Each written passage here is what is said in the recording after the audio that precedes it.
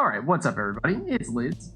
How are you all doing? We are back for some more Pyre Community RITE Night, and of course, past couple weeks, we were doing our RITE Club tournament, the Solium Cup, and we did crown a victor.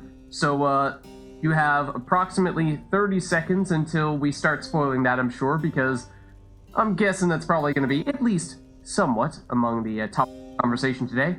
But anyways, we are back to the usual RITE Nights today, in which we will be back to fielding all of your requests. So you can check out the red circle with the white L below chat. Click on that. You'll see all your various options. You can do things like requests that players use, certain exiles, masteries, talismans, arenas, songs, Titan stars, you name it, it's there. We will be playing, of course, multiplayer Pyre with people from the RITE Club server. There's Bratty dropping the spoilers. Dropping the spoilers. Well, here is the link to the RITE Club server. So if you're interested in getting more involved, that is the way to do it. But without further ado, let's pop in here. And let me also pop into Discord.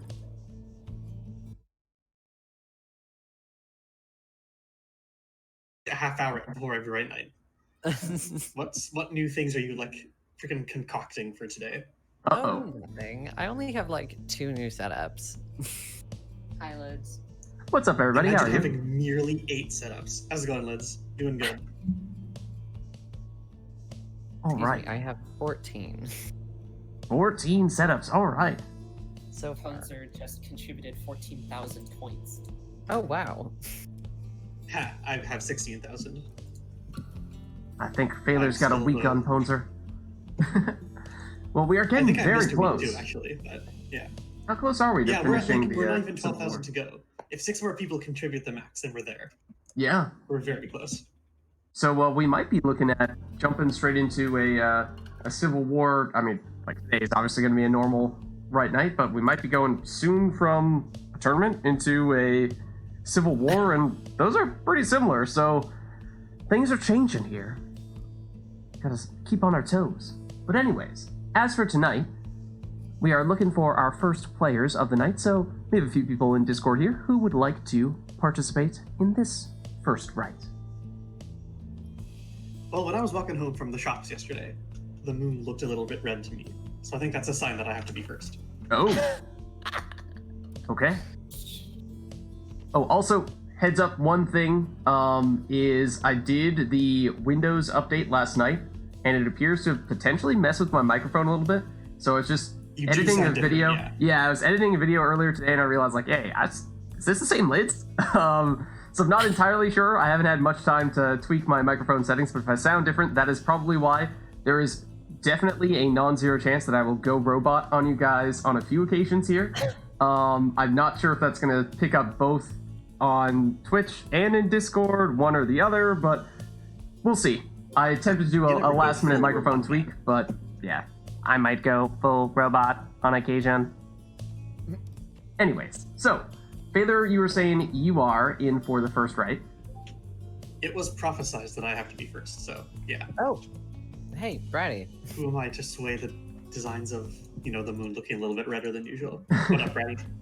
Yeah, I think it is using the right microphone. I saw that it was messing around a little bit. By default, it was going to a different microphone, not my usual one, but then I thought I just switched it. So it should be still using the right one. It's just that it looks like it's peaking more than it would normally be. So I can mess around with settings a little bit if it's like egregious, but just a heads up that it's Microsoft threw a little last-minute curveball at me there. Yeah, like I turned down the gain a little bit to try to counteract that robot-y sound, but to what extent exactly is always hard to say until you actually like test it out and go in depth on that stuff. So I've not had much time to do that yet. I just kind of turned it down a bit. So like I said, if it's really bad, then I can turn it down more. But at least if it sounds different, that is probably almost certainly the reason why. So let me send an invite to Failure here and open up my Steam friends. That's the first time I've had Steam friends open up in a full window like that. That's odd.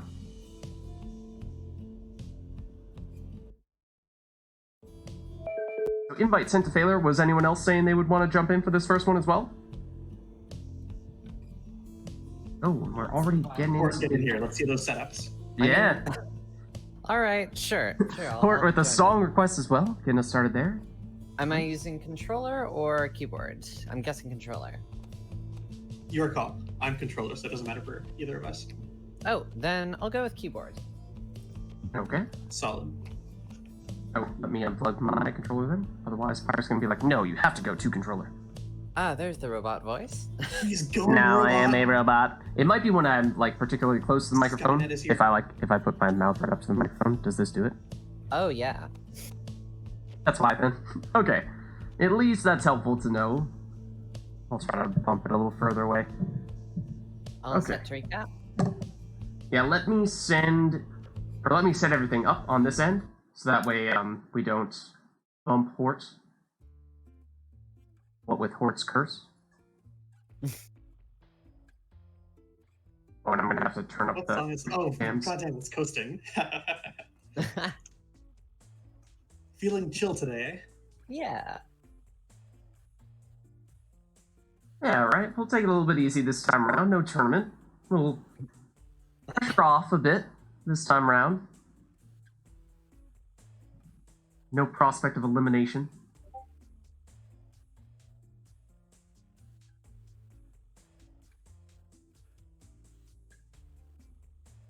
Okay, all set up on my end. Let me then send the request to Hort in that case. Oh, actually, let me pump up the jams first.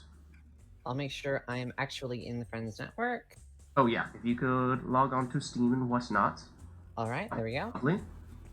Okay. Is Treekbot jamming enough yet? Maybe here? Now we'll send you the request.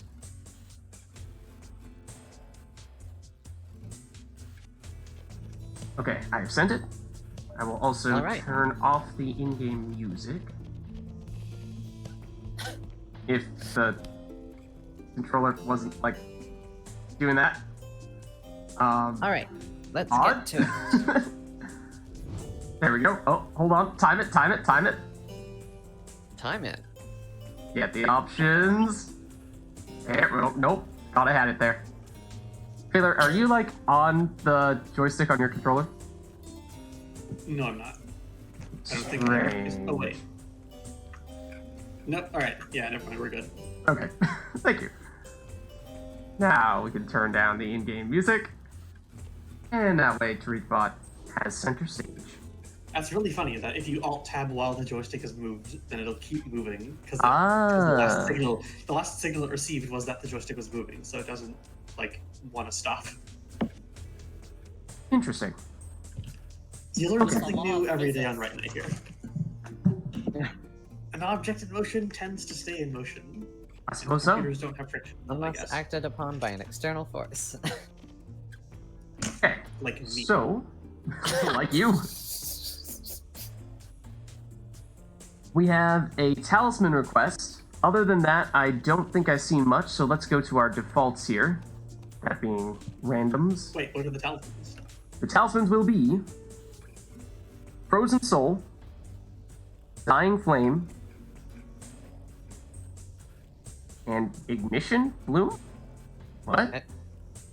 Ignition loom? Bloom. But that still doesn't ring a bell. Oh, Infernal Bloom. Oh, Infernal makes Bloom. sense. Okay.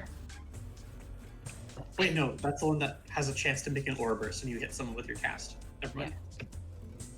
Okay. Why those three in particular? I don't know. That's kind of a random one, but alright, You have sure. to ask Brady. But here we go. Brady says that's the one that she's seen the least of in the past. All right, that's fair. Yeah, I keep forgetting it exists. Oh wait, Brady might actually have like a statistical. Yeah, Brady Oh, has yeah. been going through and tracking some statistics from Analysis. Fright Night, so that might actually be confirmed the least one, or the one that we've taken the least often. So let's see, Dying Flame. So yeah, Frozen Soul, Dying Flame, and that Bloom one. All right, Ow. sure. Okay. can we loop Tarifbot as well? He might not have been looped, or it might just be there's a I lull in the... thought I set him to loop. Okay, yeah, now he's back on. So it seems like he just needs to take a little bit of break in between rounds.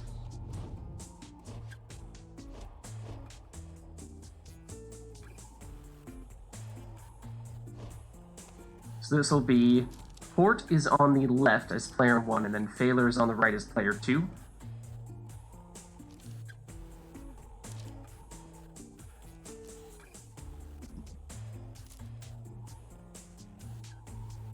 And yeah, these are talismans that typically we haven't seen people take very often, so we'll have to see to what extent that affects people in terms of the exiles they choose, masteries they choose, or even just their general playstyle.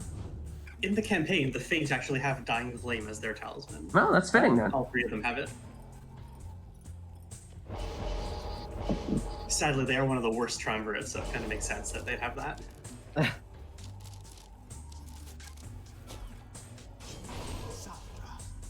So there's Sandra with Infernal Broom. Bloom? That would be a new one. The broomstick from hell. I mean, we've seen some pretty strange talismans. I wouldn't necessarily rule it out. I think there's a way Supergiant could pull it off. I'm sure there's a broom in Hades somewhere. Probably.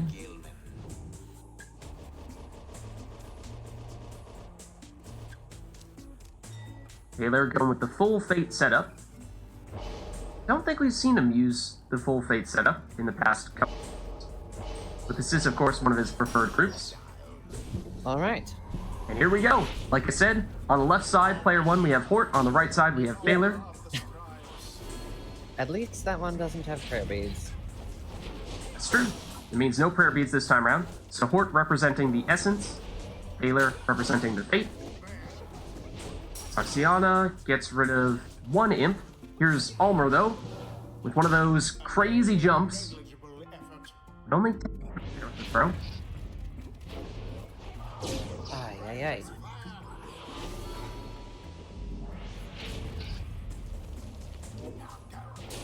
Gilman jumps past and throws and in Time as well. time. 23 damage. That's something right there. Not often you see a worm hitting that hard. So 20 damage there, meaning that 1 more of those, and this could be the end for Hort. Here comes Almer, intercepted, passed over to Zaxiana, who plunges. Of course, also does not have prayer beads, no one has that. So Zaxiana will be gone. Albert, back again, this time blocked and banished. Gilman, speeding ahead. Can't get the throw off in time. Just snapped her back to defend. Of course, a strong defender, yes. Delbert is dangerous. The good old-fashioned don't actually jump technique. 50-50 chance. And now we have a casting duel, and, well, both of them go down. Delbert is back and does jump that time. Makes it in. And such a well-conducted victory it was. Is Hort usually spelled with Thus 2 end T's? this night's I put 2 T's in it. I think I forgot the T the first time, or I thought I forgot the T, and then I must have added a second one. Maybe I didn't forget it initially. And so I mistakenly added one when I did not. I shall face off today against Hort. Well, For sure. I could change it now, but in doing so, I would likely kick Hort. Oh, well, go ahead. But Hort, I leave it to you. Would you like me to remain? Yeah, may as well fix my name. Okay. I'll kick myself. Dress up, geek out.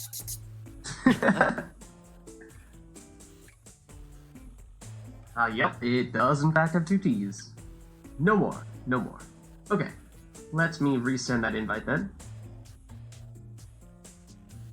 And, ladies and gentlemen, Hort! Not yet seen them today. Of course, previously we saw a guest appearance from Hort. Alright. So far in 222 rites, prayer beads has been used 171 times. Oh, ouch.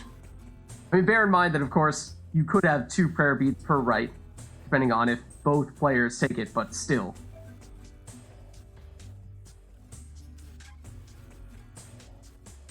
It is the meta. It is definitely the meta.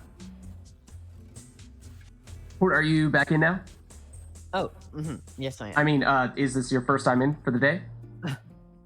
Yeah, I'm fresh back into the Right Night. Good to have you back, Horde. It's been a while since we last saw you. Not sure who that imposter was, but Yeah, well, we've taken care of them now. Okay, not seen any requests for this one, so let's jump straight in. oh, Gorb. Oh, and I suppose, theoretically, 3-5, you can keep on rocking with coasting for now. Do I need to break out 3B then? Ugh.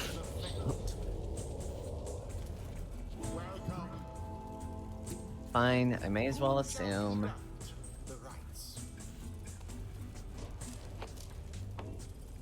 Titan Tooth. On the stowaway. Taylor. Going Jody? No. Oh my god, Edwin. I started setting up my stupid anti-meta and you don't use the meta? Ugh.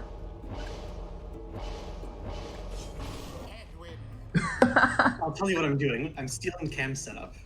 Ah, I'm gonna interesting. practice. Oh, in that case. Yeah, do you remember what that means? Yes, Also, I do. you may need to specify, of the 1 through 100 options there, Taylor, are you talking which number? The setup I'm that talking number 1. Oh, yeah, the setup that I fought her with last time. Or I True. fought again. and that was a really close round in the tournament, if I remember correctly. Possibly the closest one we had.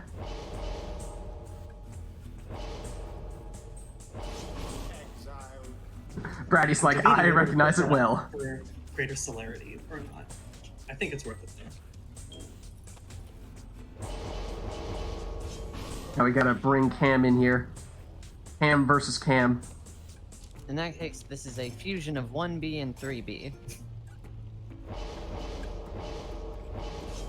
Messenger Alright, now we have Hort versus Cam. We'll see how this one goes. Notably, however, this is Zoxiana rather than Hamatha this time. Though Zoxiana does make in for the first score.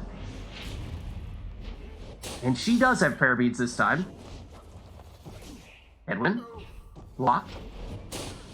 And has that huge cast, of course. Gilman. Well. Into the lava with you. Edwin. Taken care of. Stowaway. Comes around and around again. And around again, but this time into an opponent, so gets banished. Milda throws a cast and then throws herself into the lava. Stowaway. Versus Raji here. Raji does take the orb. Or actually, Messenger, I should say. Good. Has an angle. Jumps, but gets blocked with Titan Tooth, no less. So he was stunned briefly there, but still has enough time to make it in. Yeah, so today we are back to our normal Right Nights.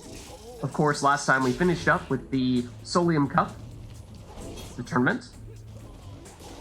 However, we are close to reaching our Civil War threshold, so that might not be far off either. So if you have not yet paid your Civil War taxes, then be sure to do that. And it does remind someone to do that.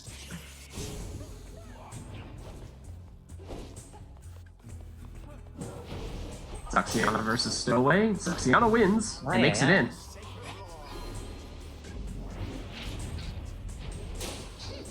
Oh, and look at that. Stowaway just barely avoids that cast there. Ludmilda avoids the Wrath of Zoxiana, but Zoxiana nearly makes it in, but gets banished. Edwin vanishes from afar and banishes the Stowaway as well. Oh, need a second. Sorry, I got real bad there. Okay. I think Sorry, I'm okay that's now. fine. Better now? Okay, I'm good. Okay, great. Edwin down. Ludmilda here. Back to the Stowaway. Comes around and into Zoxiana as she's coming back. Just Gilman back now for Hort. Takes out Messenger in and brings back the Stowaway in the process. Now brings back Ludmilda as well, so full team back for Hort. There's an opportunity here. Gilman gets stopped. Stowaway takes out Hedwin. Here comes Zoxiana, blocked by Ludmilda. Zoxiana takes out Ludmilda, and then Stowaway stuns Gilman gets blocked. Gilman and Zoxiana trading blows here. Zoxiana ends up with the orb. Gets blocked.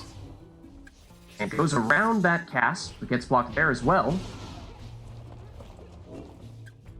Zoxiana still has it here. And makes it in.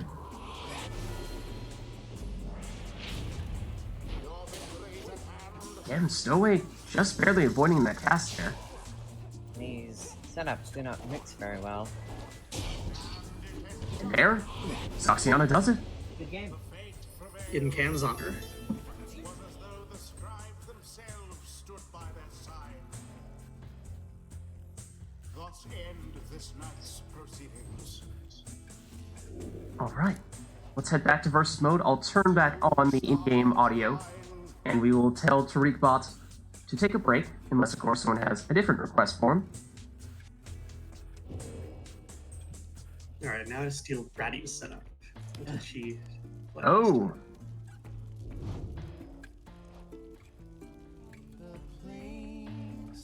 And does someone mind telling TariqBot to sit out this one? Because I will kick court if I do so. Thank you. Forbidden Knowledge. Okay, we can do that one in-game.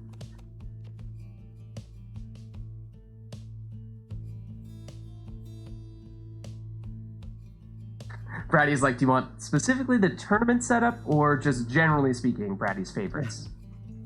No, the tournament setup. No, I remember what it was, mostly. It was a weird one, but... Actually, no, it has a sap in it. What the hell? No, I'm not playing this. Certainly not. Artemis Val says that you have to use talismans that are specifically ones that Sandra gives you. Oh. The legendaries. Yeah, okay. Oh, and TariqBot is back. What? TariqBot, I thought you were sitting out. Where did you come from? Who let him back in? There we go. Now TariqBot's taking a break. Okay. So let's jump into this one.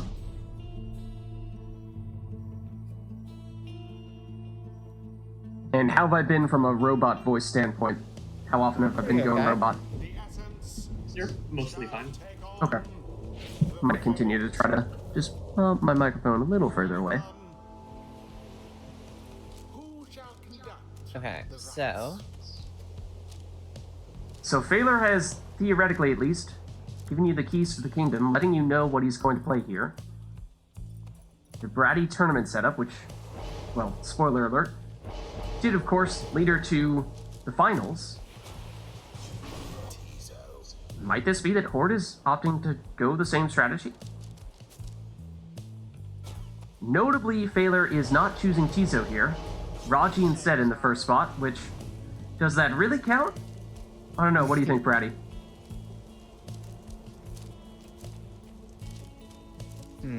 Artemis says that's treason then.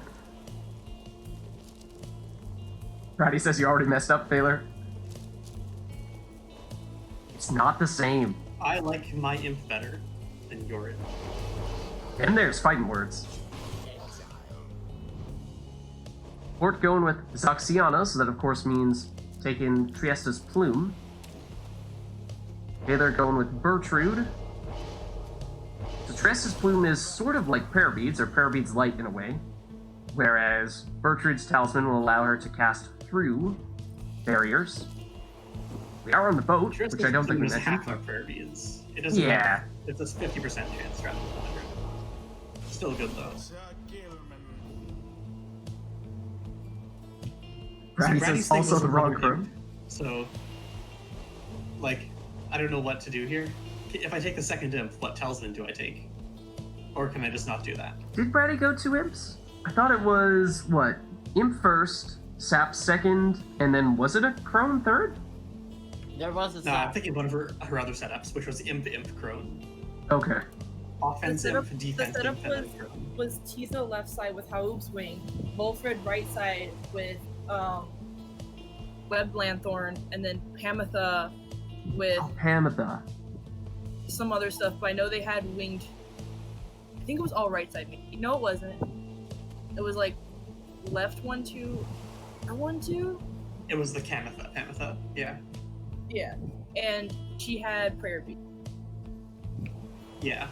I Well, we only can't do used that the this time. crone in the last match to try and change it up, and they were all left side with me. Ah, well, whatever then. Alright, The I'll just pick disrespect. something. Who knows?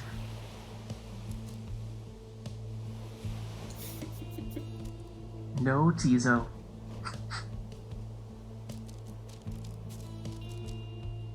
We'll still go Pampa though, and as we said, Triesta's Plume is sort of like Prayer Beads, so in some ways, recreating what Brady was doing here, but here we go.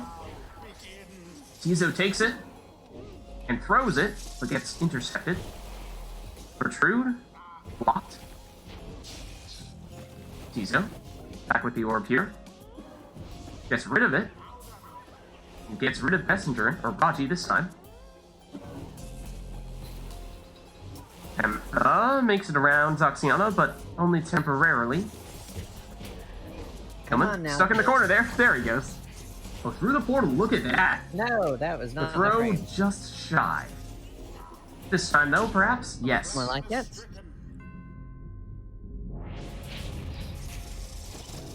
So Hort with the first score there, and Tizo again opts to throw. Oh, except does not quite make that in. I suppose that was technically Phaler who was going to knock in the orb there because we saw it bounce back. Raji blocked. And both of the imps implode on each other. Now these are both of the harps facing off. And Zoxiana wins that duel and makes it in. Fiesta Plume for some extra damage there, and will she come back? She will. Yes. Tizo pushed away, and then banishes Bertrude, so just Raji here. Flying away with it. Blocked by Zoxiana, except takes out all the defenders here. Tizo is back, but flies on by, so Raji can make it in.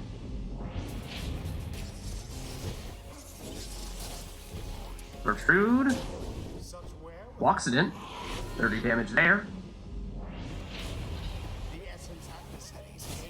Ooh, Infernum. Zoxiana now. Thinking about the portal, perhaps? It's Gilman now, and he jumps right past. Making these two tied here. Zoxiana flies over Raji. 25 more damage there, and depending on who scores this, this could be a one-score game for Hort. Unfortunately, this time Zoxiana did not come back with Triesta's Plume, so Hort is down to just 2 characters here. Oh, come on. Can I Looking please? for the Oh, well. teleporter. Fine. Says, alright, I'll just do it this way. And that was, I believe, the only person who could have scored and not finished things off there, but of course now, even a short throw would still be enough for Hort here. Here comes Phaler, though. And that throw is unblockable. So that's 17 damage there. And depending on who scores, it could also be a one-score game for Phaler. And that person would be Alright, Bertrude, good who can do it there. Oh, that was tight. I believe that was, yeah, just 5 life remaining on Phaler's Pyre there, so our closest one yet today. The rite is done. Alright. Then let's head on back. Until the next round. So any requests for this one here? We saw a little bit of a recreation of some of the things that we saw in weeks prior. Perhaps more of that. Let's, at the very least, swap back over to our default song setting.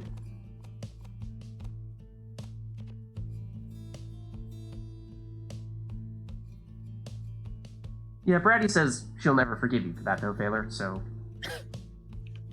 Whatever.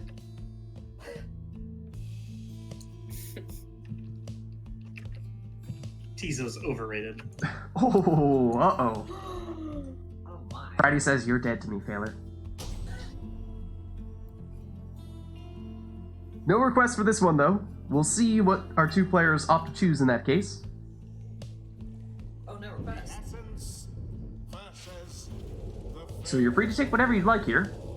Spring of Jomir, as well as a relatively neutral arena. Typically not one that people would have specific setups for. It is seasonably cold. Just a sec.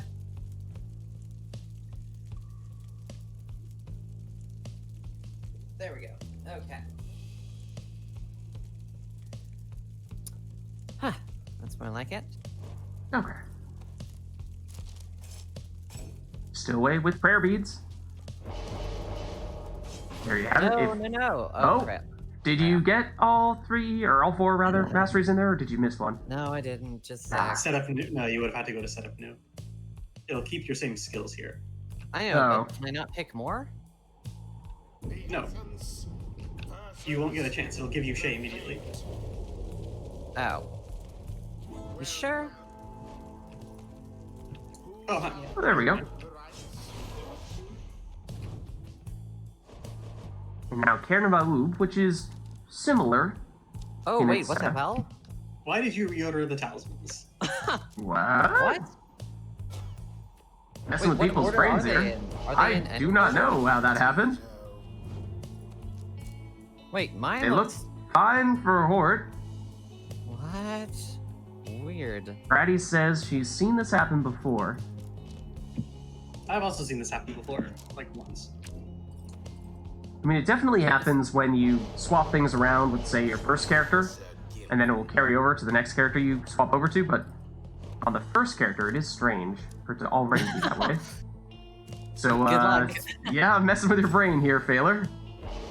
It's particularly strange because there's a lump of code in the game that explicitly arranges them by alphabetical order. Huh. So you'd think it'd be pretty odd for there to be a way to overwrite that? Unless the fact that we restarted the rites makes Maybe it that's it. forget about that, and then it goes into an internal numeric order or something. Yeah, because we don't often hit the restart button, and so that would seem like perhaps Restart the has a most... whole bunch of weird stuff going on with Yeah, it, code-wise. I feel like that could There very really well be the is. case. Here we go. It really is. Oh, this song. Ugh. Dirty deal. And Tizo taking out the entirety of Hort's team here. Enough time just barely to throw that one in for the full 25 damage. Alright.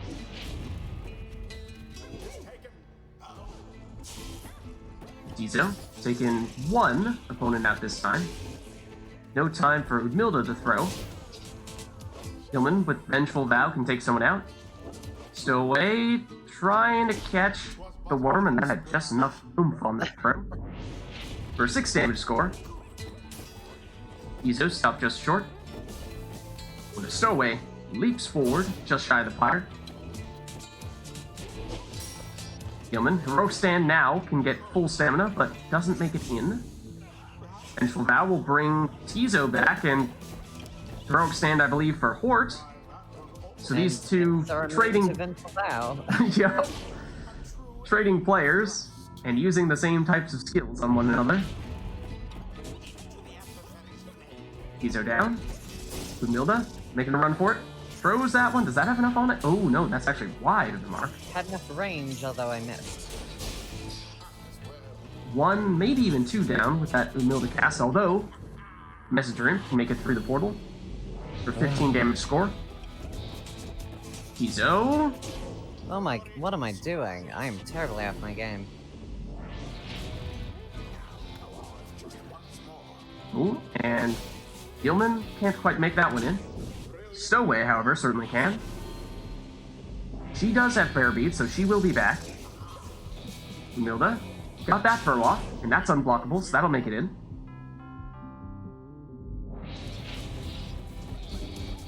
Tizo back again. Not this time, though. Likewise, Messenger Imp, though the Vengeful Vow brings Tizo back. He has infinite stamina, so he can hover however long he'd like.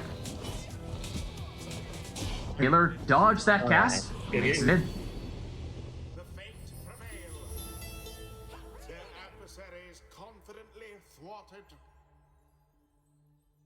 The right is That was not a good time to try using Vengeful Vow. And there we go.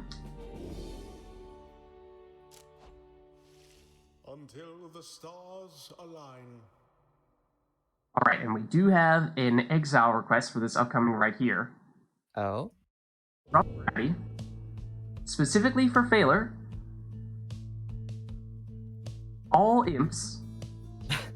Tizo leads. And then with Dugo adding on, or else. All right. And Aqua throws on Legendary Talisman or no Talisman. For both of us? Yeah, Aqua, is that for both Phaler and for Hort, or just for Phaler? Because I know Brady was talking about specifically Phaler. Aqua's is for both. So Legendary Talismans are nothing for both of you. The Imp request is specifically for Phaler. Alright. Let's do it.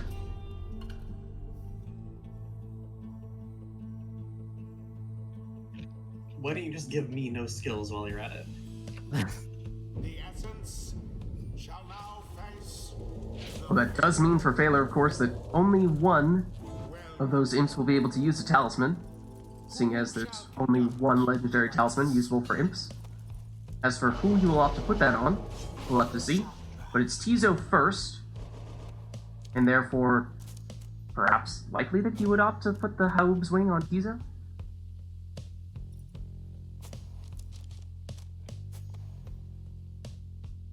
Or maybe not. No skills. Oh, well that was a... When did you make that request? We spammed it. We did get a last-minute request to throw in here that I did not see before you guys started taking those. So if we could, set up a new right here. So Phaler, you know how you were saying you might as well give you no skills? Yeah, Brady says Might give as you no well. skills. Alright. Well, except it is specifically for Phaler, I believe. Hort, you are allowed to do it, so I know we just press 0 on the allowed masteries. You could I'll voluntarily take care do it, here. Hort. Yeah. I'll pass on it. the essence shall take on the face. It was after he made that suggestion. Welcome. They say, ask and you shall receive. Shall conduct the rites. So it is still all imps for Phaler, and it still must be Tizo first. Wow. Whereas Hort, you are free to take whichever other exiles you would like. However, you're still going with either Legendary Talisman or nothing. Aye. Let's see.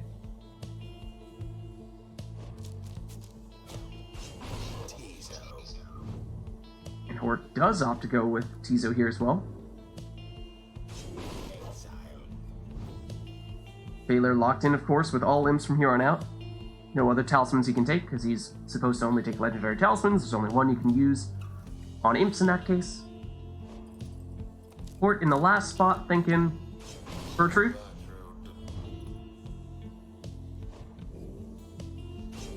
Messenger imp. Then Phaler wraps things up with Messenger Imp. And here we go. So no masteries that's- this time. Joel's Bracer without critical strike is very weird. So this one will feel a little bit different. You still have infinite stamina on at least one of the imps for Phaler, and Hort's only imp, Tizo.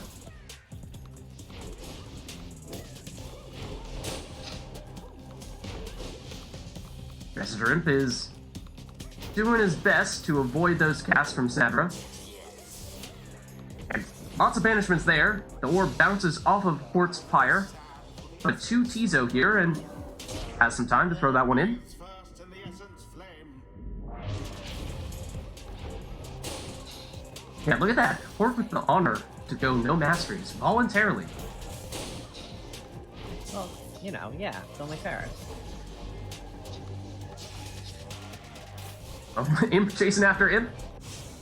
Aye. Snadra is back, though, and takes all of them out. Except for Tizo. Tizo has an avenue here. Does he have the range, though?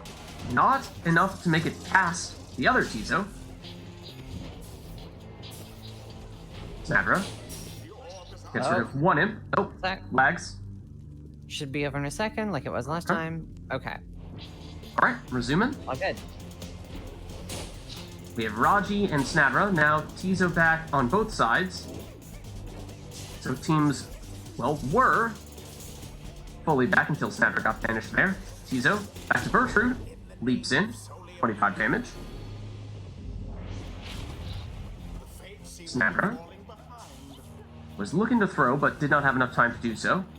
Tizo hovers away, but gets blocked by, well, Tizo. And same thing here. Does give Hort enough time to get Snadra back, though. who takes care of Thaler's Tizo. Now this is Hort's Tizo making a move for it. Gets blocked and banished. Thaler gets banished, but banishes Snadra, so no one left for Hort here. Tizo back in 1. And likewise, another last-minute save. He did one of those a few minutes ago. You'll never catch me.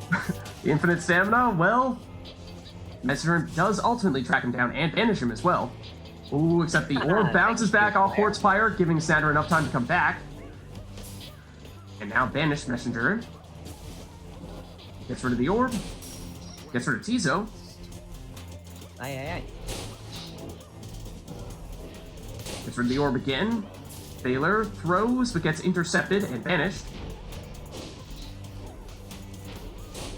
Tizo does have infinite stamina, so he can hover in. That is the one imp that Thaler has that does have that talisman. Giving Thaler a slight lead here. Gertrude jumps past and into the Pyre.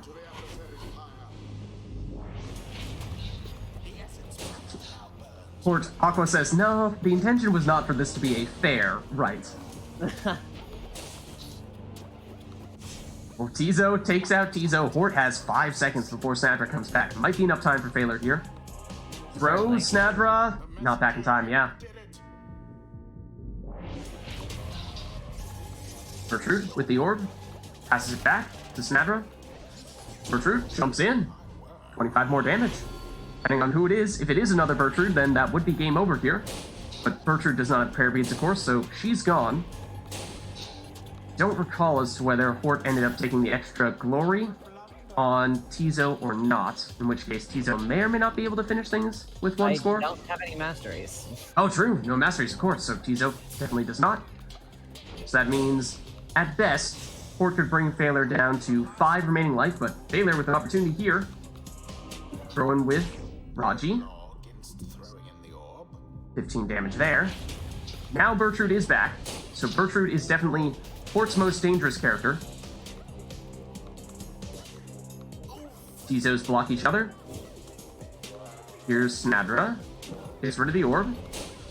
And tries to snipe one of those imps, but they're dodging her. Tizo implodes on all of the opposing imps. Here is Gertrude with an avenue. Opts to throw. And does it. Well, it certainly wasn't fair, but at least it didn't feel like cheating. The ceremony is complete.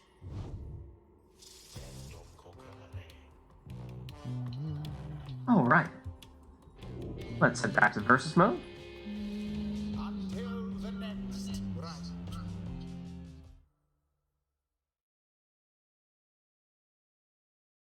Aqua said his schedule was a little bit different today, and then decided to be a problem. Oh. As in, he decided to be a problem himself. Sounds What with like him. those requests.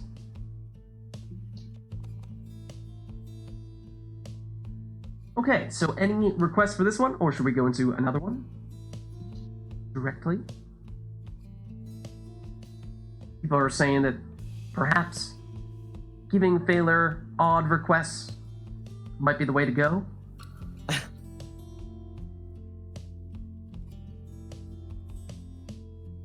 But not seeing anything here. So let's go into this.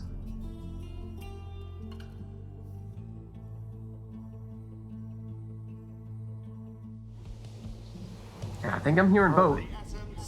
I am. Let's go with something silly. Welcome. Who shall conduct the rites? Volfred. Wilfred first for Hort. Hort was saying something silly, and, well, we might be in for a treat here. This is Team 2C. 2C. Okay. Messenger input the Landthorn first for Thaler. Okay. Astral Eye Milda.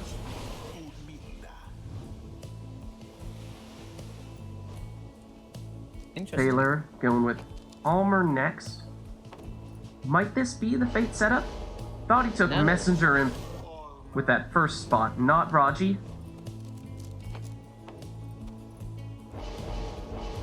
Another crone here, Bertrude this time.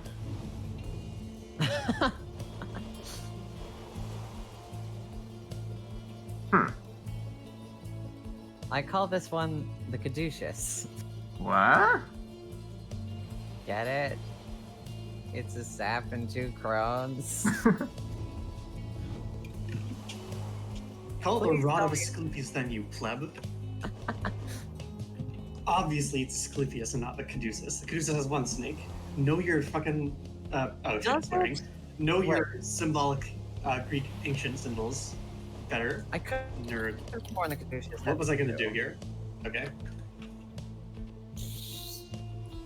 Okay, well... No. I mean, according to the dictionary definition, it has 2 snakes.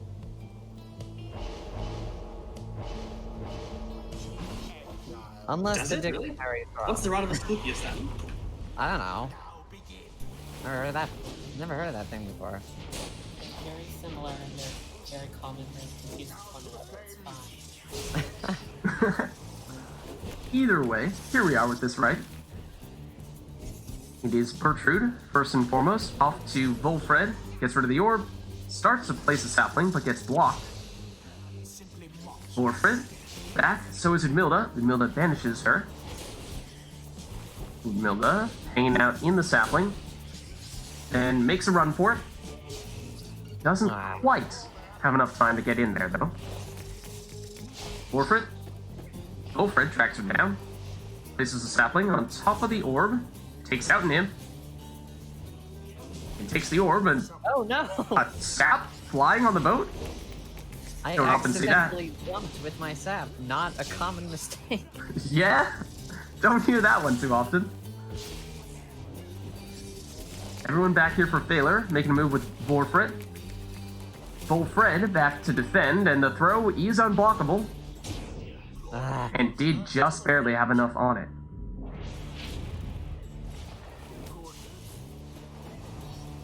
Volfred with the sapling. Oh, and actually, Thaler implodes with the imp and takes numerous people out there, but that's more Or- like it. yeah, high damage plunge there with Milda. And there's a flying savage for you. Scoring from halfway across the arena. A little bit of boat magic. Part of the charm. Exactly. Wouldn't be a boat right without it. Milda blocked just before she made her way into the pyre, then gets banished. Volfred against Bertrude. Volfred jumps from afar as well.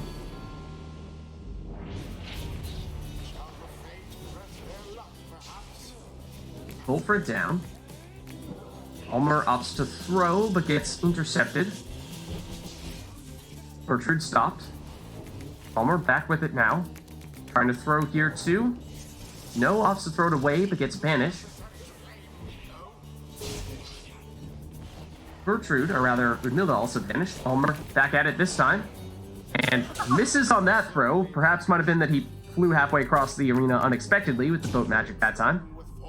But can still make it in from there. And 15 life left on Hort's Pyre does mean that, barring any rekindling, which, again, I did not see as whether or not they picked any of that up, could be a little smidge here or there. Just spot a rekindling.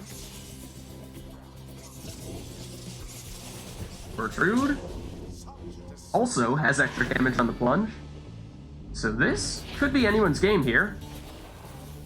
Ulmer banishes 2. There we go. And has plenty of time to throw that one in. But there is the little smidge of rekindling. Maybe So Hort's enough. still in it. Maybe enough. Oh, jeez. Oh, God, Oh. that's a lot of lag. Okay, give it a second. Zach. Okay. Okay. Where were we? Ulmer throwing, but intercepted. And any of these crones make it in, and Hort will have it here. And does just that. There's the caduceus. The plan was to jump over the crack into the pyre, but you paused it. F. I'm sorry. Good game, I guys. can see nothing. Yeah, the snake stick for those of us who are less versed in Greek mythology. Well, y'all play Hades. Doesn't Hermes carry that thing around? The thing that Hermes is, yeah. Yeah, the caduceus. You know, the symbol from Hades.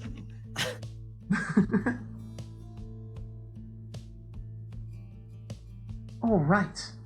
Anything else we have for these two here? Any other particular Greek mythology-based teams to request? Oh, that would be a fun theme. Yeah, that'd be interesting. I don't know how else you'd pull that off.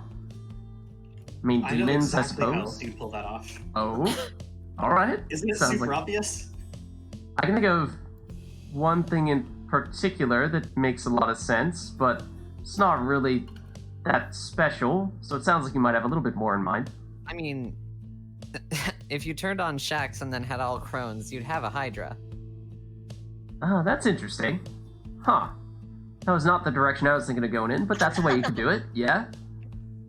I was thinking demons, Well, with it being the three underworld. curves for the Cerberus. But you Oh, can Cerberus? use worms.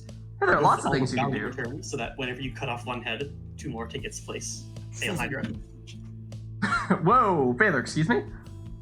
Did you just say what I think you said? Get out of here Yeah. with this blasphemy. Mythology team? Alright, no specific requests here. But if you would like to go the Greek mythology route, then you're welcome to do so. In which case, I'm curious. Well, What you I have to can't take. actually turn on Shax. True. Oh, wait a minute. The essence. There were 2 requests? Oh, some snuck by me. Welcome. All harps, actually, was the request, and then Scourge Yeah. of the Furies. That the was song what I was planning request. on doing. I'll just go with, Sorry, what? Oh, the song. Yes, because, yeah, Furies. Harps, Furies. Yeah, that works. Does someone mind setting up a Tariq bot for us as well? What with, well, I'm not currently able to do that without booting Hort.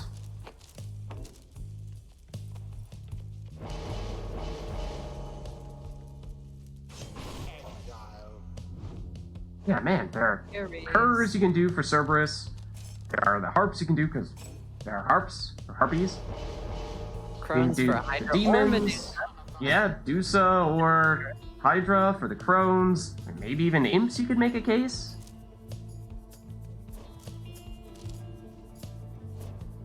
Oh, and I Oh, should you turn off, yeah, the in-game music. There we go.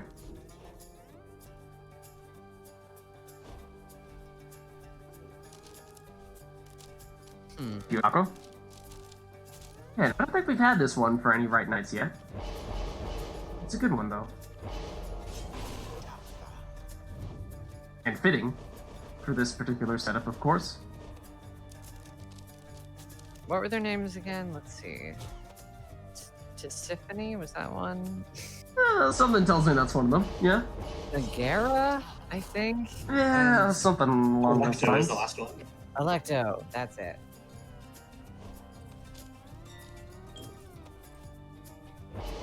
Are there any ways you could specifically build your team such that they are... I mean, what? No, we're definitely not specifically basing this off of something that happens in Hades. What? The Furies are not an exclusive Hades thing. They were also part of a myth meant to teach the law. It's a fun story. Well, anyways, oh, and I'm trying to think of also, like, color-wise, is there a way one could be a specific Fury? Like, Saxiana, you look like a Tisiphone to me. And, Oh yeah, don't know. no idea what they look like in Hades. hmm. Oh no! Well, here's, who's that? Maybe, no, I think Electo might be Pamitha. Thinking Meg is Tamitha, and then Zaxiana is Tisiphone? I don't know, what do you guys think?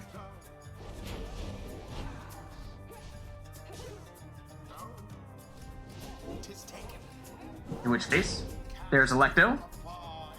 Throwing it in for 20 damage. Persephone with it. Blocked, and Titan Tooth will stun as well. Electo back at it. Throws once more for another 20 damage.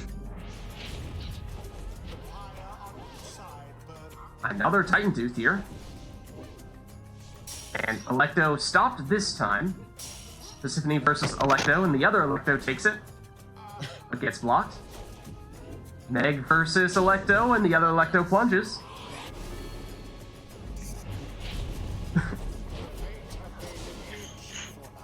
Well, you know, we're just turning these harps into harpies. No, Furies. There's a difference. Oh, Furies, that's true. Harpies and harps basically the same thing. They're pretty similar, right? Just one's uglier. Ooh, ouch. Don't tell them that. That aren't the harps. The harpies are uglier. From what you can see in video games. Hear that, Panther? You're ugly? Uh-oh. Good game. Alright, good game. That's it? Empire burns whilst that of their adversaries is but ash. I am slightly lightheaded. The ceremony What Oh. from? complete. I was at the store, and it was getting really hard to breathe in my mask. Oh, yeah. Are you alright? It's fine. It's just a mild lack of oxygen. If it's hard to breathe in your mask, then you're wearing it wrong. Masks don't Yeah. cause any lack of oxygen at all. Or you're wearing Like it's some within kind of 99% of normal. Like if you're wrapping just like straight up leather around your mouth, then maybe I guess. But Yeah, I So- think I might need to put a mask on. Like I'm Nice. song is picking up right as we're wrapping up the right, or now that we're done with the right. I feel better now. Yeah, just rest a little bit at home. Yeah. Okay. And so we've been going a little while with you two. Port and Baylor, how are you two doing? yeah. I can I talk can about swap it. out. Okay, I've not been paying a particularly close attention to Discord here to see who, if anyone, is ready to pop in, but I'm assuming that at this stage we might still have some people who are ready to go. Radio's ready to go. Radio, you want to jump in? You can't force me. What? Or if you don't want to, you don't have to. I'm not trying to force you, but I know. other than that, we have, a few other people in here if anyone would like to jump in. Maybe in the meantime, I will tell TariqBot to just simmer down a little bit here. Actually, is it best we should probably just give him the boot outright, right? I would like to hop. Okay, let's get Dugo in here. Okay, TariqBot is gone. Let's turn our Alright, mate. back. There we go. Okay, so we have Dugo. Let me send her the invite. And then who would like to go against Dress Up Geek Out? Yeah. We could have either Hort or Failer stick around if there's no one else who wants to jump in. There are plenty of people in the chat. Yeah, it looks like there are a lot of people though, so I'd like to get more people in if we can. I may as well kick myself now. Okay. Under the assumption that other people want to join. Yeah, and I was tabbed out, so I'm surprised it didn't kick you that way. Not dress up out. Dress up geek out. That might actually be a first. Dress up out. Have I done that one before? I don't think I have. And you will be presumably Beyonders, right? Indeed.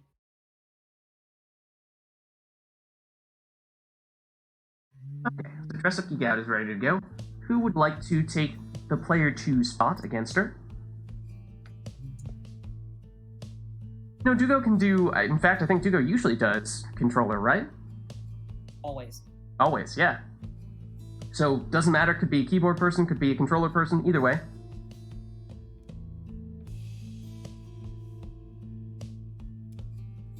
Oh no, I've definitely misspelled Dress Up Geek Out's name many times. I just think that particular misspelling is the first one.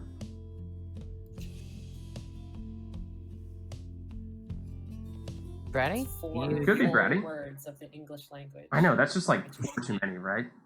I do not blame you. So yeah, if anyone in either the Discord group right now or even in chat who's looking to get in, wants to jump in, you can do that. Otherwise, I mean, I could go as well, but typically I prefer to get you guys in instead. So yeah, Aqua, if you want to go, if Braddy, you want to go, and I think there are perhaps a few more people in Discord here, but up to you guys, and if no one Alright. is... Looks like we got Aqua. Aqua? Okay, let me set Aqua up then.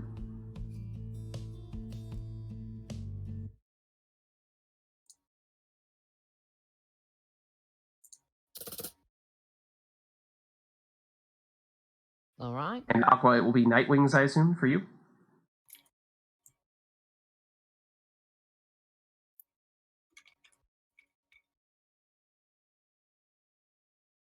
Okay, that can be arranged. Let me send you both your invites, and then we'll be good to go.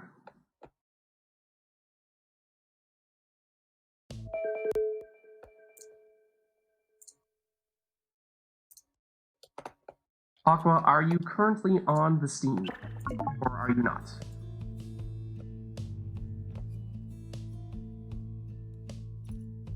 I do see you, but it says you're not currently online. I should still be able to send you an invite, but... On the Steam. There we go. He has now shown up. So I have Dugo listed as player 1 here, and I sent her the invite first, so that should be the case. And then we'll have Aqua here on player 2. And once Aqua is plugged in and ready to go, I'm assuming Aqua, you're also going controller. Be able to do that once you are locked in. He's a CPU. As of right now, yeah. But as soon as he's actually loaded in, should allow us to go double controller. Assuming you are going controller, but you might go mouse keyboard. I thought Aqua was keyboard.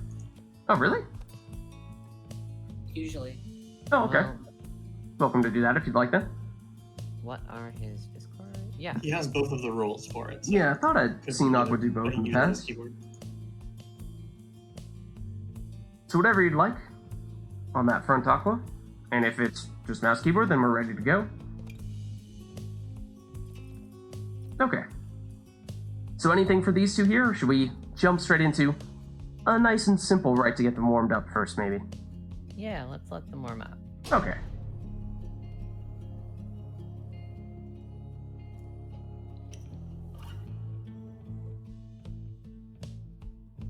The Beyonders. And we are in the Book of Rites for that warm-up right, which is perhaps fitting, what with it being the first arena in the game. Welcome. So no specific requests, you are free to take whatever you'd like. This should be Dress Up Geek Out first, I believe.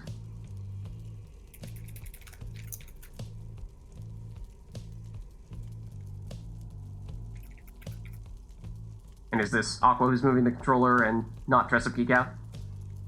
Yeah, that's not me. I was gonna say, that seemed like that was the case. That would suggest that maybe we did in fact get it the other way around, which is odd, given the order in which I muted invited for a you, but- while, apparently. Indeed, you have. Yeah. Awesome. Yeah, Let's I was trying Mike. to say that was me doing the circles. Oh, someone's requested a song. Yeah. For me, let's just Mike made him sound like a robot for like a Yeah, split second. I've done a Windows update that will likely make it so that I will sound like a robot on occasion, because it does mess with my microphone. Let's reset for a second here. We can then put in that song request, which was Knights of the Sea. Say and- Ruby. That way we can double check what's happening here, player 1, player 2.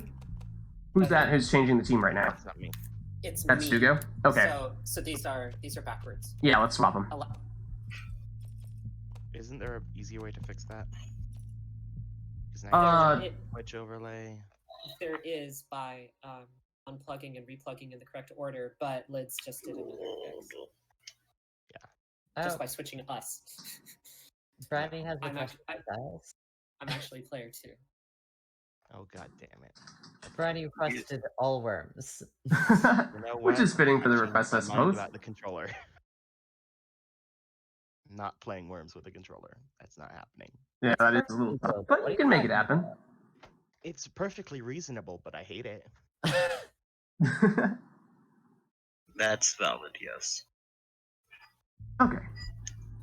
I'm working on trying to find stuff for cosplay. No, it's okay. I've removed the tech entirely. You can't have problems without it. Okay, let's jump in You don't now. have problems if you're Amish. What? Amish are a problem. That's not true. And today you decided you would be a problem. Therefore, today. You are Amish. Amish! A tech problem. Don't go offending all of our Amish audience. But isn't that what you said? You said it first. Okay. Think of all the Amish people currently watching this stream. Apparently, I'm Amish, according to you guys as well. So Wait. Why are you Amish? I don't know. You guys were saying that a week or two ago, I think. Oh, I don't remember. Then we realized, wait, Lids is streaming this. That's probably not true, but you know what? We can run with it. Lid's now Amish, apparently. So this should be Aqua here on the player 1 spot this time around. And we're going all worms. Worm song as well.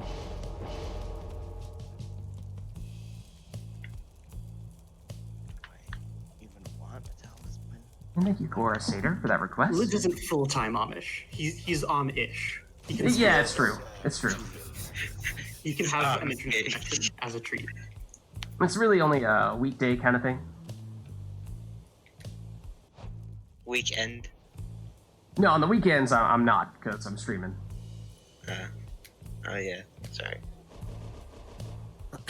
Bratty is so possessed with rage that she can't even properly threaten Phaler. Why is Bratty enraged? Revenge mode. Now they're talking about their strength stat. Phaler absolutely does not have 21 strength. I don't know, that's a lot. Sounds like a lot at least. Phaler is Phaler, not 21 strength. Taylor, at what level do you already have 21 strength? He's 24? That many levels. He is the Almighty. Okay, Level right, 2? Worms. What? Worms. Just strength. Worms. Uh, I like worms. I don't worms. Rolled really well. Look at this creature. What a disappointing creature. Thank you.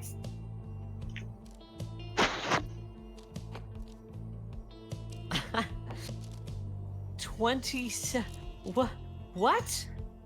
What? At level 2? Yeah, that's. Yeah, this sounds like the kind of character Phaler would play. Yeah.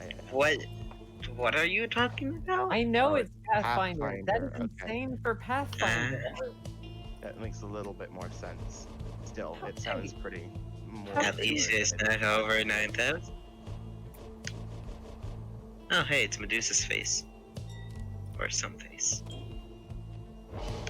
Doesn't look good on that piece. Okay, needless to say, your character's insane, Phaler. Generally, numbers are higher in Pathfinder, but not 27 AC for level 2. That's crazy. Phaler, no, failing. Oh, wait, is this the character sheet? Uh-huh.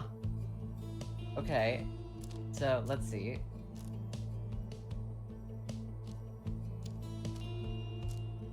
Oh my.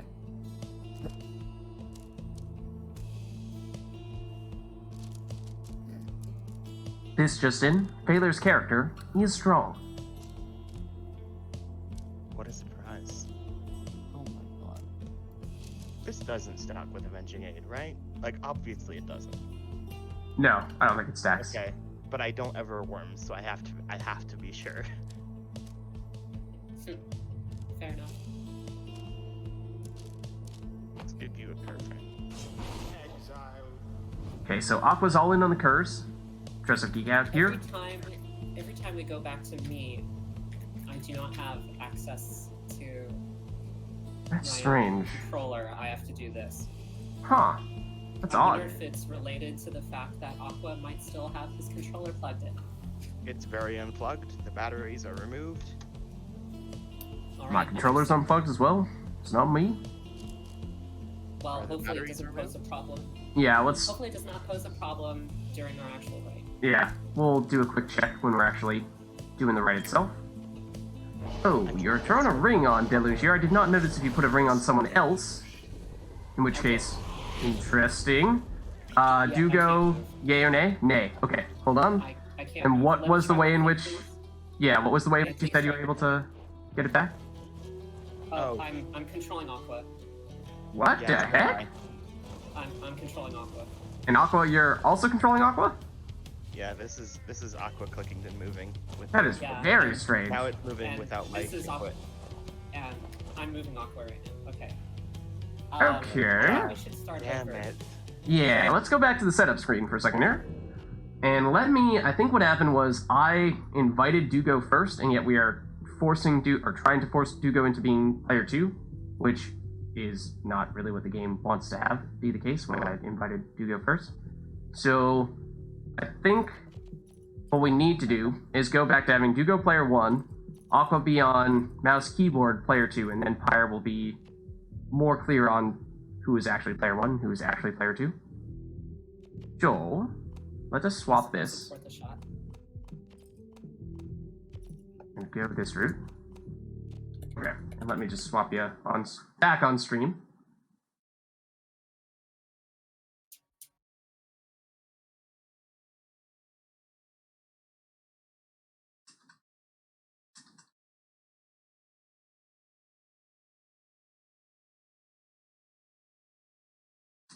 Here we go with the names. And then I'll swap your sigils as well.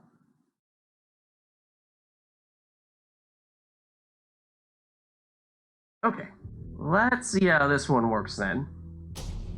I'm hoping that this means that the game will definitely know that Dugo is supposed to be player 1, and Aqua is definitely player 2. I think we were sending some mixed messages in the previous right. The Night Wings. Welcome. Or maybe Conduct the right. just some weird things are happening on Dugo's side. Is that the same problem you were experiencing before, it seems? Oh, jeez. I'm not convinced that this. Well, let's try one thing first. Okay.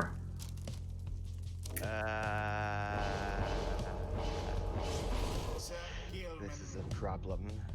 Aqua, What? what's up? I'm worried about this computer. Oh? Oh, Your computer is going to explode. my computer is going to explode? Yes, Why is my computer going to explode? it's acting weird. Okay. Okay, so I'm experiencing exactly the same symptoms as last time. I cannot Okay. move with my controller until I do this. Now Let I me can. see. That was the problem. There might still be someone over from the previous go-round, still technically in our remote play. I feel like that could potentially be messing things up. Let me double check. This trailer here. Doesn't look like it. Yeah, showing only 2 people. Well, 3 people. Yeah, not seeing failure or the Permit me last to two, right? unplug and replug my controller when the time is Yeah, right. I'm thinking, why don't you do that now? And then if not, yeah, go for that now. And then if not, I will uninvite and reinvite the two of you in specific order, where Dugo will go first, then Aqua. I did do that in that order the previous time, but for some reason that seems to have still messed things up. I'm working on the cosplay. What of? That Forerunner character. No luck there, Dugo? This made it worse. Well, Strange. Okay, let me uninvite and reinvite the two of you. Made it worse. Astounding. Yeah, that is strange. It's not like we did much out of the ordinary here, so not sure what the reason for that is. There was a swap at one. Yeah, that's what I'm thinking was the swap with Aqua going from originally controller into keyboard is what initially threw us off, but then I would have thought we would have corrected it after that. Invite sent to Dress Up Geek Out here. Dress Up Geek Out, let me know once you've actually fully accepted it, and then I will send the next one to Aqua.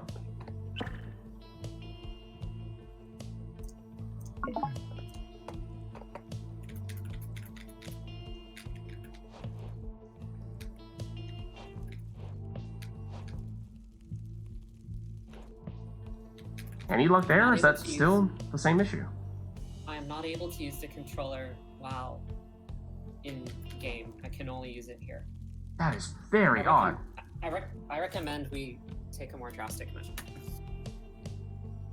That being? First of all, let us stop this right. Okay.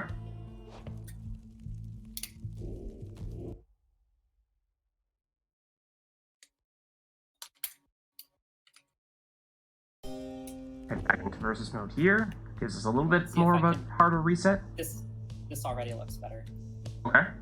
Maybe that was all it takes. I wouldn't be surprised. Okay. Let me re-invite Aqua now in that case. Surprised we're having so much difficulty with. Well, I mean, we're not doing anything hugely abnormal here, are we? No, this should be the same type of thing we were doing before. Like Dress Up Geek Out was saying, the most unusual thing we did was that we had one person changing from controller to mouse keyboard partway through, but even that isn't that crazy.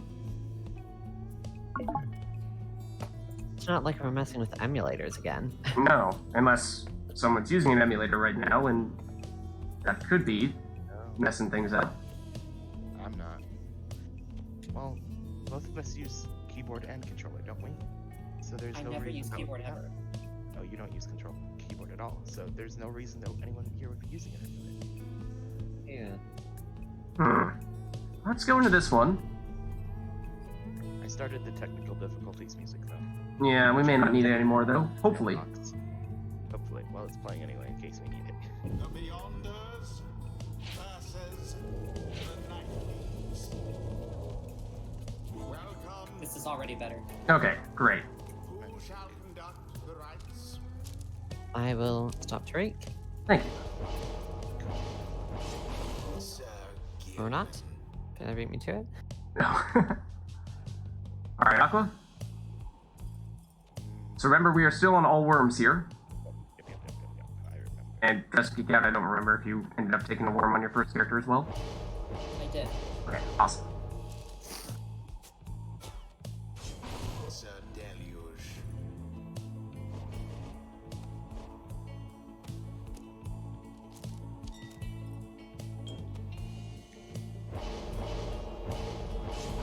Exile. What a wonderful time to remind everyone that summer is the worst. Because What? It's too hot. Summer is great. What are you talking about? Something's wrong with you, Lids. Like, fundamentally, if you think summer is good, it's What? We're in the desert, remember? atrocious. He lives in the desert, so Yeah, that might have something to do with it then. it's different. Oops. Brady is calling you weak. It's in Arizona. It's even worse there. So if Braddy thinks it's fine, then surely you must be okay. Sir Deluge. If Braddy thinks it's fine, she's dying of heat stroke and is beginning to have delusions. Okay, this should work. Alright. Brady is accustomed to deathly heat. Now begin. Nope. Seems like There we go. both of you are okay. No? Aqua, are you still okay? What happened? Oh wait, I'm player 1. Yeah. Okay. Okay, now that we've established that, yes, Hugo is player 1 as the Beyonders, and Aqua is player 2 as the Nightwings. Can't remember Here how we to go. cast. Oh, hey, this looks like Jeez. And Aqua made it most of the way there, but passes back. And plunges into the Pyre there with extra damage as well on the Astral Eye. Aqua has the ability to bring back one worm whenever he would otherwise run out of characters, and that's what he got there. Along with infinite stamina at that. makes it into the Pyre. That throw is short. There's the heroic stand again for Aqua. Headed back towards his own Pyre, though, doubles back, and jumps in this time. 23 more damage there means that Dugo is hanging on by 1 life. Aqua, everyone's getting banished, but everyone's coming back with that heroic stand. It is what makes those worms so hard to get rid of. And so they are trading worms right and left here. Dugo is fighting through a hockey puck. But ultimately takes the orb and throws, but it is shy, what with the short range on the worm throws, and What there's a did plunge. I just do? I don't know. You plunged, though, and that was the winning score. The scribes themselves stood by their side. Lids, the lag for me is the worst it's been in a very long time. Okay, let me double check if I have anything else going on.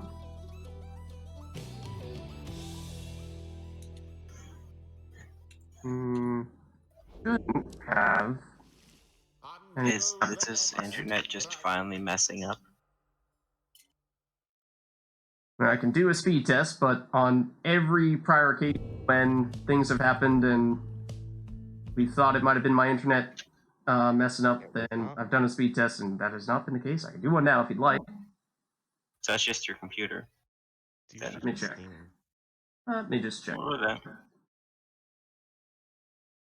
Speedtest.net, right? Or speedcheck.net? Test. Speedtest? Okay. Yes. I'm just taking a bunch of screenshots of my Forerunner character through the power of streaming on my computer.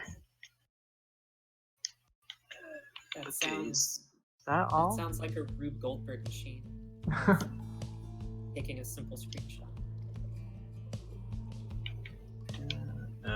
Ooh, which one would be good for this?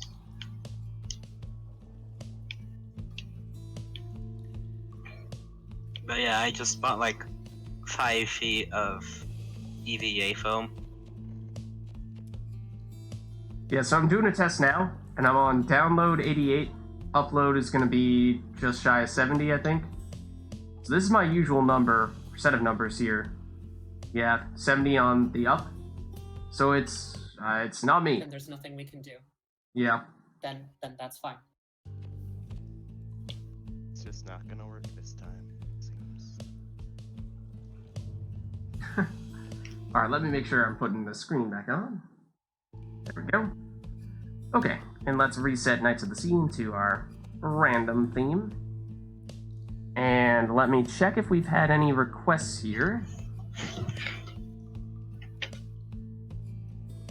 Though I don't think we've had any of those, so why don't we commence?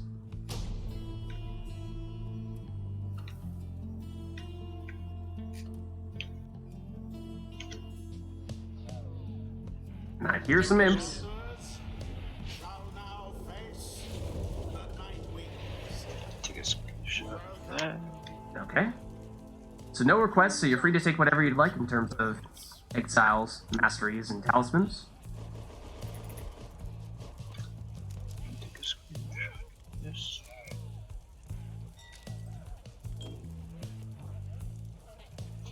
Taylor, trying to find a way to work around the wrath of Nightbot.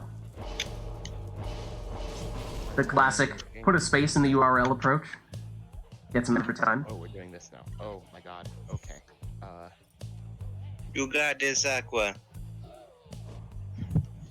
I refuse to got this. Why? Why do you refuse to got this? Let's do this guy. I don't know how to use this guy.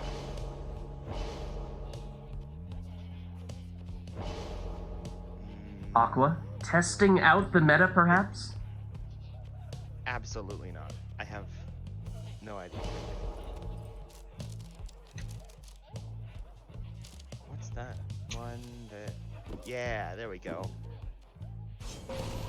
Yeah, no Celestial Spike, and definitely different talisman setup as well, so not the meta this time around. No. I don't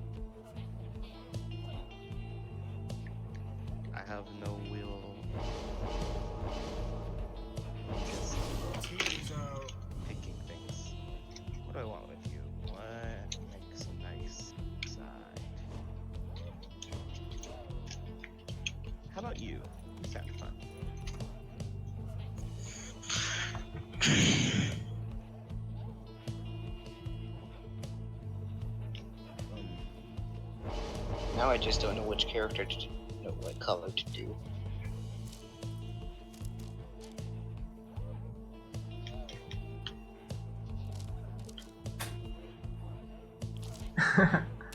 Yeah, what is this? A suboptimal Orlek? I mean, there are many ways in which to use him. This isn't meta. This is spicy. Spicy. Spicy Orlek. Spicy. And by spicy, I mean bad. Not that those things are the same. I'm just.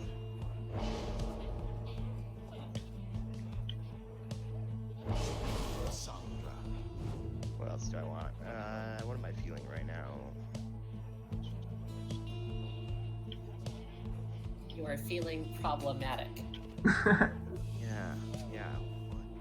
That is true. Aqua did say earlier today that he was going to be a problem. Maybe that's why we're running into some issues. Oh, I know.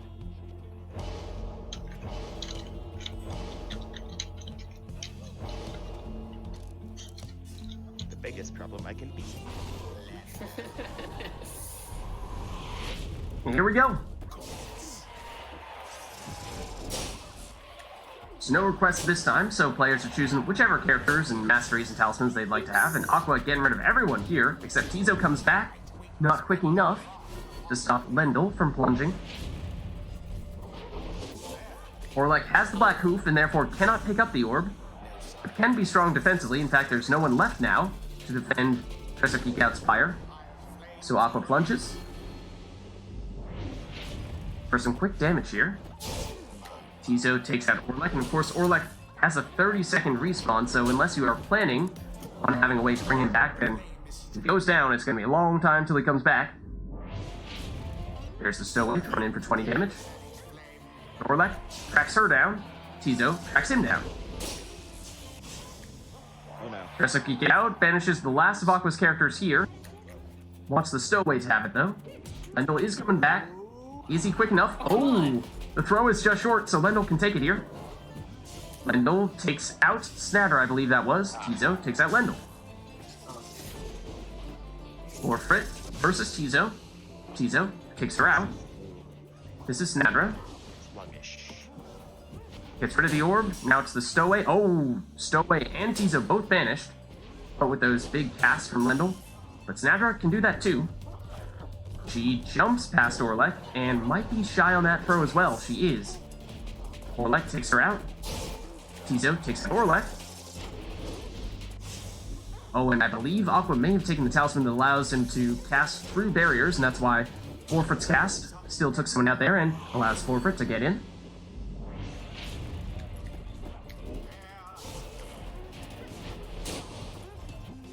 Stowaway. Oh, that looks just shy as well.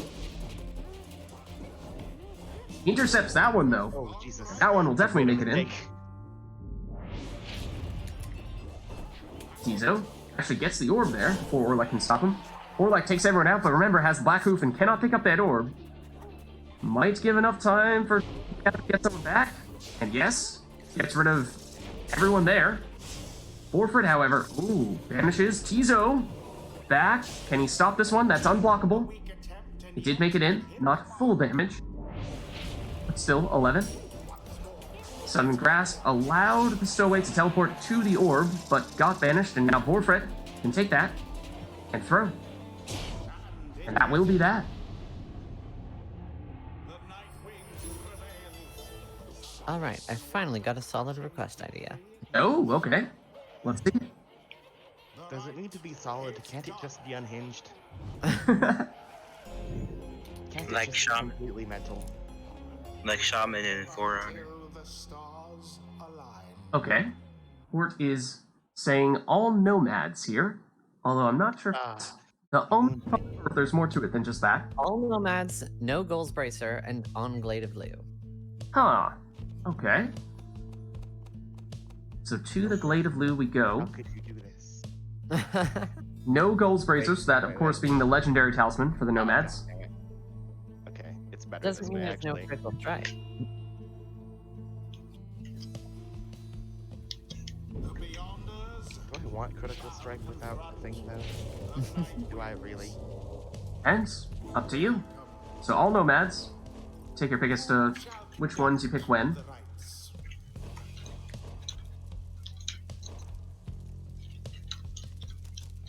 Progressive Geek Out saying, think I'll lead with Lendl. But with no Goals Bracer, then what is the best talisman to take on these guys? It is so often the route people choose to take. Also, could very well change up the masteries you would usually pick.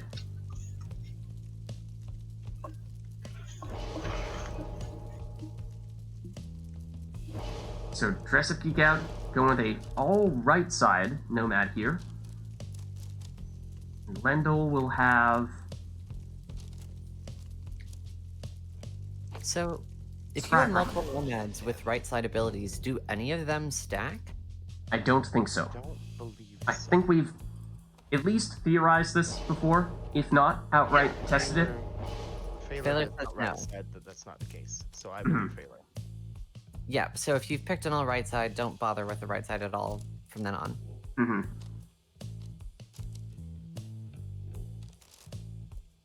Let's give What with the right side being something. entirely support-related skills. Aqua going for Snadra here. Combined with what, though? No, that's dumb. Wait a second.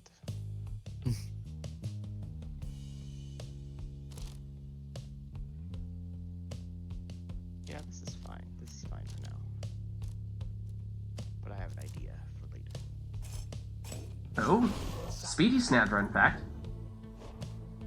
Real fast. And Speedy Sadra, number 2.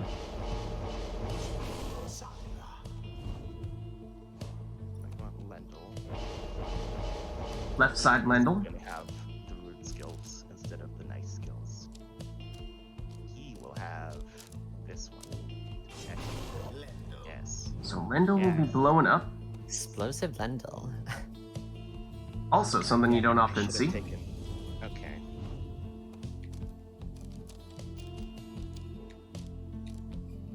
Progressive Geek Out, finishing with Headwind, and in terms of talismans, that will be... Again, no Goals Bracer, of course. That is the request, that is not something that the players choose. Maybe Ashen Cold?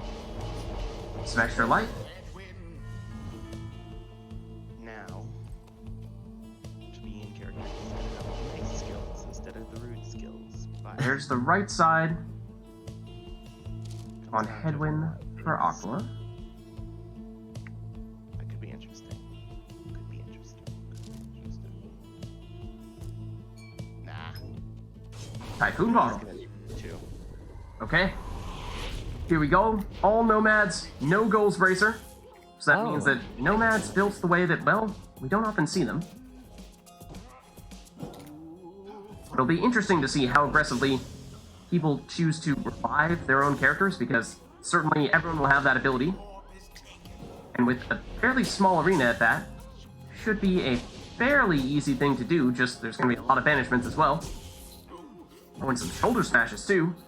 So we're going to see a lot of banishments, I think. Presumably a lot of plunging, given that no one took Star Splinter. Mm-hmm. And there you saw with Typhoon Bottle, Dugo did not even have the option of throwing that time. Had to plunge. Snadra for Snadra. Lendl brings back a friend, and might have been thinking about throwing there, but plunged.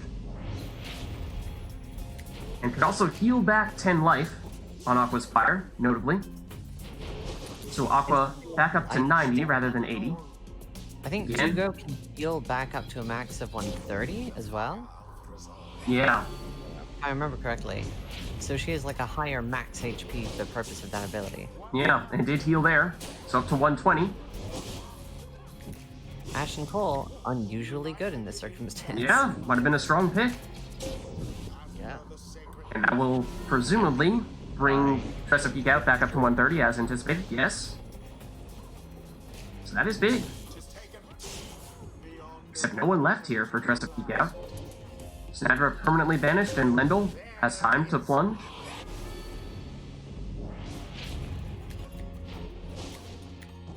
There's a peek out, avoids that cast, and then banishes Snadra. And Hedwyn as well. Lendl's permanently banished here, so no one to defend, however. Also, Typhoon Bottle means can't throw, can't sprint. Still enough time for Hedwyn. Meaning that again, Dress Up Geek Out will leech 10 more life back on her Pyre. Okay, wait a second. That felt right. Power Walk and Snadra. Ooh, not quite that time. Nearly with the nifty jump and throw. Lendl takes out Lendl. No one left God, here. I can't. Now, Snadra back for Dress Up Geek Out and takes out Snadra as well. Much mightier. Sluggish as well. Snadra. Cast takes her out. Lendl's back. Lendl is also back to defend. Takes out Snadra. Lendl is thinking about it. Gets rid of the orb, though, actually. Oh, and Snadra picks it up. Almost finds way into the Pyre there. Snadra on the move for Aqua. Nearly had a head start there. Lendl takes out Lendl. Just Snadra back for Dress Up Geek Out, and Lendl does explode for Aqua. And Dress Up Geek Out did not take Typhoon Bottle, meaning that Aqua could sprint there. However, I don't think that Snadra is leeching any life on Aqua's side, and therefore Aqua's still at 50 life here. And remember, lots of people can bring people, or everyone can bring people back. So even when it looks like people are outnumbered, that can change very quickly. Here's the Typhoon Bottle slowing down Dress Up, but she can at least bring back Snadra there. Hedwyn's coming back to defend. It's sort of all or nothing. Lendl on the move. Oh, makes it past Hedwyn. Whoa. Plunges in. That was delightful. And that time Aqua did leech some life. So things getting close here.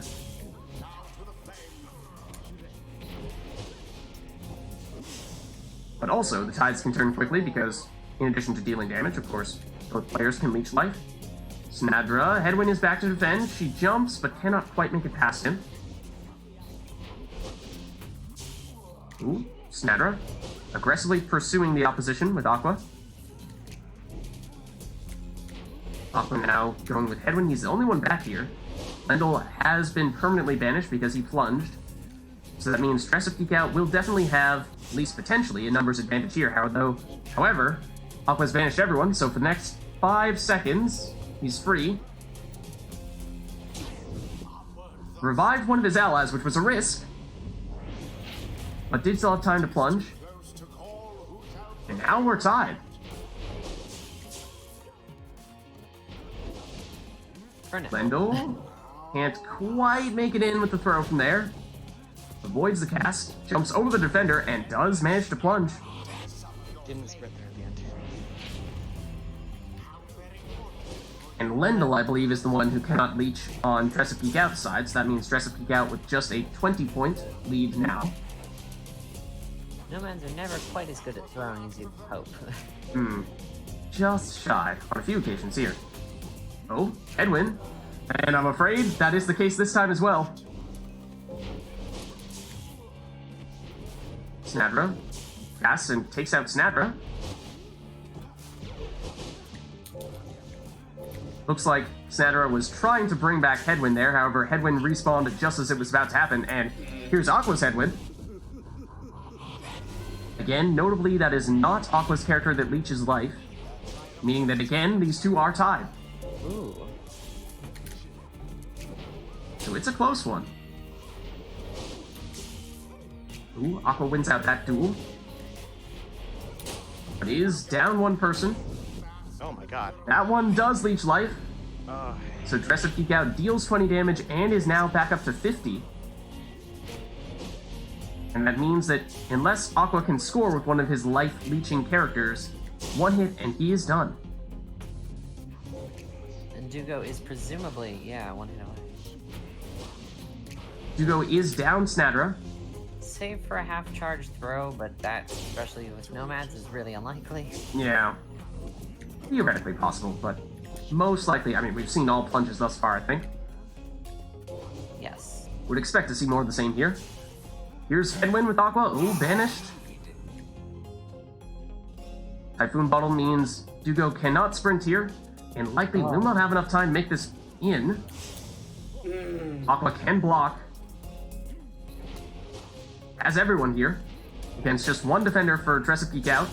Oh, Vengeful Vow on Lendl means that he banished someone, and oh, Snadra was inches away. Aqua banishes one.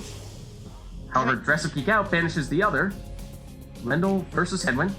Headwind, thinking about which side of the briars he wants to go around. It's banished though. Lendl for Lendl, no one back here for Dress Up Geek Out, and Aqua with some time. No Typhoon Bottle means he can sprint. Headwind is not the one that leeches, so he deals 20 damage, but he is still on 20 life here. So still advantage to Dress Up Geek Out. And that means only 2 characters here for Aqua, whereas 3 for Dress Up Geek Out. That could be a difference maker. I hadn't really considered how valuable Scribe Rock would be. There it is. Dress Up Geek Out does it. Well played, you two. God, I definitely made weaker picks there. Especially That with was the quite a Talisman. wreck. I feel very good about the Vengeful Vow, though. Yeah, that one Yeah, set you up on a few was- occasions. That put me on edge quite a bit. How much higher health did I have remaining? 30. 30. Then the Ashen Coal. Saved you. Yeah, that's true. Ash and Cole might have been the thing that made the difference there. Yeah, that also means that it was 1 score lead because Nomads do 20 points and they heal 10. Mm-hmm. It was close. It was very close. Alright, so let us know if there are any other requests that you guys want to see. In the meantime, I think another question I had for you guys with regard to the robot voice. Should I attempt to de-robot myself further? It's totally fine. Okay. Also, about halfway through that match, I remembered, oh wait, I have Vengeful Vow. I'm good at using that one. I just realized there's like 3 other characters I could cosplay from For Honor that would be easier. I will be back in just a minute. Hold on. Okay. Hort is also making an Exiles request here. Weird, okay. Okay, and I'll explain this one to Dress Up Geek Out once she gets back, but it is 1 random exile, and then the remaining 2 you can pick, but they have to be the same. So, for example, the 1 randomized one, and then if you're picking a harp on that other character, then your 3rd character also needs to be harp. If your 2nd character is going to be a demon, then 3rd character also needs to be a demon. And if you randomly get a harp, then you can't have 2 more harps. Okay. I'd So like you to can't try go 3 of a kind. Power That's not again, allowed. now that I am not dealing. Well, I might have to deal with worms though. 2 of a Alright. kind, no more, no less. Mm-hmm. I'm Okay. gonna randomly generate my. Yeah, exile. let me jump into the Discord. Oh, that is very usable. Okay. Yeah, you only Aqua need to gets the randomly Moon pick one. Touched Girl. Okay. Interesting. So that just means that Aqua will definitely be taking her, and then will not be able to take Savages with the remaining 2 choices.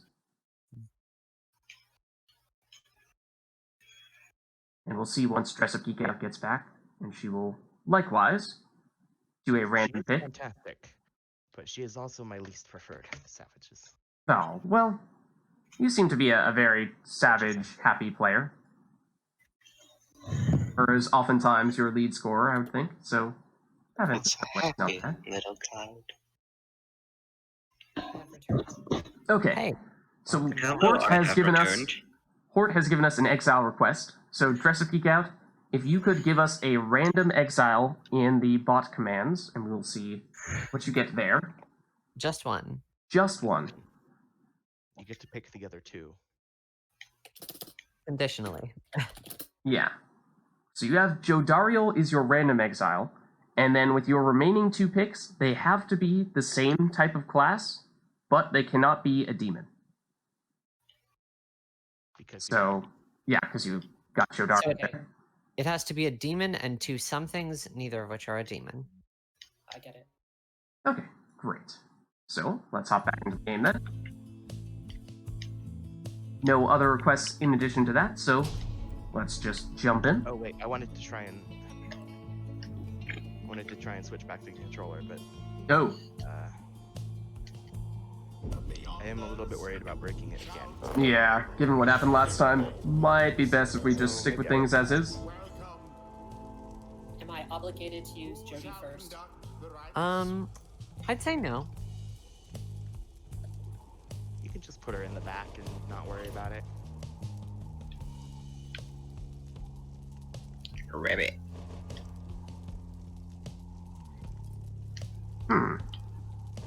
When in doubt, just ribbit. So dress a peek I out. was actually hoping for an imp, but this is Going for harps here. You're hoping for tease, though?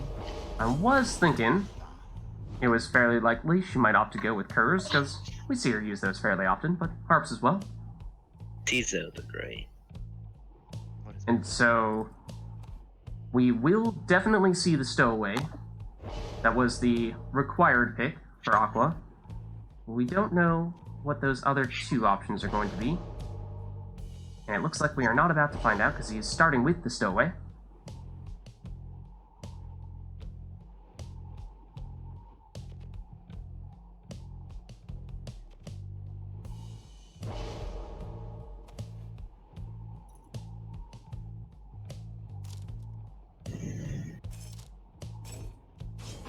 Prayer beads, always a strong choice. And here's Jody, with Scribe's Rock as well. Means we will be seeing a ginormous aura. And the other 2 exiles, will they be nomads? Looks like that's what Aqua's saying. Even after the last rite, he says, just can't get enough. This time I can use Gold's Bracer. Do I want her? I think I want her to be the other one, actually. What? Sandra's the best nomad. I know, but I want her on the top part. So I can remember which one I need to switch to.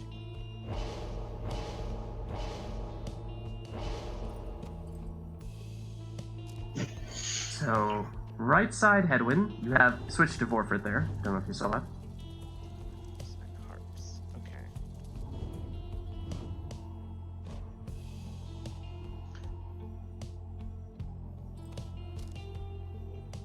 Today I want to be a problem. Go. Goes with the Typhoon bottle. Dress a peek out, of course, wrapping things up with another harp, this time looking like Pamitha.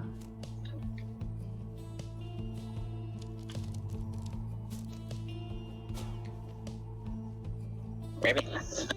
And the Fairy Spirit is an unusual choice there. Oh, that's a really weird request idea. And may have given Horton an idea. Delightful. There is the Snadra setup. And here we go. Jody plus harps versus the Stowaway plus nomads. There's a peek out being the Beyonders with the harps. Aqua being the Nightwings with the nomads and savages. There's Jody. Oh, vanished quickly though. Aqua banished everyone here. Opts to plunge with Snadra. Because I am a fool. Ribbit. Stowaway. Stop. Oh, what did I just do? Oh, no one left here for Aqua. However, of course, no sprinting or throwing for Dress Up Geek Out, but she can make it in with Tamitha there. Jody this time. Out of Tamitha. Takes out the Stowaway. Infinite stamina on Jody. Look out. That's dangerous. Oh, except she can't avoid the cast there. Tamitha. Also trying to avoid those casts and gets Shoulder Smash. That is certainly one benefit of having nomads going against the harps. Jody's back though. Stops the stowaway just in time. Might be looking to bide her time until Pamela comes back. She is back now. Here she is. Jody takes out... Oh, in fact, Aqua actually takes out both of Dress-Up Geek-Out's characters here, allowing him to plunge.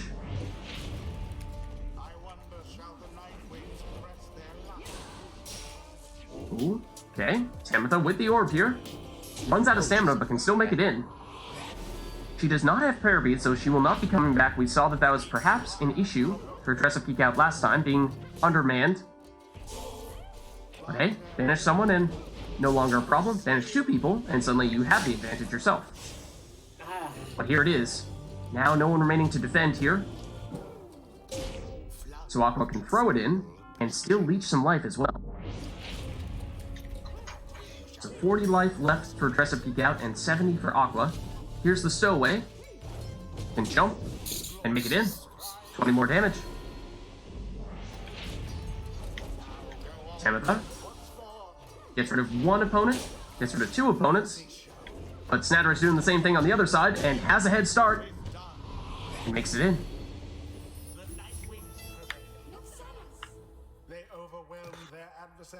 I did not pick Nomad specifically to deal with the harps. I actually came up with it before I realized what you were doing, but it turned out to be very effective for me. Go Aqua. Okay, I have a really weird one. Brace yourselves. I think this qualifies as Talisman's Masteries? Okay, try us. Okay. If you don't know, that alarms me. Okay, so every exile must have a mastery with which a talisman would be redundant, like Numbing Gust and Typhoon Bottle. But then another exile of theirs gets that would-be redundant talisman. I give up. I don't follow. Hold on. I gotta So- read this. If you pick a demon and give them Celestial Spike, someone else can have Shooting Star. If you pick a sap and give them Numbing Gust, no? Whack. This is completely I whack. think this sounds fun. I'm not saying Don't this isn't understand. fun. It's just hard to follow. I think I get it, but it's whack. You have a skill and no, a you talisman don't- that do the same thing, except the talisman and the skill are not on the same character. Yes, so it's not redundant anymore. Alternatively, I could just make it simpler request.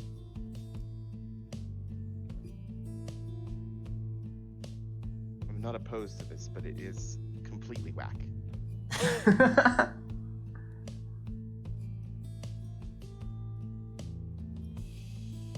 Okay, we might need to have you help walk us through this a little bit, Hort. Well, it seems- no. This would take too long. I'll make a simpler one. Okay. I mean, you already Amending put it? in all the points, so you can still control what we choose, basically. Yeah, there we go. That's the new request. Customize off 2 masteries is the new request. Sounds fun. Talisman still yes? Okay. In that case, let's do it.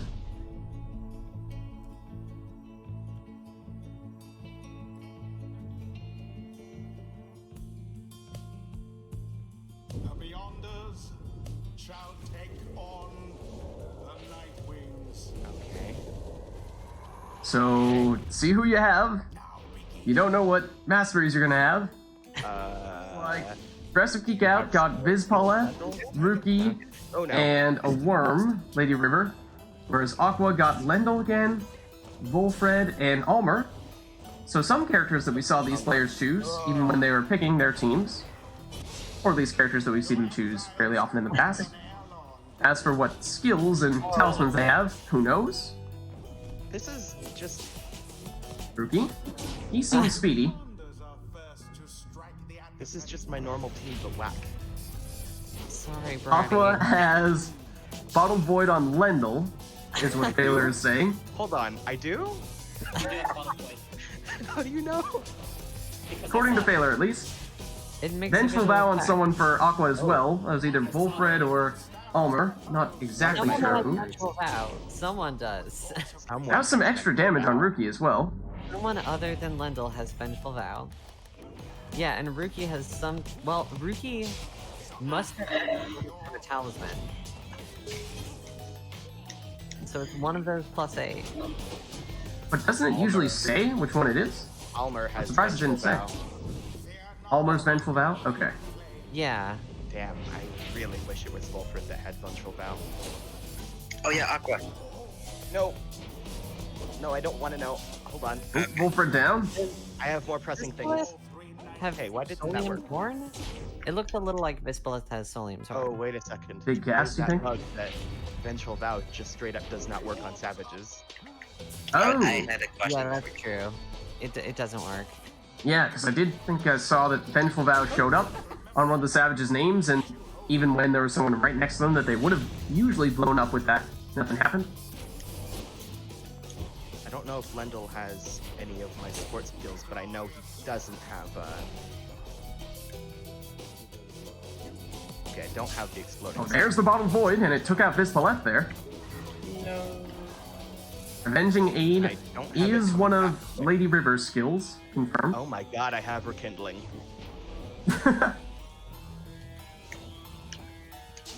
Aqua. Rookie, I am. Jumps fast. My soul hurts now. 23 damage this time. So in theory, would be possible for Dress Up Geek Out to finish this one. However, Aqua was saying that he's pretty sure he has some form of rekindling.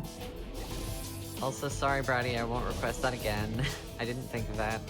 I'm quite sure I have Rekindling. I'm not 100% certain because I can't entirely remember how the stat skills work, but I... Well, if you have anything on right side, you have Rekindling. It's true. So if your know what I savages have. are coming back unusually quickly, or you can shield your whole team, then you do have a Rekindling. Yeah. So definitely rekindling, yes. extremely basic level Rekindling. Rivet. Palmer. Locked. Rookie. Speedy, and can throw it quite a distance, in fact. Look at that pass! All the way across the arena. For a quick Lightning 20 Run. damage Almer score. If Rookie Yeah. has Lightning Run, then we totally know what Rookie has otherwise. Rookie definitely has Lightning Run. He's so... Well, seems like he does. And we know Thought what I saw a additional couple of abilities double he jumps, has. and he does seem speedy. Same with River. You know, Wilfred has Rekindling. Do we know anything on Vispileth? I think I saw definitely We no have crushing Double heal. Dash. She has the Double Dash. Double dash, okay. So Mario Kart for her. And Brazen Manor, okay. And Brazen Banner, okay. Let's see if Dress Up Geek Out pulls that one off. Rookie, yeah, there's a double jump for you. Okay, so yeah, Rookie has Double Jump and Lightning Run. Obviously, you can't have Double Jump or Lightning Run without Double Jump, but... And we know River has Avenging Aid. Yeah, I'm not sure we know anything else on Lady River's side.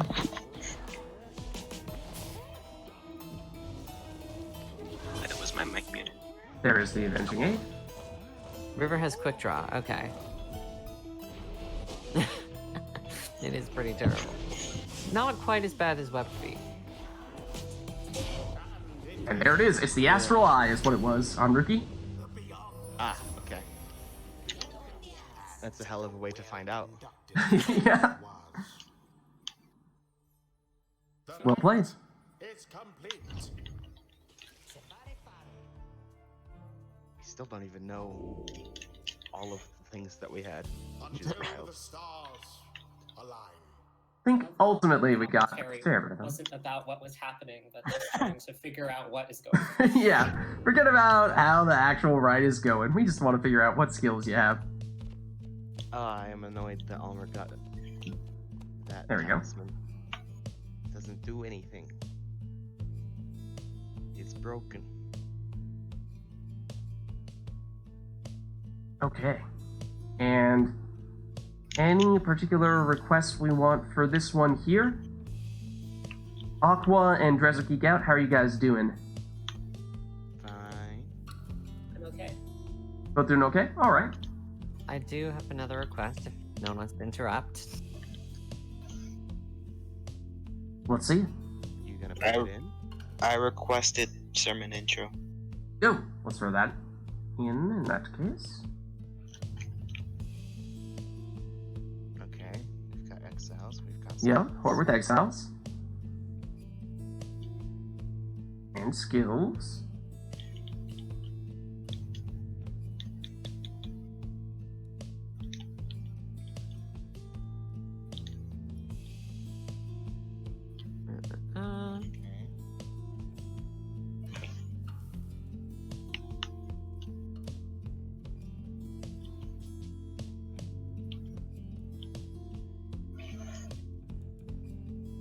There we go. Okay. Original That is trio. one of the things that you cannot use for the record. Okay, original trio, but no right side nomad, so therefore all left side nomad. Yeah. So basically left side headwind. No left side Kerr, meaning right side Right side there. Rookie. And Jody can't have Celestial Spike or the boost to Pyre health. Okay. Okay. In that case, I think that covers just about everything. So let's go for it.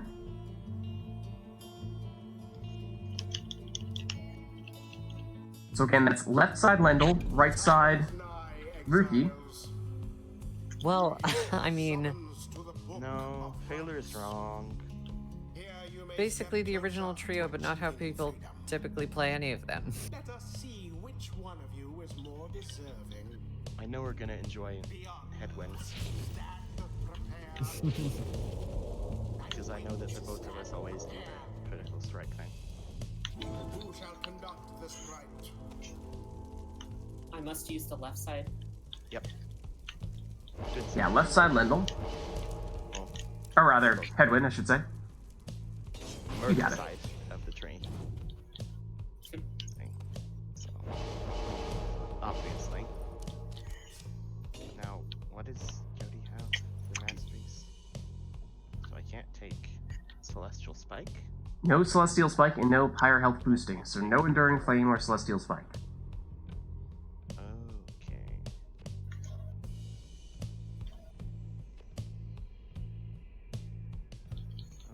Okay. And Rookie gets all this stuff, business stuff anyway. I've never used this. What is our right side Kerr? This is not things that I want. This is madness. That last one is nice. Free prayer beads. You need to be moving faster. But he's not fast. Yeah, which is why that last one is a little weird. Rookie.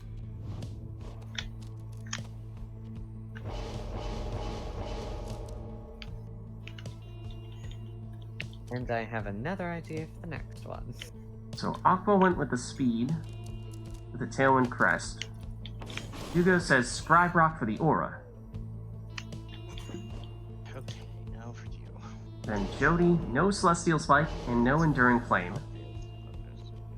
So they could go Fierce Presence.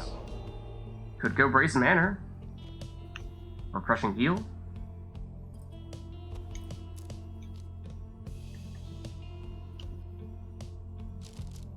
Maybe it depends what they opt to do with their talisman.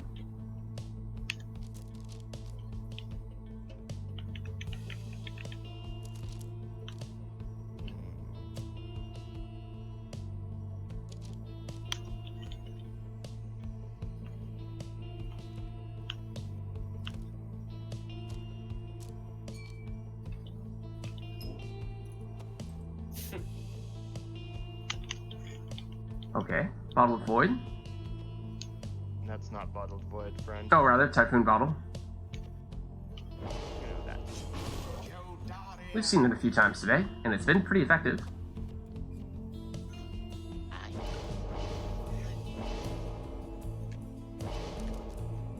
Definitely saved me from a few scores during the All Nomads one.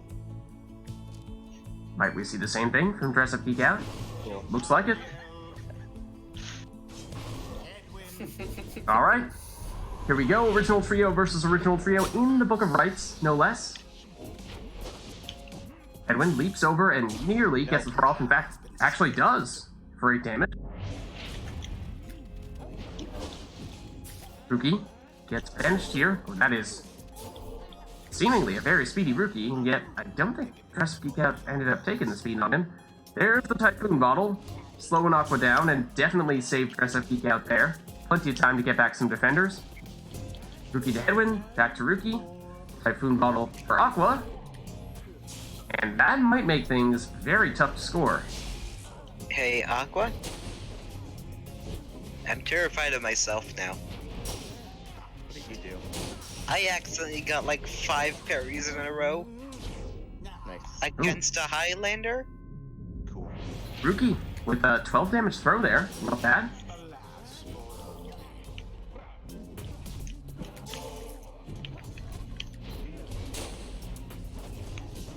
Ooh, block Jody at the last minute. So Jody's back. Oh, and the cast just barely catches her toe. Edwin won't be able to make it in from there. Does get banished as well. Oh my god. There is the Aura Burst from Rookie. You rarely see it, but it did actually work to great effect there. We got 2 people. Stuck. Oh, this next request is pretty stupid. Excellent. Rookie saves the stamina, then makes a run for it. Can't make it past Jody though. I am not used to my limited amount of jumps. Seriously, It is though. odd. Curves that can't triple jump or even double jump. Arguably, Another Jody throw, just short. Some extra damage there with a plunge from Rookie, but with them taking the extra damage skill. Again, not one you, or actually that is the first one on the right. So I suppose you typically see that. I'm not causing problems.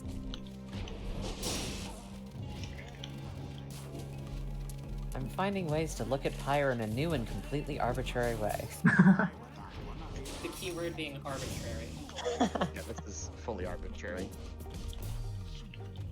Edwin, with the zoom sound effects and all. Jody takes out Jody. Edwin, or rather, Rookie takes out Rookie. Edwin takes out Edwin There we and go. Rookie. No one left to defend, but Typhoon Bottle slows Dugo down until Jody's back, in which case, leapfrog her, make it into the Pyre. Ooh, trade in characters there. Jody finishes Edwin, no one remaining though. Now Rookie's back. At the very least, this sort of thing drains my lid coin very quickly, so I can only do this like every other week. Have you paid your Civil War tax yet, Hort?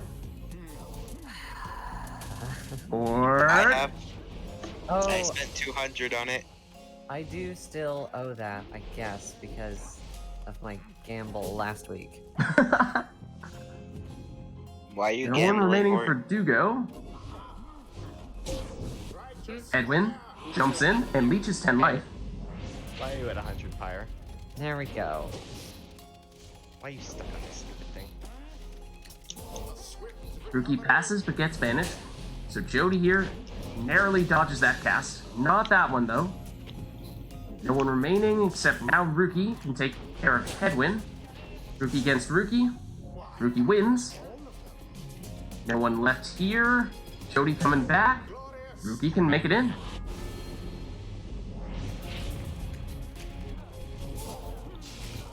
Oh wait, Jody takes out everyone except for Edwin there. Edwin, though, says I can do that too. Come on, banish me. There we go. No one remaining for Aqua, so Typhoon Bottle slows Dugo down. Now with some people back, she can sprint once more. And do some well-maneuvered jumping to avoid several rounds of casts. Not that time, though. Jody back just in time to block Edwin, perhaps. Edwin does a backflip kick to take him out. Rookie perhaps off to the races here. Oh, Jody intercepts that one. Well timed. Edwin gets rid of the orb in order to get rid of a defender, but Rookie comes around the other side and takes him out. May not be able to triple jump there, but he did have just one jump to make it past. And the throw, though, does not have enough time to finish that.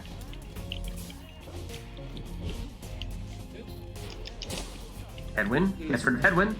Edwin against Jody, passes it over to Jody, and that means that's a big damage score there. So 50 to 30, now getting closer. Do you have a Scribe Rock? I think that Dugo took Scribe Rock on Rookie, yeah. I did. So Dress Up Geek Out will have larger auras than Aqua. So I think on a few occasions we've seen Aqua run into Dress Up Geek Out, and Dress Up Geek Out won that duel, likely for that reason. Jody gets rid of the orb, and gets banished along with Headwind here. Rookie back to defend though.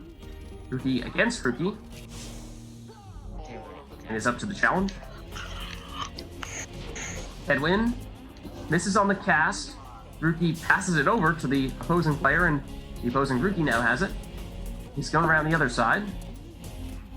Uses the sprint, is out of stamina here. So he'll go back, charge up another one. And, oh, nearly had that one. Jody down. Edwin down. And Edwin in. 20 damage, and Leech is 10 as well. And that means that Aqua has now taken the lead. There's a throw from Dugo, though. That was truly terrible. 13 damage, as well as, I believe, a little bit of leeching there. So 37 to 27 now. Dugo with a slight lead. Ooh, look at that. Double banishment, though. Rookie is coming back. In time at that. And can get rid of Headwind. Ooh, Jody takes out Headwind. Jody versus Jody. And Dress Up Geek Out wins that one. Rookie goes down to Headwind. No. Headwind takes out Jody. Headwind versus Headwind. Aqua takes it, is jumping around left and right, and nearly made that in. Got everything but the Pyre.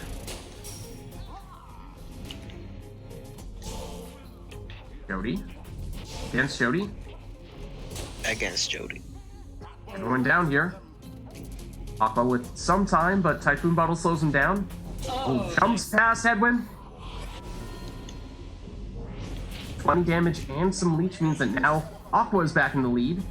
And one more score, and that is it. Unless Aqua does a partial damage throw. Dress Up Geek Out. Defender is coming back, but Rookie has time to throw it, and that is significant because that means that Dress Up Geek Out will not be at a numbers disadvantage here. Ooh. However, depending on who it is who scores, Dress Up Geek Out might need 2 scores. Rookie, for example, cannot do it. I believe it would take Jody. Oh, and there's the last defender. Rookie is gone. Headwind coming back here. Shoulder smashes the other Headwind. Hey, wait a minute. No. Don't I have shoulder smash? She had brief respawn invisibility. Or, And it is a matter of not- who is jumping not into who invisibility. with the shoulder smash as well. uh, Rookie takes out Rookie. Has the orb, but not for long. No. Headwind takes out Headwind. A lot of ground to cover here, though, and Jody is back. Rookie coming back as well. Rookie takes it and avoids banishment. Jody, however, does not. Rookie throws. Oh, Aqua with the last-minute save there. And no one back to defend! Oh And my that's god. it.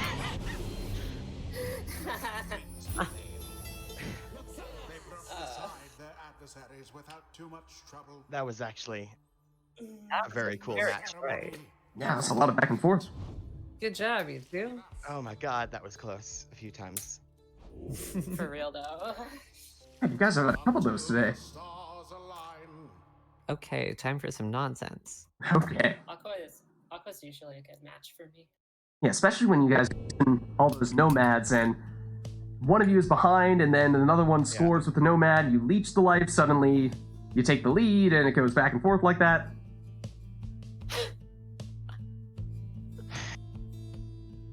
Okay, I'm with you until that last part. Huh, What about okay. talismans? So, okay, first of all, turn off sermon intro. second of all, masteries to 3. So all 3 of your exiles have to be next to each other in character creation. Your masteries have to like stretch from the top of one side to the bottom, which is why you only have 3. And then all your talismans have to diagonally line up, like, you know, Connect 4 stuff. Okay. Talismans. And for the purposes of this request, the second page is just another row at the bottom. Okay. Okay. What are you talking about, Failure? This is completely reasonable. How did you fail geometry? It's about circles. It's shapes. Trigonometry is no joke. Just shapes. Technically, okay. There's an asterisk there. Cool. I'm most interested in the talismans section. Because, like, there's some really good rows, there's some really good columns. I don't know what the diagonals look like. Okay. So, the exiles need to be next to each other. Yeah. The talismans need to be diagonally next to each other. Keep And in then- mind, Hedwig is technically next to Palmas. Yeah, bear in mind that the exiles that we modded in are technically in between Udmilda and Hedwyn. Which may or may not be relevant, depending on who you opt to take. Does that mean that if you pick Hedwyn, you can pick Sandra, or does it have to be like directly next to each other? No, directly next. Horizontally. Like, so see how Jody and Oh, Palmas jeez. look like they're next to Much Hedwig? more annoying. Like this. Yeah. See, Yeah. I understand. I like this much less now. Or at least And so I again, for the actually for the purpose of the modded exiles, you're saying, Hort, that they count as on the same row as Hedwyn rather than on the same row as Udmilda, because they're in between those two. No. The rows aren't rows. Think of it like a circle. So like you could click through the whole thing. It's the visuals that count. So like right now, Ruki's next to Jody and Faye, or whatever, May. I don't know. The stowaway. And then Hedwyn is next to Palmas because when you click over to Hedwyn, he is next to Palmas, etc. Vispalith is next to Udmilda. That sort of Okay. It's this. thing. Yeah.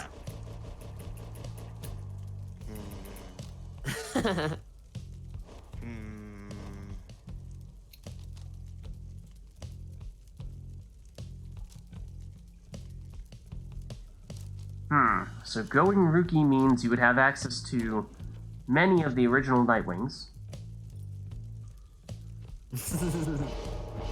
So stretch from one end to the other. So yeah. Yeah? That's strong on the curves for sure. So Rookie first I didn't for even thought Duga. about masteries yet. Oh god. Okay.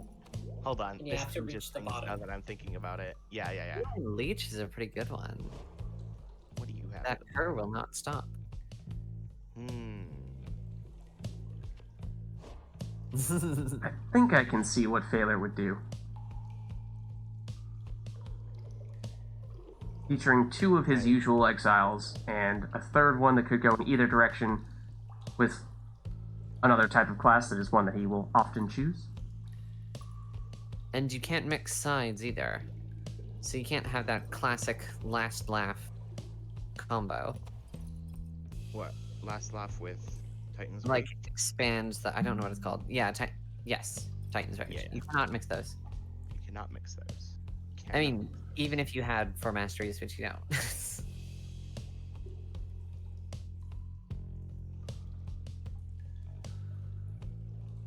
Yeah, I was considering that.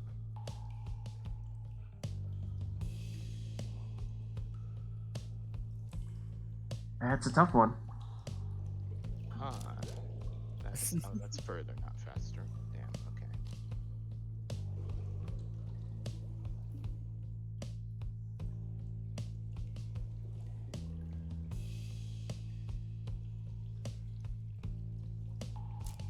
Okay. I think that I know what I want. It's just a matter of figuring out the talismans now. Okay. Right side on the imp. And then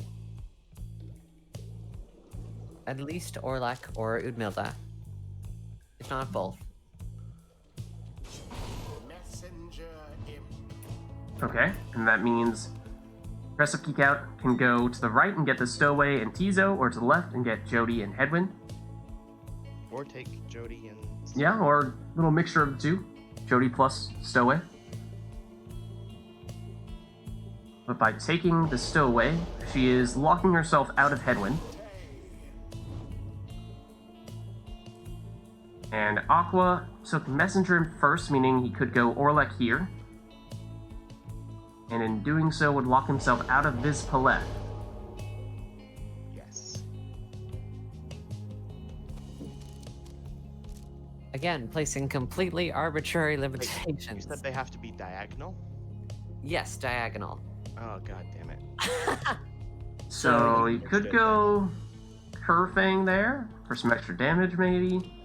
You could Yeah, take. I thought they just had to be touching each other. So yeah, you could take anything between, what's it called? Anything between Mooncrest, Living Flame, Fairy Spirit, and Black Hoof, as well as Ashen Cold, Kerfang, Luminous Idol, and Prayer Beads. They have to be in order. Otherwise known as diagonal. Otherwise known as diagonal. Have you ever played Connect 4? It's like that. It's Connect Yeah, 3. yeah, I know, but those can go in a straight line too, like this. Well, okay. This is just a screwy version of Connect 4. Okay, this does ruin everything. This does fully ruin everything. Okay. I need to think now. Well, you could take someone other than Orlek. You could go for Udmilda instead. Which would lock you into this play. Well, Either that or you still take Orlek with the last one. Yes, I do have to take a demon. That is my Yeah, fire. some kind of demon is on the menu for sure. But whether the it's question a is, large alt. yeah, do you want an entree of Orlek?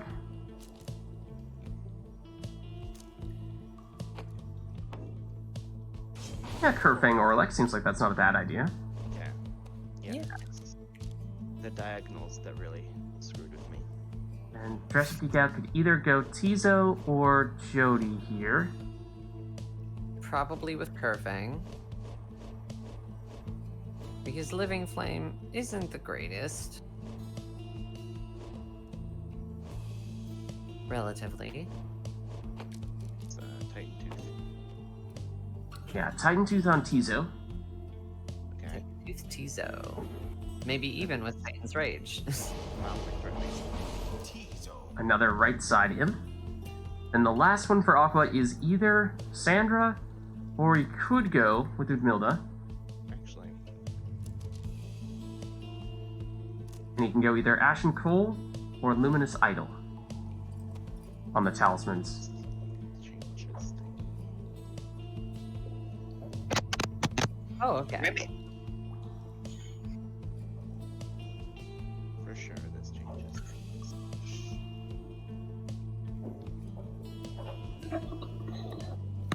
Dugo was so close to greatness, Thaler says. Apparently you took the exact exiles that he would have. That's not who I expected you to take, Thaler. I was expecting you were eyeing the combination of Almer and Delbert, and then I wasn't sure whether your last one would necessarily be Barker or Deluge. That's what I was thinking you were having in mind. Need the imp. Yeah. Okay, well here we go. With another strange set of circumstances in which players chose their exiles, but you know, means we have some more creative teams, and oh my goodness, look out, it is Speedy Orlek. Oh With god. extra damage as well. That is a He's scary gone sight. now.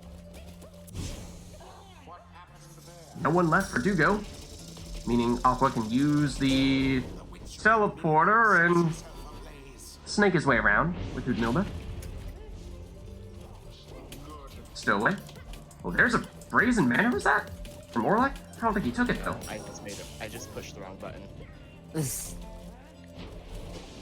Orlek through the teleporter and gets the orb simultaneously. Means he has infinite stamina here and can jump in for 33 damage. Yikes. Yeah, Kerfang. Oh, and look at that. He also has the taunt. turning Oh all of Dugo's my. characters into howlers, meaning they can't defend. Night wings prevail. They vastly outperformed their That adversaries. salute with Orlok was me not realizing I had accidentally Lost banished end Udmilla. this night's Oh, you were trying to do it with Udmilla? Yeah, I was trying to do her own curse. Gotcha. Wow, that was a brutal setup there. I Yeah. think that was actually more brutal than if I had picked Sandra like I had intended to. Yeah, getting infinite stamina on a demon is always powerful. You can throw on extra damage too. So I think it worked out pretty well for you. Yeah. Well played. Okay. I believe that might be Radio, who is currently in a desert right now, braving a sandstorm. Can we just kick him? Sorry, I did not notice my mic. I thought my mic was up to my. You're not even with us. Just watch the stream like a normal person. I am. Then why are you here? Because I don't know. Use push to talk, or mute yourself, or just watch the stream, please. Okay, how are you two doing, Dress Up Geek Out and Aqua? You sticking around? Should we swap someone else in for you? I think it's about time we got someone else in. About time? Who else is hanging out and ready to jump in? Do we have anyone who has been waiting in the wings? We have Radio, Bratty, and Peach in here. Okay. Radio is adamantly refusing to participate and yet shoving himself in everything anyway. Any one of you who have not yet played today interested in getting involved in this next set of rites? Bratty versus Peach would be fun. Have we had that yet? I can play. Bratty's in. Peach, you want to play against Bratty? Peach, play with me.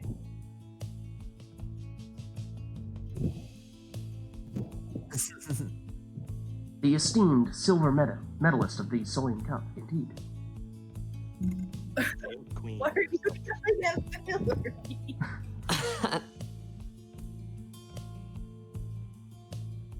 What? Wait, what? Bring the lemon? Yeah, I'm not sure what that's about. The what? Peach? Not sure what Peach and Phaler are talking about here. Okay.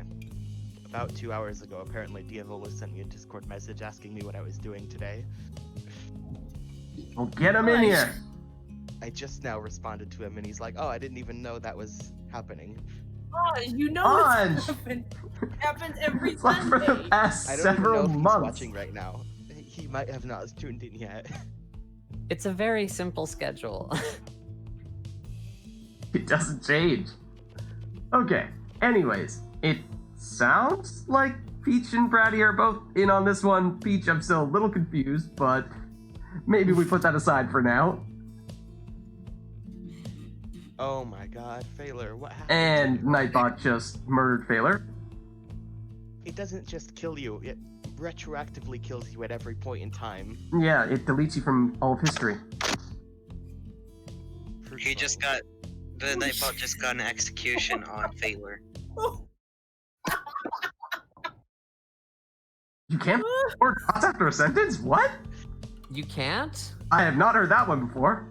Wait, but Really? can you put 5 dots? What? I don't know, Phaler. That's the first time I've heard that one. I'm fully capable of putting 4 dots after anything. I'm not sure what the deal is there. Just for Phaler? Is decidedly draconian, Lids. Phaler has been doubly killed. Turns out it's 8 dots, not 4. I 8 see. dots. Okay. I think Nightbot just really hates you personally. Nightbot hates Aha! everyone, dude. I did it. I got Yeah, myself. that's true. You were deliberately trying to get yourself to get nice. Oh yeah, I'm timed Got out it, for yeah. 10 full minutes now. Oh, Because I wow. did that twice. Oh, jeez. I'm just timed out for Not 5 joking seconds. around. Okay, I've sent invites to Oh yeah, you have both. to do it again, and then you get the 10 minutes. If you were making a point of making that happen. Why do you need such an absolutely like murder happy bot, Lids? This is not. I made it less murdery, actually. You're not like you don't have to have this absolute draconian. Nah, less murdery is still pretty murdery. Yeah, I have made it less murdery, but apparently it is still quite murdery. Have you been feeding your right lids? Apparently not. I'm thinking you should turn it up as high as you can and just see how trigger happy it can get. Very is the answer. No posting allowed. Twitch count deleted. Yeah, I'm pretty sure I can make it ban you permanently from the channel. And I could probably make that threshold very slight. Just like, oh yeah, you posted a single image or like a single emote. Yeah, you're banned permanently. Viewing the live stream is not allowed. You have been banned from this channel. Yeah. All right, let me throw you two on the stream in terms of your names and sigils, and let us know if there's anything in particular you guys want to see in this first fight between what will be Bratty and Peach. Peach, what controller do you like to play with? I will leave you all now as well. A controller? Just watch the stream like a normal, sensible person. Stop flexing on your brother. I can't. What? How are you flexing on me? Wait, is this thing on? Yeah, it's on.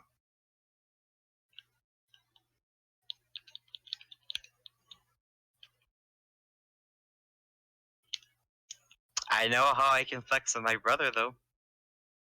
Alright, there we go. Now have you both up?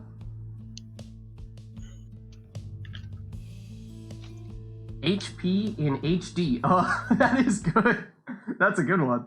That's clever. Okay, I can make that happen. Artful Peach in high definition. Only available during RITE NITE streams. You don't want to be Peachy Pie? Peach HD. Peach high definition. There we go. High definition Peach coming right at you. But no other requests. Wait, I still don't know if Peach wants to play with keyboard, mouse, or controller. Oh yeah, Peach, what do you prefer?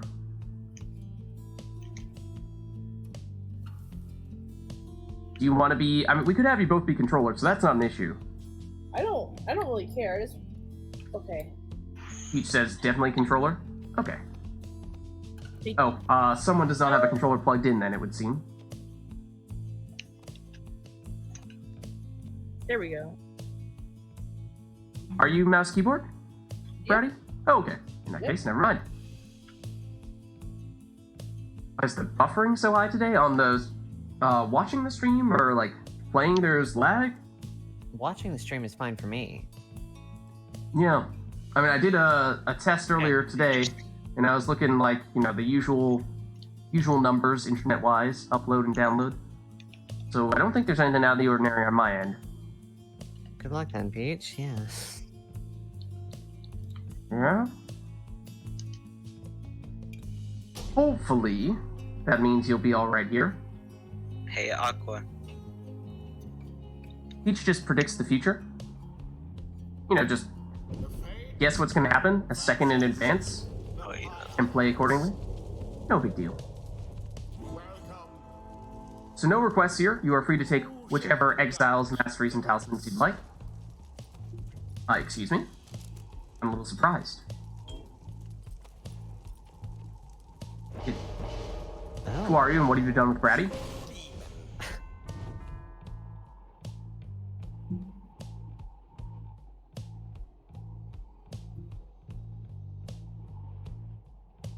No requests, I Peach. don't have any requests. Yeah, no requests. Peach. So you can do whatever you want. Whatever you want.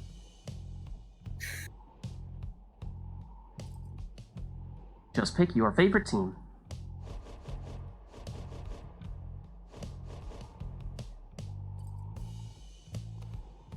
So Peach is saying Snadra, maybe?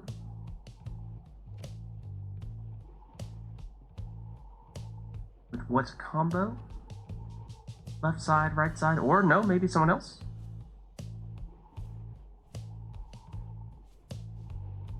No? What happened, Peach? Can't even pick mastery as well. Oh. I mean, I could set you up, Oh. but if you're having trouble on this screen here, lag-wise, then that of course doesn't necessarily bode well for the ride itself. No, Peach. Too much freezing? No, Peach! It does not look good if you are lagging too hard to pick masteries. Yeah. It only gets harder from here, I'm afraid. I mean, could we, like, stick the peach cobbler in the oven and warm it up a little bit so it's no longer freezing? Connection symbol is red. Yeah, that doesn't seem good. Oh, okay. In that case, I mean, we could give it a shot here if you want to at least see what it's like one time round, but yeah, it seems as though may not be working out today. Might be a no bueno. In which case, I'm afraid we may not have any HB and HD today. But thank you for trying, Peach. Yeah, I definitely want to try to get you guys a chance to play against each other at some point. But it may need to wait for another occasion, unfortunately. When the internet gods are smiling down upon us a little bit more, perhaps. So yeah, I mean, you can give it a shot if you'd like, but like we're saying, if you're having trouble on this page here, then that's perhaps an indication that maybe it's not the best idea after all. And in which case, we would of course be looking for someone to swap in on Peach's behalf. You can send a screen cap on Discord. Uh-oh. Yeah, show us what it's like. Oh, geez. Sure. Yeah, I mean, I'm curious, but it sounds like you're saying that it is definitely unplayable at this stage. So, thank you for trying, Peach. Hopefully we'll get the chance to get you in on some future occasion. But as for right now, it sounds like we are looking for someone else to swap in. It does not sound like it's well above, if at all, 1 frame per second. Ew, yikes. Okay, so in that case... She actually did send it. Oh. Oh, ew. That's Doesn't rough. look good? Yeah. Alright, so, who would like to swap in for Peach then? We may still have a few people hanging out in Discord or others in chat who have not yet played today.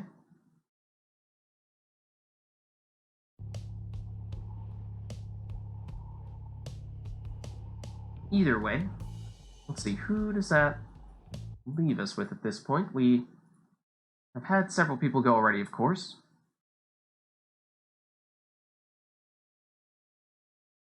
And I think previously Aqua was saying that Radio is perhaps not necessarily looking to play right now. In which case, despite Radio being here, may not actually be someone who is going to hop in anytime soon. I have not played myself yet today, and if we are just looking for someone new to jump in, then I could do that, but like I was saying before, I generally do prefer to have other people go in. Do you go and hop in still? Yeah, why I can go. Oh, we saw... Radio, if you're down, then we've not yet had you play today, so that would be good, I think. If not, then... I mean, Dugo versus Bradley, we saw some amazing matchups. Radio. Yeah. Radio, you down? Yeah, I said I can go. Okay, let's do that then. So let me set you up real quick.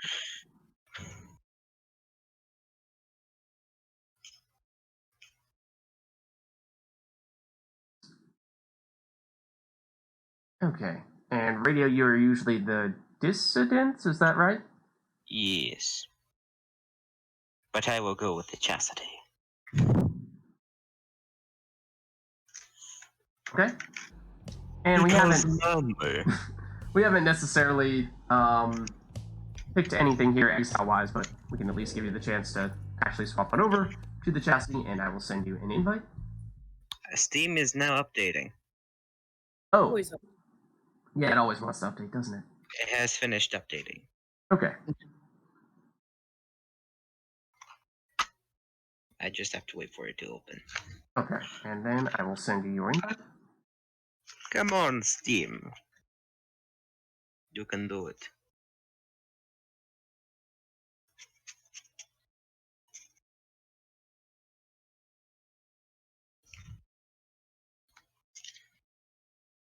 And luck.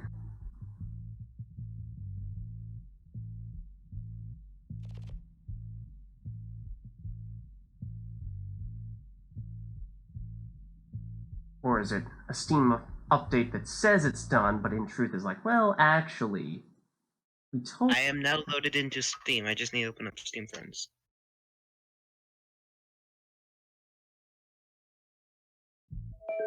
There we go. Invite sent. Oh, except remind me, Radio, you are typically on mouse keyboard, right? Yeah. Braddy, can you go controller? Is that okay? Yeah. Okay, great. Swap you around then. Still no requests, so y'all can warm up. Sounds good. Let us know when you're ready. Why am I stuck in the corner? I am not sure. Why am I drifting?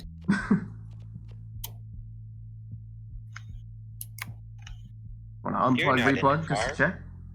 Yeah, this isn't Tokyo Drift. Yeah. There we go. Alright, nice. Both of you ready now? Yes. Okay. Let's do it.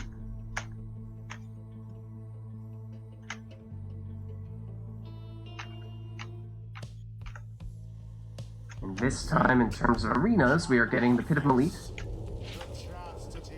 So a small one. We'll see what people opt for this time. We saw Braddy, I believe, leading off with Vids last time, which was a bit of a surprise. This time going a different route, though. Seems Wait, like so the we so. can do basically whatever this, right? Yep, whatever you want. Ah, sweet.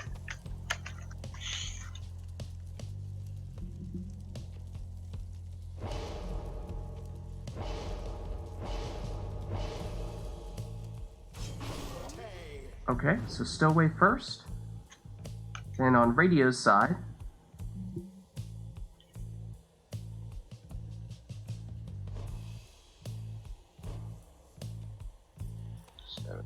Oh, also going with the Savage, perhaps.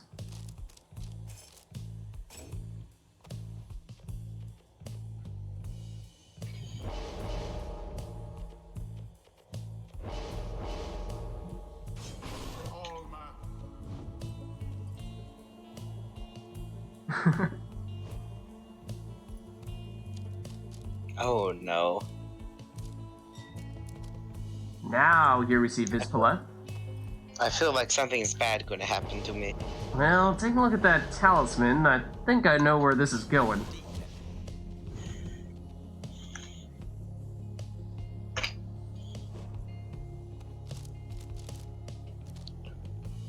Radio. Thinking Tizo, perhaps, on the second character. This is odd. Could this be a rite in which Braddy is not using Tizo, yet Braddy's opponent is? That could very well be a first. If that is to happen, of course.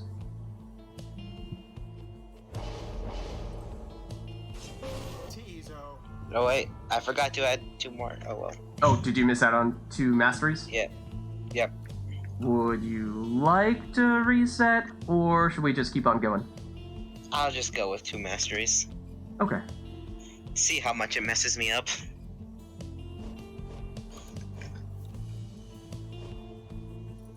Last one, looking like Zoxiana here. Zoxiana has the other ring.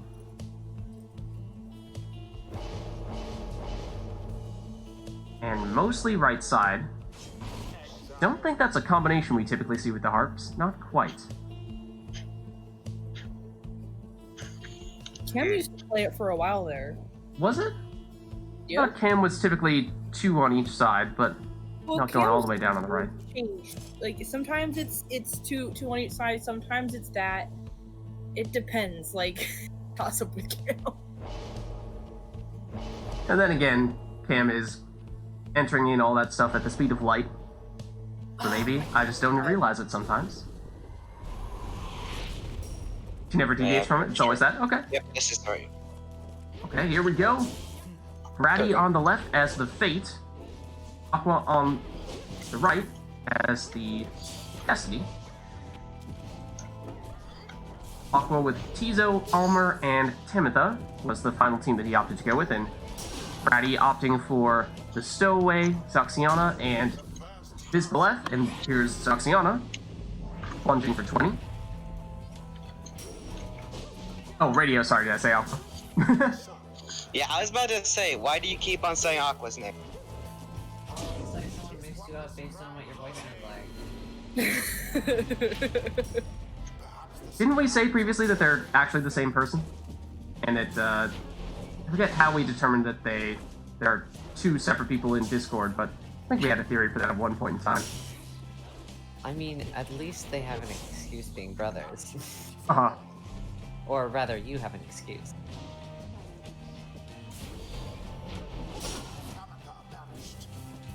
Wait, where am I? Okay. Zaxiana, vanished. Almer vanished. Zaxiana versus Timotha, runs out of stamina.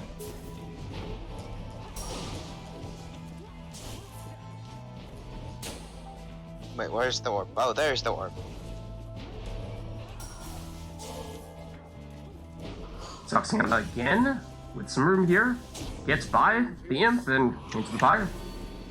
I keep on forgetting that flying is W. Stowaway, jumps past, and in.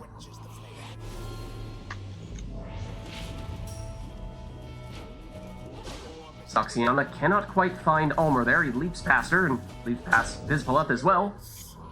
Leaps into the Pyre for 20 damage.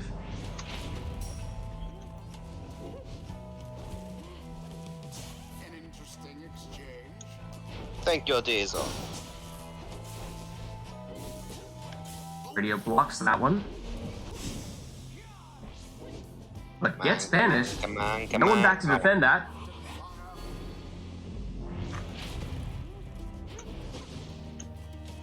That cast not quite far enough to take any of Radio's characters out, and then Radio beams himself up with the Savage, teleporting into the orb, and then following up with the score. Stowaway can't make it past Almer. Zaxiana, Aura Burst, takes out one, now two, and now three opponents. Keep on Almer is coming grabbing the orb. back. It does intercept. Narrowly avoids that. Just enough stamina to leap away from that one too. But Vizbaleth ultimately does get him. Stowaway just barely avoids taking the hit from that imp cast. What's more like that and we are finished here. Almer beamed to the orb but then got banished. Zaxiana flies over and in. And that's it. Good job, Radio. Yeah. Adversaries must be crying tears of shame. Yeah, the silver medalist here going with a very different team for what we saw at the Cup.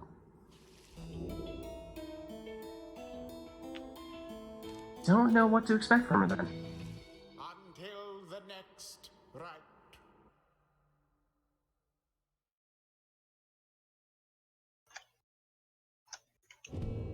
So, is there anything we would like to see in this upcoming rite between these two?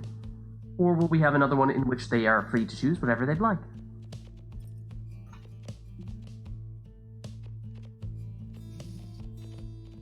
Ooh, I do have a request. Oh, okay. Oh no. This one's Something incoming relatively from Hort? relatively simple. No geometry, please. No geometry. Thank you. It includes exiles and skills. Uh-oh.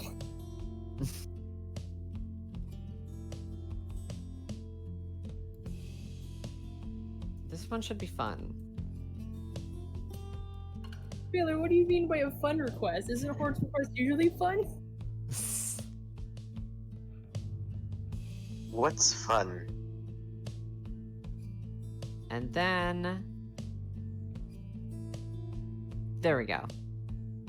Okay. Only Crones, Savages with Trader's Flight,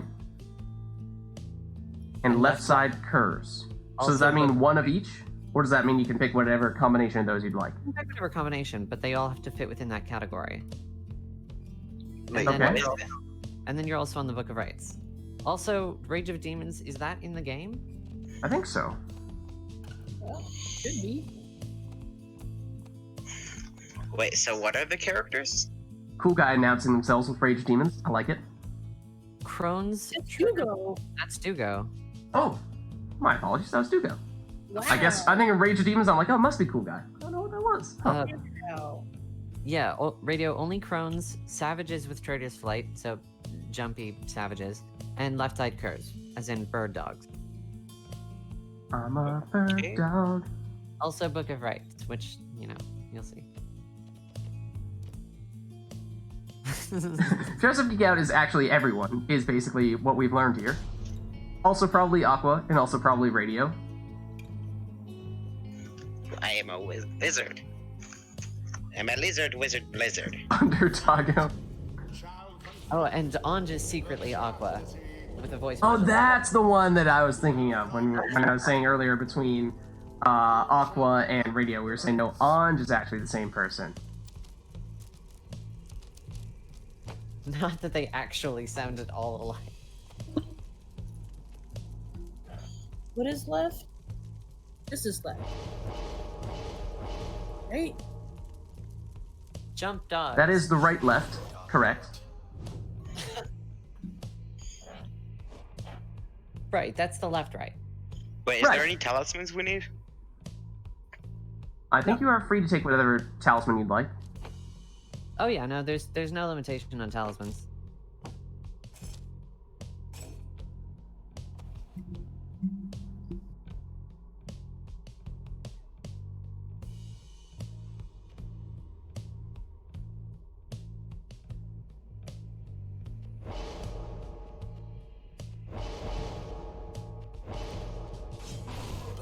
So a crone from Radio.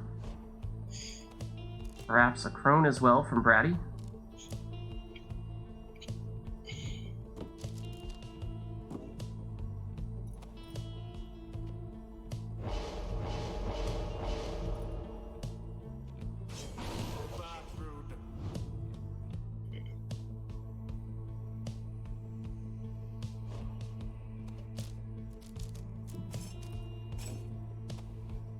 All left tree? Mm-hmm.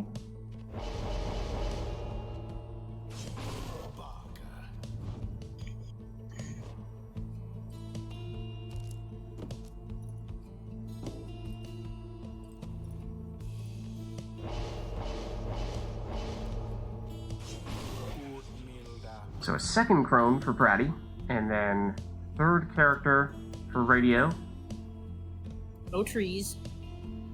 No trees allowed. Nope. Yep. There we go. Could be a crone, could be a savage with Trader's Flight, or could be another left side cur. Yeah, Those are the options. I'll go another crone.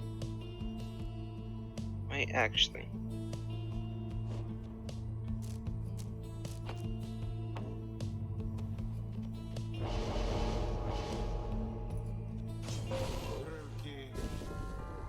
Here we go.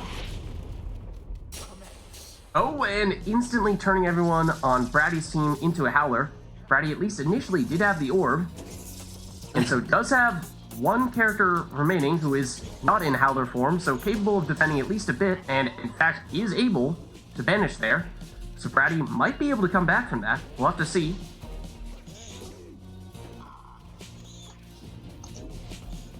And yes, scores Okay. even It after won't let me being turned control into it. Howlers. What? What was that? Okay, yeah. Yeah, you can only use it once per right Yeah. per character. So there That means goes that the Bratty card. has weathered the storm.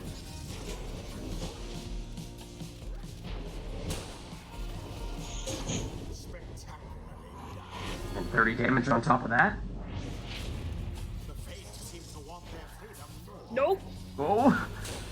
Dalbert getting stuck on the edge there. Milda takes one, and now Rookie out from Dalbert. That's 2 down. Dalbert back quickly with a lucky break. Now, how do I jump again? Oh yeah, that's jump. Rookie, speedy. Not speedy enough, though. Parker. Advances, then passes. Back to Parker here. Bertrude. Rookie. Bertrude. Parker. Oh, Still just close. inches away. Dalbert. He has the speeds as well, of course, but Parker still able to track him down and heads into the Pyre. I had to do it. Yeah, tie game here. Of course, I believe that Radio started with a little more Pyre life because he took Ashen Coal, talisman that gives him 30 additional Pyre life on one of his characters. And there's 25 damage. Now allowing Brady to take so, the yeah, lead. only once per right. Yeah, exactly. That's why you would need to have entirely Crones to be able to use that ability 3 times, and in theory, that could give you enough firepower to win the RITE altogether, and hence why we did not allow that particular setup for the competition last week and the week before. Maybe wouldn't have gone over so well if we saw every single person doing that setup and it was just a race to who can use the taunt ability the quickest, the salute. Wait, no, okay, no, okay. Dalbert Yes, no, versus maybe. Rookie. Rookie gets it. Has the stamina to escape. And now almost can do it again, but Bertrude tracks him down. Takes the orb. Gets banished though, meaning Brady does not have anyone left yet. Dalbert back. So he's the only defender here and is thinking about taking the orb. Does so and gets past the defender as well, who gets banished. Bertrude escapes Bertrude. First time, not the second time. Bertrude leaps and just barely misses. But there you go. Plunges that way, and that means Radio hanging on by just 10 Pyre life. So Brady could have won it there. Radio does block, though. Oh, but look at that banishment there from Udmilda. Oh, Radio gets someone back just in time to block. But even a partial damage throw could be enough here from Brady. Radio stops that one. Thinking about when to make his move. Gets some stamina back. Goes for it now. But runs out just as he's about to make it into the Pyre. Rookie versus Udmilda. Now it's Bertrude. Back to Rookie. Udmilda tracks him down. Udmilda, will she take it herself or pass over to Dalbert? That is the case. Dalbert also stopped just shy. Rookie now. I can't control Barker. Dalbert sees the cast incoming from Bertrude, but makes it past and into the Pyre for the win. Yeah, Radio. Yeah. Most excellently done this time, I must admit. The right is done. There you have it. Well played. Until the stars align. Anything we'd like to see for this next one between these two? If not, then we will reset to our defaults.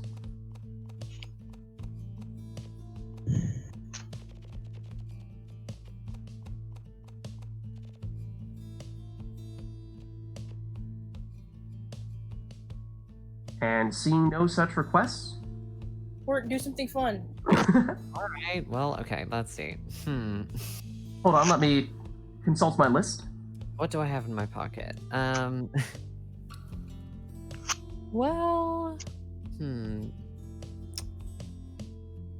that would be pretty stupid, but I like stupid. Try us. I don't know. Let's see. I don't know. I thought you guys were getting annoyed, so I wasn't No. actively thinking about it.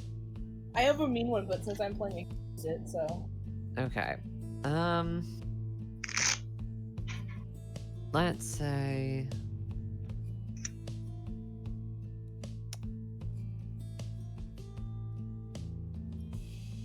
I'll just give you a filler one in the meantime while I think of a better one. Okay. Okay.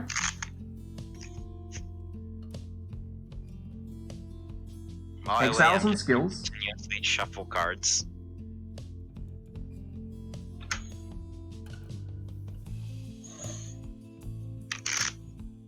Alright. There we go. It's nothing too crazy, but... And then... Is it support nomad or right side nomad? Yes, correct. Okay. Okay, And so in the 2 meantime- exiles of your choice, and then the third one is a right side skills nomad. Alright. Was that it, Hort, or was there going to be an addition on top of that? Think of a better one now. Okay. We'll go for this. Meanwhile, Hort will be scheming up something else to hit us with next time. Right side nomad and 2 whoever we want. Aye. But those 2 have to be the same type. Although, careful picking 2 saps there, Radio, because you won't have a lot of offense to work with. Did we switch to random, or did we just so happen to end up in the Book of Rites again? Is this just coincidence? It might have been. I'm not sure. I didn't remember if we actually reset it or not. You did reset it. Oh, okay.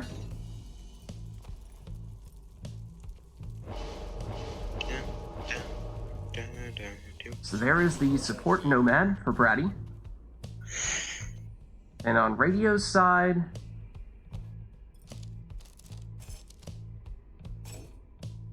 Mendel taking prayer beads. Lindor the hopeful.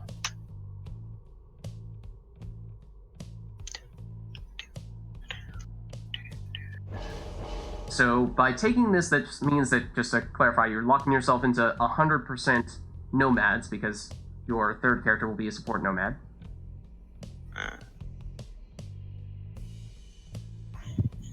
So I could just do all nomads if I wanted. Yeah, as long as one of them is all right side. Okay. I'll go left tree for this nomad. So Bratty has already selected the support nomad, therefore we will see 2 of the same exile of a given class, and it looks like that class will be demons.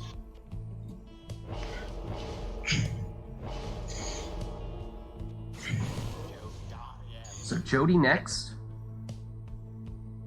And I guess, Hort, to clarify, Orlek also a demon, or is he in his own category?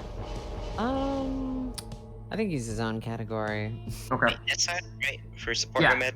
Yes, there's your support nomad. You got yourself covered then. So that means Bratty, it would be either Iggy or Vizpalek here. Hey look, it's Iguanodon. Finger guns and all. We'll have to see if he breaks those out today. I think this will be our first Iggy appearance.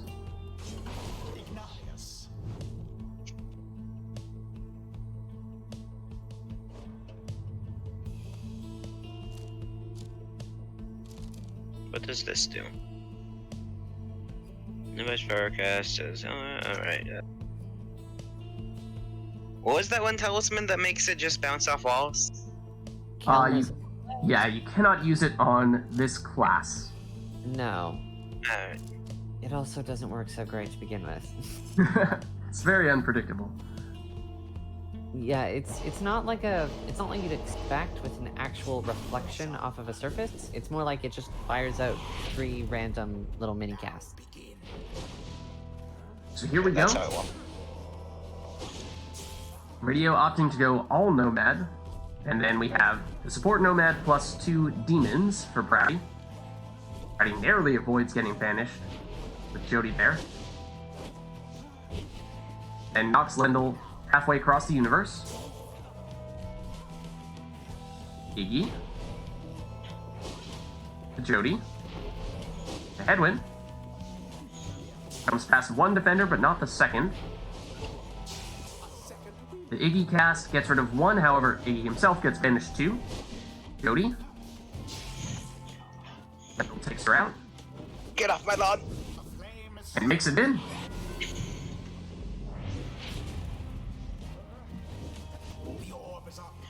Hedwin again jumps over 1, but The defender can catch up to him.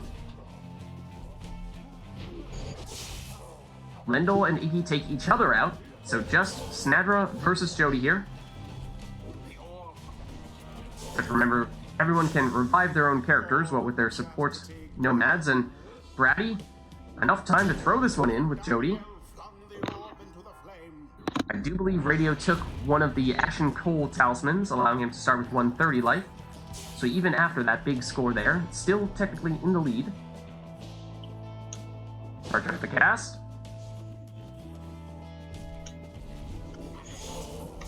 Jody takes everyone out there, saw them all clustered in a corner, and says, "Don't mind if I do. I'll just take that orb and throw it in as well."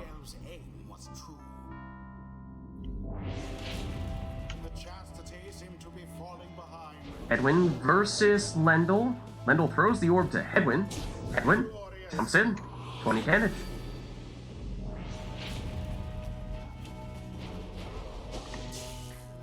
Iggy takes out Lendl, and Iggy avoids the cast fairly. Takes the orb. He gets banished. So just Jody here for Bratty. Takes out Snadra. Takes out Lendl. Takes the orb. And plunges. 30 damage. Almost got this. So that means any full damage score from any of Bratty's characters, and it's over, except Radio scores there and does leech 10 life, so now Hedwyn cannot finish things here. It would take one of the demons. Here is Hedwyn, though. Snadra. Tucking away. Bides enough time to get one friend back. Iggy takes the orb. A little bit of back and forth between Iggy and Jody until Iggy goes down. One Hedwyn. Hedwyn was not having it.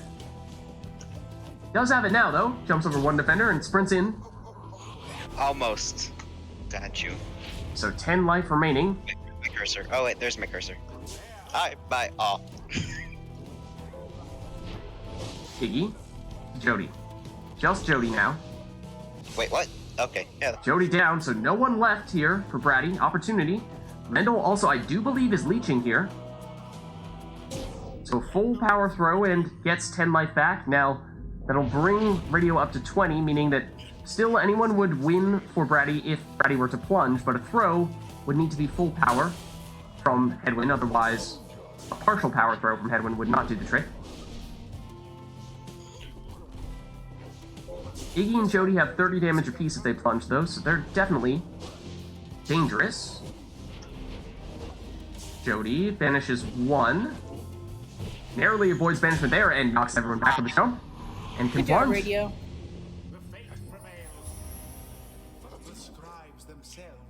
I was so close to getting that. The rite is complete. Alright, now I've got a request. Okay. Bring it on. Okay, this one's gonna be expensive, jeez. Bort's been scheming. Until the stars align. So it includes... Actually, I don't know where this began. There's a lot of requests in a row here. Exiles, It's not talisman. actually that complicated. It just affects everything. Yeah, I just don't remember which ones are left over from the previous round. Oh, and may as well throw in a song request. While we're at it. You know what? I'll buy it for you. What do you want? Percy's Escape. Cool. I'll get it playing. Thank you. It is by far the most appropriate song. Okay. So we have one imp. Sign, modeled flask, plus 2 savages with dark vigor, Kelwyn crest, and the rings are not allowed. Also, Isle of Kalamer. Okay. Let's get Alec Kalamer going then. Wait, did I hear you say there was an imp? Yes. One imp with star sign and modeled flask. Yeah. And then 2 savages with dark vigor. You're not allowed to kill and crest or the rings on the savages. Okay. Your mic sounded like crap there. Say that again. Okay.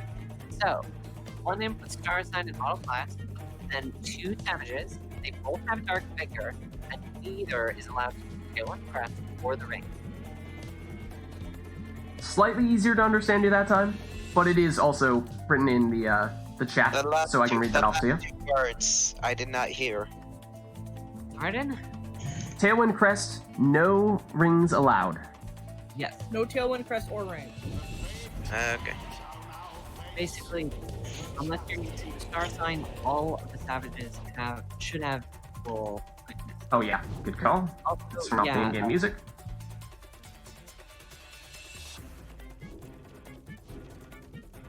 Ah, yes, now I can hear properly.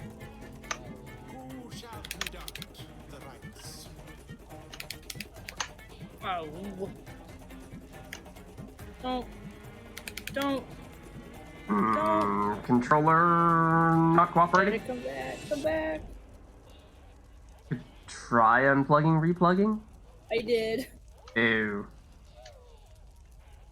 Why, Pyre? Odd. Pause and unpause? Yeah, if you were to go to the menu screen and then come back, that was something that, at least for Dugo, was working previously, I think. Any luck there? Can control there, but not on this screen. What? Why? Why don't I re-invite you in that case? No, just try set up a new right. Because I can do here, so what if I just... Oh, shoot. Ready, move to player 2? Ah, okay. How do you know that? Did we have the keyboard, mouse, and controller switched? No, yeah. That is strange. But that would likely still be the case No, here. I'm good. Good now? Okay, I let's fixed keep an eye it. out for that. That might still be what happens as soon as we start this, right? Moons. No, star sign. Yes, the full one.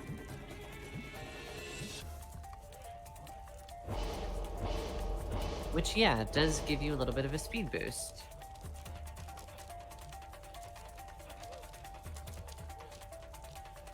And the flask as well in the imp? Is that... Oh, shoot. Also, Oh. lunar glass. No lunar glass. I should say that as well. No lunar glass, okay. Basically, no screwing around with your quickness. So, Without horrifying. So that talisman. You can change your stamina, that's fine. Just not your active speed. Then all the way down on the right side to star sign.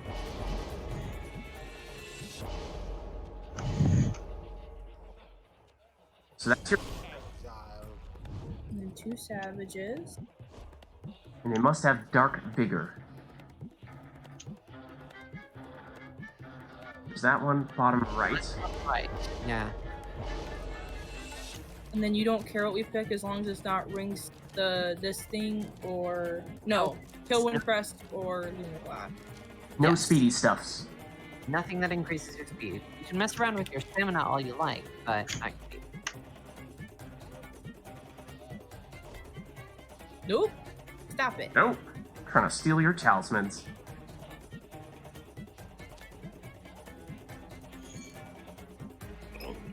Typhoon bottle, okay.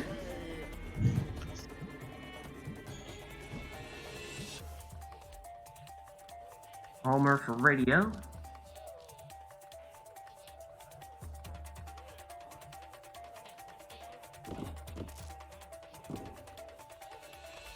Going for the additional casting range.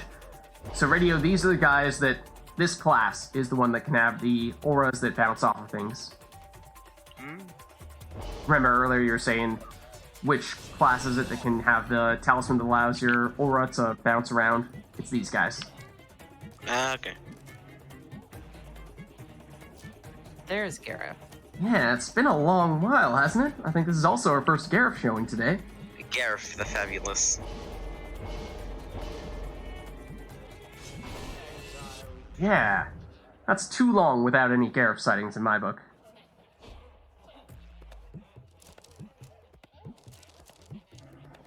What does this do after banishing it? If the berry has a chance to instantly recover.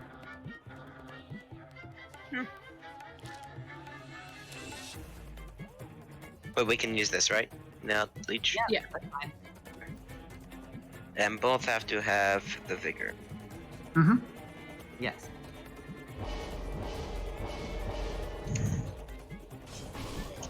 All right, here we go. Now this The- is a proper request. The Imp plus Savage setup.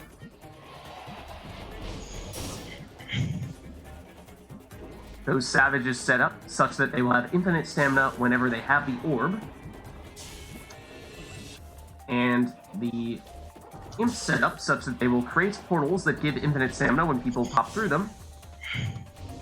Tizo avoids that banishment there and is off to the Pyre for 15 damage. I press jumped too late.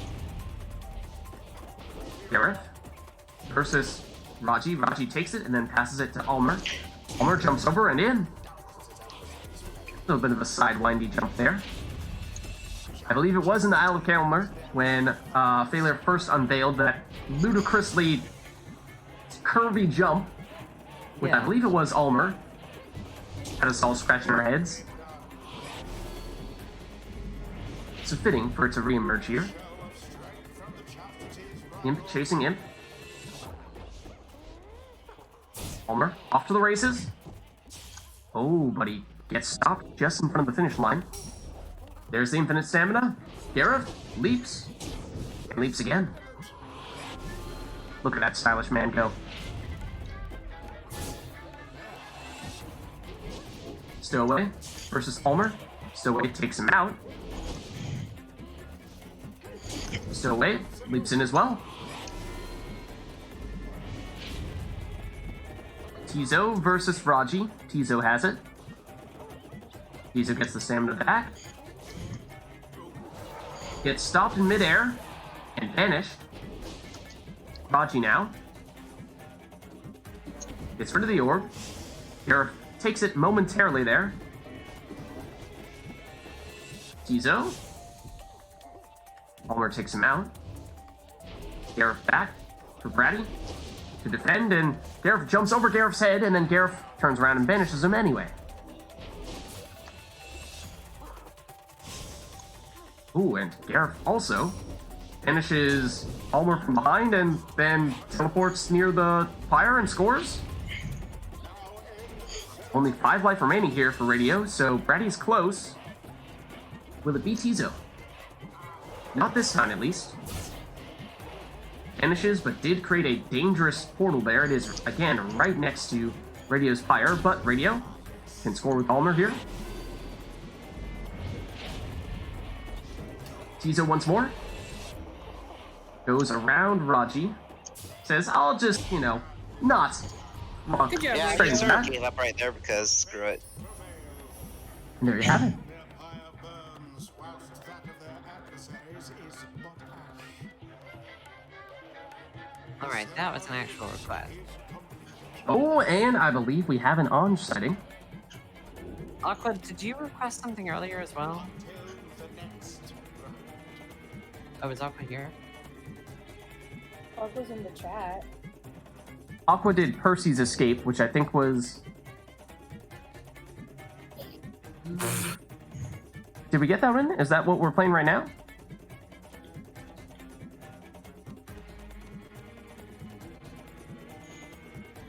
I'll stop free. Okay, we have Anj made a request, and then Aqua followed up with an exile request as well, and they may or may not be compatible. We'll have to see. But Anj's request is Best Boy, up to personal preference. Who's best boy? You have to decide that. And Best then boy, best Aqua's... girl. Yeah, Aqua's is Best Girl. So up to you to choose, and I think those are compatible, because of course you can have one person who is Best Boy and one person who is Best Girl. And we'll throw back on the in-game music, unless of course someone wants to throw on a different song via TreekBot. The plains that sleep below to the camp. Okay. So let's do that one then.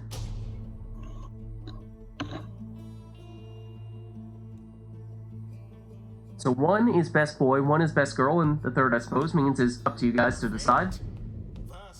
Worst This boy. might also be the first time we've seen Nesta Trieste today. I don't recall us being here yet. I think I played Failure once here. Maybe early on against Failure? Okay. He's the best boy because I think he's tiny and cute and he goes creaky. Oh, also, Anj did specify you do need to justify your answer, so there you have it. Yeah, I just did. I think he's tiny and cute and goes creaky. That is why I love him. Anj is saying the third exile should be the optimum third wheel. I think Gareth is best boy because he's fabulous. I suppose that's true enough. That checks out. Factually correct.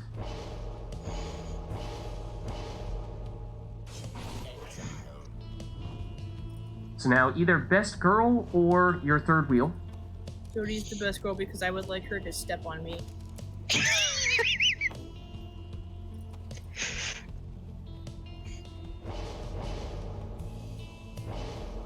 Oh, and then the lag machine is actually jumping in for a specific third wheel request. Ah, lag. That being Manly for third wheel. I will go with Day because she is amazing. And she has very nice hair. Sure.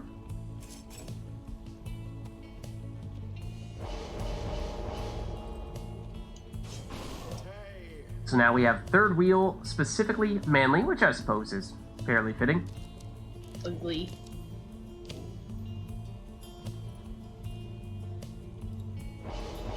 Yeah, the stick in the hair really does the trick, doesn't it?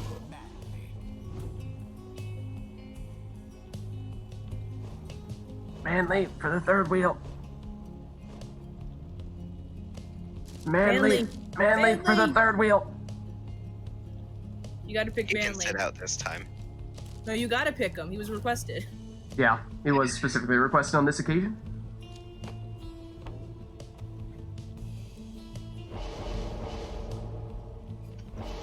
And you would think that Radio would be all about using the saps, what with that typically being one of his preferred classes. But here we go. Best boy, best girl, and Manly.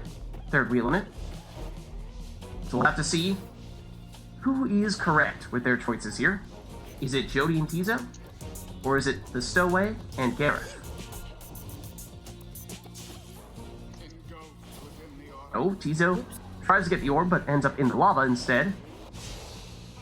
And Manly takes out Manly. That seems to be Braddy's Manly, who somehow ended up all the way over there, and I didn't even realize. Run, please. No one remaining here for Braddy. So the Stowaway nearly makes it in there, but Braddy got some people back just in time. Tizo. Tiny bit of stamina here, just enough to make it in, and Inner Glory means some extra damage as well.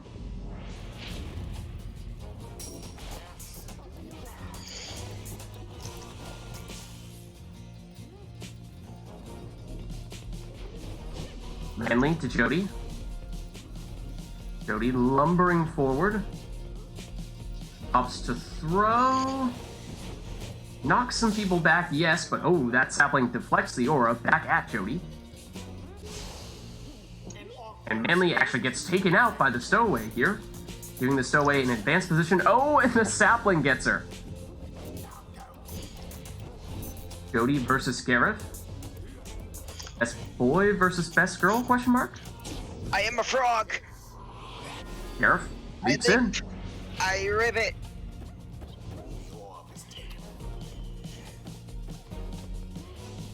Tizo. Oh gosh, I just experienced extreme lag with after are you taking okay? out Jodie. Oh gosh. Pause it? You could probably pause it. Do you need to pause? Nope, it's fine. Are you sure? Yep. Is it I better? killed Jodie and then it caused Pause immense whenever you see lag. Don't feel bad about that. Yeah. Don't hesitate to pause it if you cannot actually actively play. Yeah. Gareth stopped behind the Pyre. Jodie advances. Trying to elude Manly here. Out of stamina. So Die. easier said than done. Gareth. Oh, Meow. nearly had that avenue there, but Manly tracked him down. Cut him off. Manly versus Manly, perhaps. Ooh, except Jody takes him out.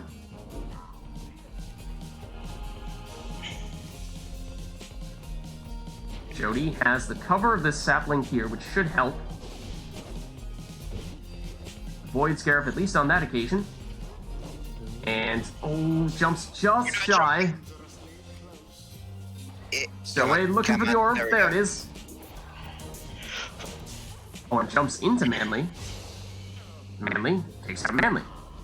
Ooh. And he has range on the throw. Not sure if he would have been able to make it there if he had gotten the chance to fully charge it up. Jody.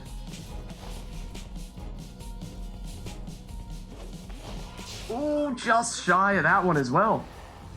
So we are still tied here, 80-80. Manly can't quite pick up that orb when it's within the sapling. Gareth? No. Jump. Oh.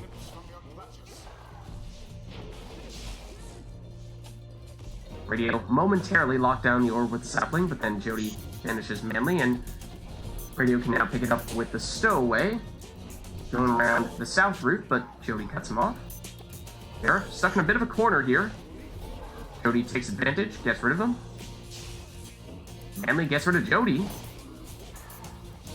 And is looking to get rid of the orb, passes it to the other Manly. Who's in a relatively advanced position here. Not often that you see that. But does take out the opposing Manly. And the opposing stowaway with an aura. Thank you. Here comes Gareth.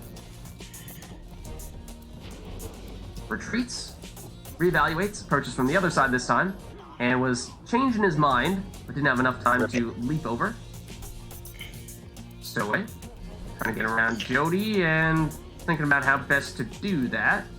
Maybe just pass it to Manly instead. Jody vanishes too. And jumps in. 30 damage.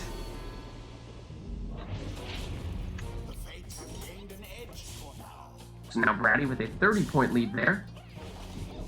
Tizo. Hovers. Over the sapling and into the fire.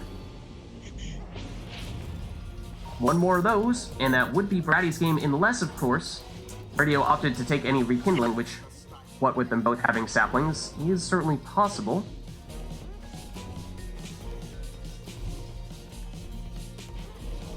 Jody, again with some cover in that sapling. It will shield any casts, but she can't jump past the stowaway.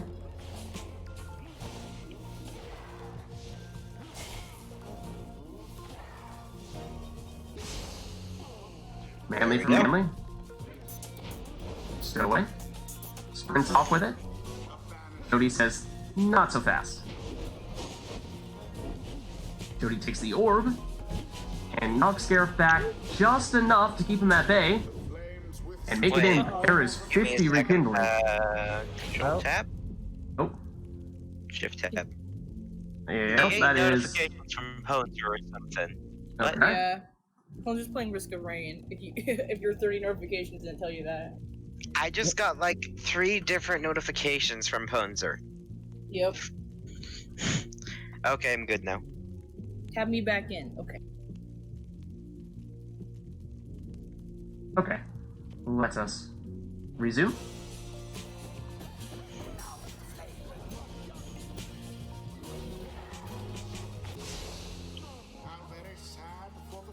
Oh, hey, I No killed one him. left for Brady. Tizo back now, though. Takes out Gareth. I'm experiencing extreme lag. I had to do that. Okay. I have to give it a minute. Okay. There we go. We're back. Tizo blocks that time. Would have been enough damage, and gets taken out by the sapling. Still away. On the move. Go, go, go, go. Oh. Vroom. Tizo. Flies in. Oh. 25 damage. 25 left, and we of course will not have any rekindling this time around. Radio has already done that. Stowaway nearly makes it past Manly, but not quite. Manly takes the orb. Don't think he has that much range, does he? Garrett slowly inches forward. Now opts to sprint.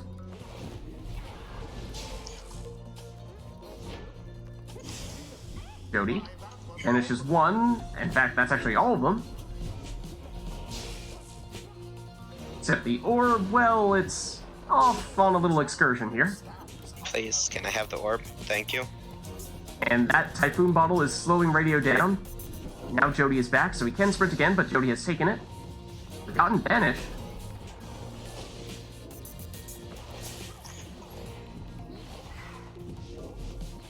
Manly is right next to it.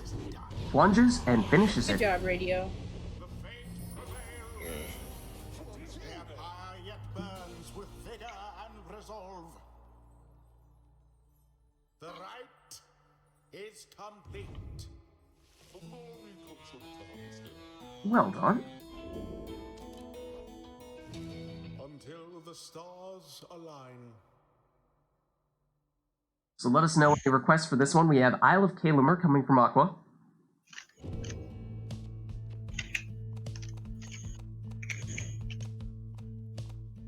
We also have some Exile requests incoming. Both from Hort and Aqua. Hort says ignore mine, so we'll go with Aqua's. Yeah. Aqua requested first. Imps for the Imp Queen. Crones for my brother. Slava! So, all Imps for Bratty, and Super Slither for Radio on the Isle of Kalimer.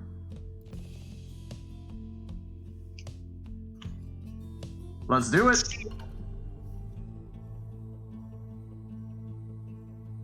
You.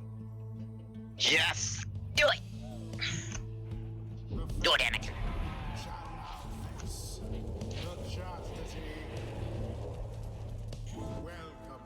So, all Imps for you, Bratty. Who shall conduct the rites?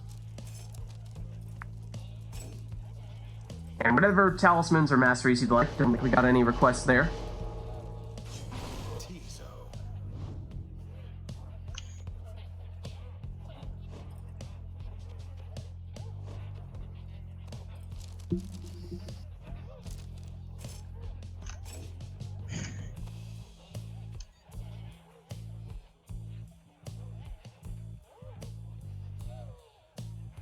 So, how to set up the Crones.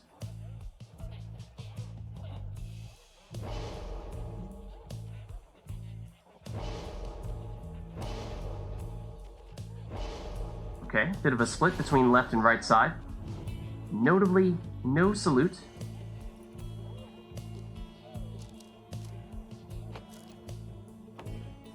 Then next is Messenger in. With the Scribe Rock, that means gonna see a pretty huge aura on him.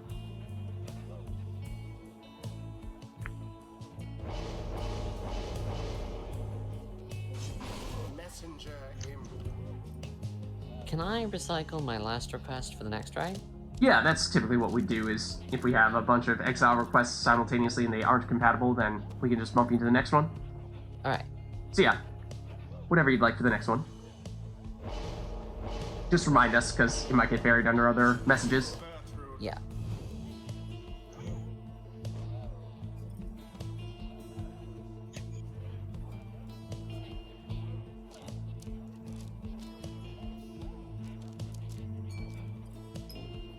Then Mottled Flask for Raji as the last imp.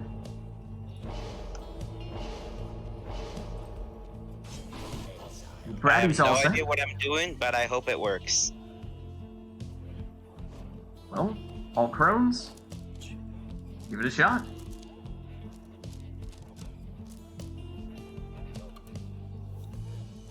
Swiftness is the Slither skill, Baylor says.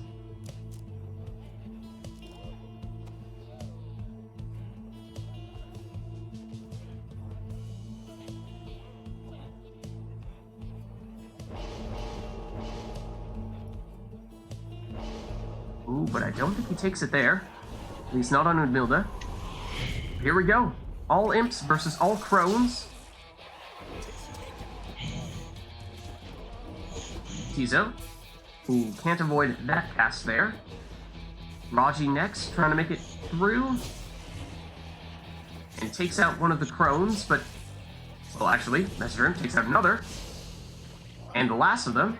No one remaining here for radio. So, Messenger Imp... Ooh, gets blocked. Gertrude back just in time, but Messenger Imp says, hold on, I'll take care of her. That's a big aura. Radio is ready to use, and of course, Bratty can fly over it potentially, just a matter of timing, or say, go around and banish. However, history perhaps repeating itself here.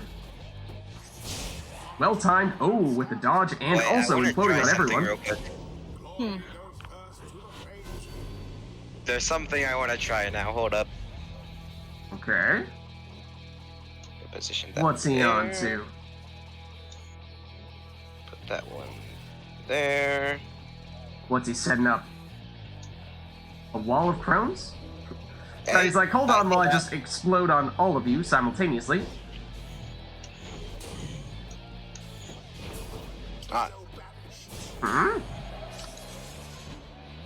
Everyone's going here for Bratty.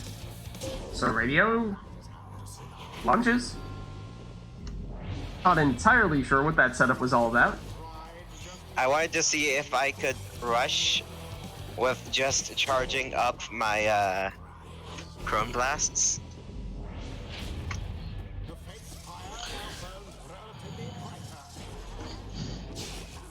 Tizo takes out Gertrude and takes the orb as well. Thanks. Tizo versus Umilda. Umilda tracks him down. Messenger takes her out though, and takes the orb.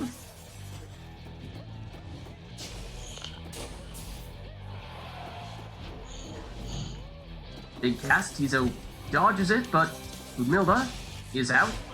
That was an odd-looking Raji flight there. Looked like he was not flapping his wings. Looked almost like boat magic for a second.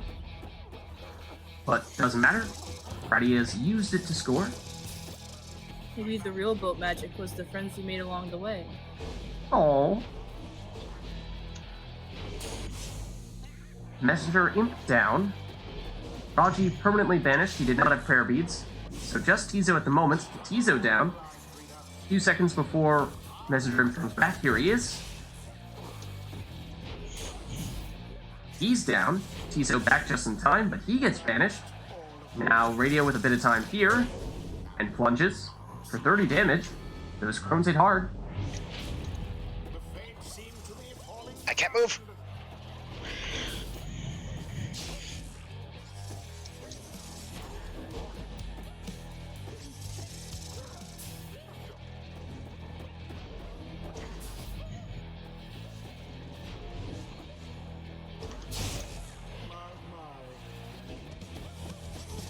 Gertrude against Tizo. Tizo wins out there.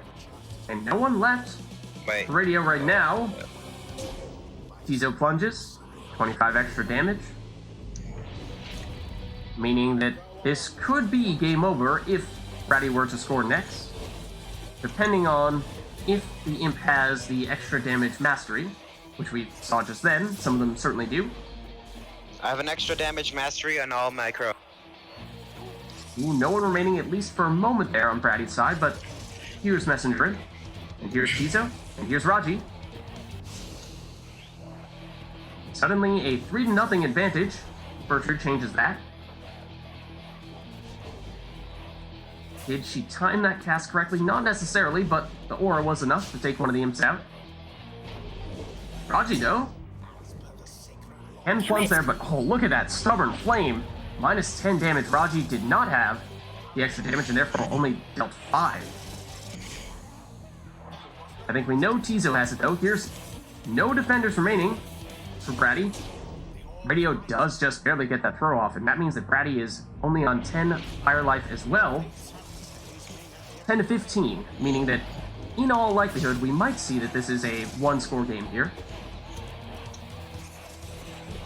Messenger Imp Might have enough room. No. And he does it. Good job, Radio. I was worried it was gonna be like a 10-minute right because you took that reduce what I do skill.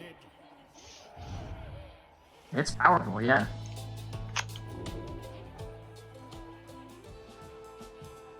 GG though. That was a very close one. Until the next right. And so, Hort, we were saying that you had made an exile's request in the previous one, and we put it on hold. Now you may make that if you would like that.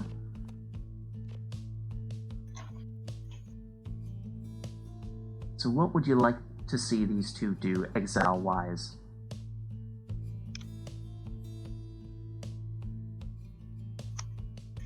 Hort is AFK? Okay. So maybe in that case we'll wait one more before doing that. Any other requests in the meantime? Let's just assume that Hort would want what is best for me and let me do more imp.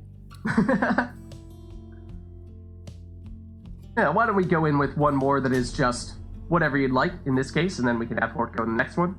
Ah.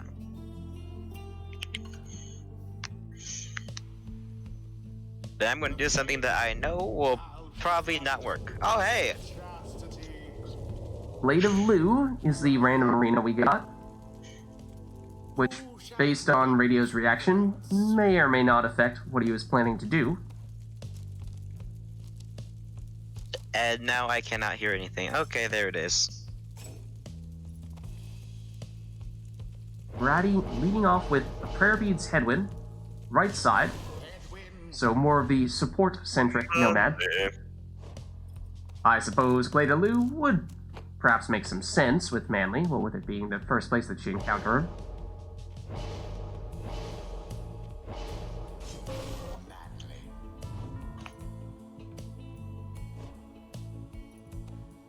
Next, Brady says Iggy with Solium's Horn, so large casts, or long distance casts, really. Next, Radio is, oh, is he doing it? I think he might be doing it.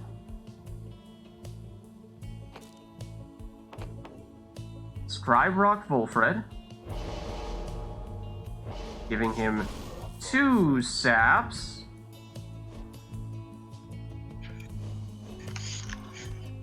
And for the last exile on Brady's side, we're seeing Zaxiana. I already know what I'm going to do is not going to work, but screw it. And last one for Radio, is it Palmas? Triple sap. Okay, all those bears to try and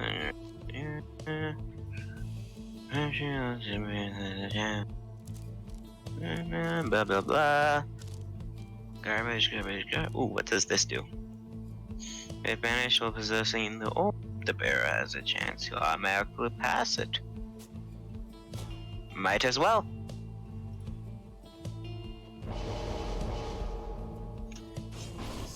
The madman. He's done it. Voluntarily elected to go with 3 saps. It's a bold strategy, Cotton. Let's see if it pays off for him. Edwin here jumps past them, but gets blocked on his attempt to make it into the Pyre. Sapling deflects the orb and takes out Edwin. Here's Manly with the orb. Gets banished from Zaxiana, only Palmas remaining now. At least on Radio's side. Wolford back now, so he's back to 2 characters. Palmas down. Now just Wolfred. Wolfred down, Manly's back. Zaxiana flies in.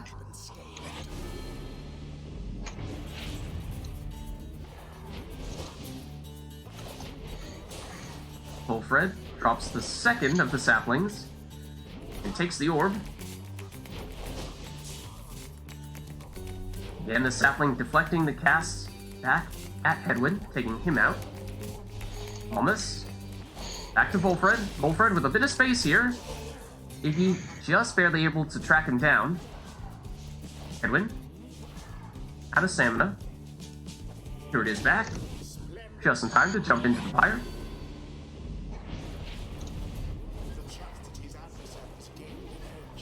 And the arena starting to get a little bit smaller now. We'll have to see how that affects things. Saxiana scoring again. I would think that what with Radio having the ability to place numerous saplings might just make life a little bit more difficult for Bratty trying to make it through. Just a little bit. Not gonna have a lot of wiggle room here, I don't think. Especially as the arena continues to get smaller. There is that huge cast from Iggy.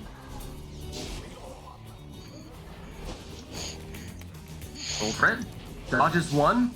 Oh, nearly makes it into the Pyre there, in fact. Edwin. Around the sapling, around the other sapling, around the other sapling, and jumps over that last one and into the Pyre. Arena continues to get smaller, meaning that Radio can continue to lock down a larger and larger percentage of said arena with his saplings and large sap auras. And that does mean that if you block Saxiana, then she's crashing into some of those auras and getting banished. So a real defensive wall here for Radio. The question is more so, is there any way to eke out offense with this setup? Defense was never really in question.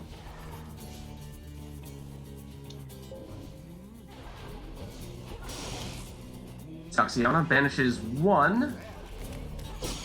Make it two, but then banishes herself. No one left now.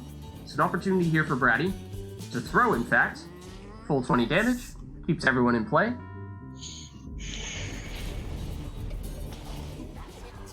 But that does, of course, mean the arena gets even smaller. Edwin. Back to Saxiana. Gets rid of the orb.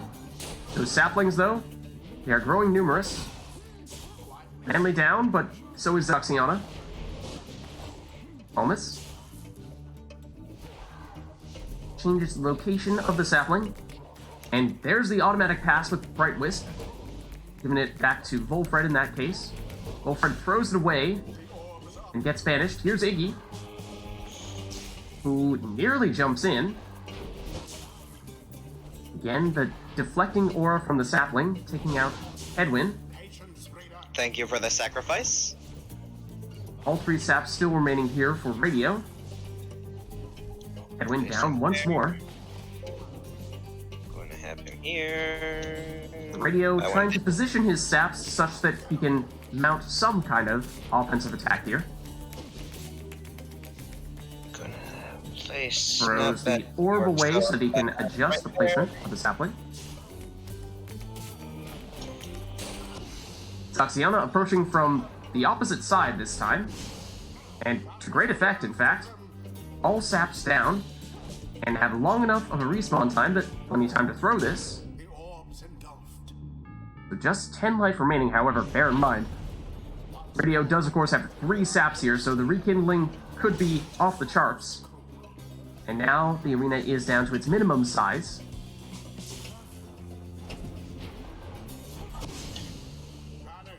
No saps left. Saxiana throws, and how much rekindling are we talking? Yeah, all of it. Oh my god. The balls be ringing.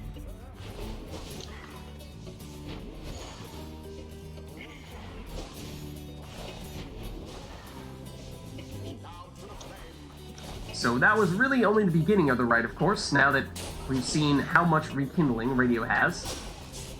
But as we were saying before, is there any way for him to score at all?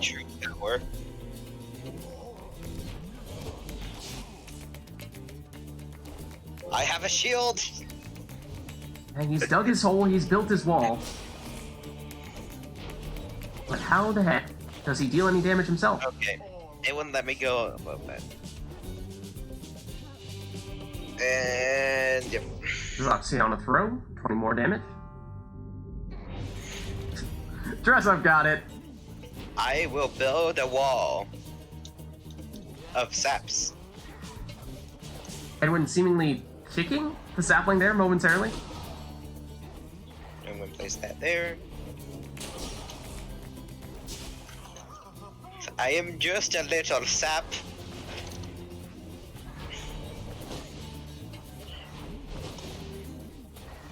Now, lots of saplings, because of course Radio also picked the masteries that allow him to automatically drop a sapling when his saps are down, it would appear.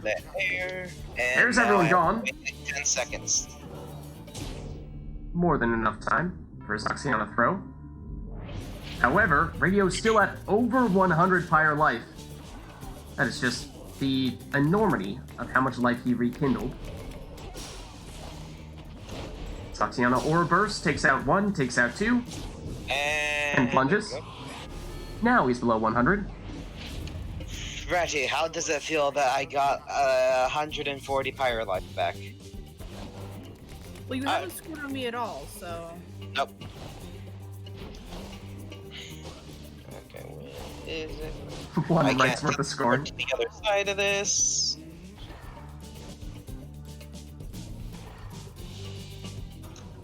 I am the one who slithers. Alright, trying to find an angle here, but with all the saps and saplings down, it is far easier said than done, and everyone down here for Bratty might be an opportunity here for Radio to throw this in. Maximum damage, and does just that. So there you have it. Radio's first score of the match. I finally scored. And technically speaking, does mean that Radio has taken the lead here. I hate harps. No saps remaining. Zoxiana can throw.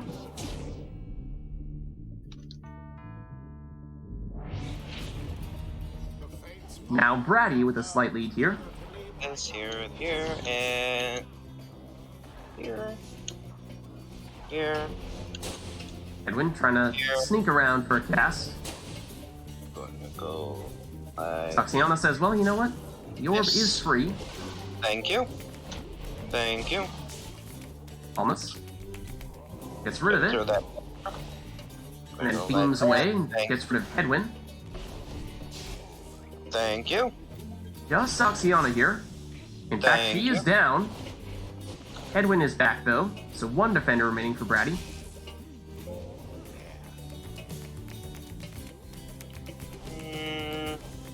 Bratty again, approaching from the other angle this time, looping around the other side with Zoxiana. Wait, hold up. Fairly advanced position here. Oh, lags. Yep, I have the laggy hands. Manly has a bit of an outpost there, what with his sapling. However, Zoxiana able to break through. Wait, hold up. Right there. Right here. Drop the sapling, however, not enough to protect Almus. Zoxiana around and opts to throw. Thank you. Wolfred intercepts. But Manly down. Almus back. Hey, did you know Sap Slither? I shielded, but whatever. How many times does rekindling go? Just once. Place that there. Ooh, Zoxiana banishes 2 that time. Manly escapes Zoxiana this go round. Where'd it go? No, Dugo isn't in this right. Here. Wolfred passes back to Manly. Manly tries to elude Edwin and passes back to Wolfred, and, well, almost does so.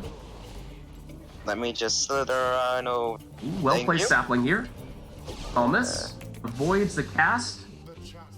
Then, follow up there from Zoxiana, enough to take him out. Hold up, I got a sticky keys warning. Nope. Oh, there. No. Have you gotten rid of the sticky keys? Okay, there we go.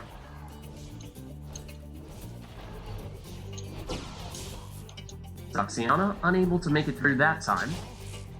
Same deal with Iggy. Okay.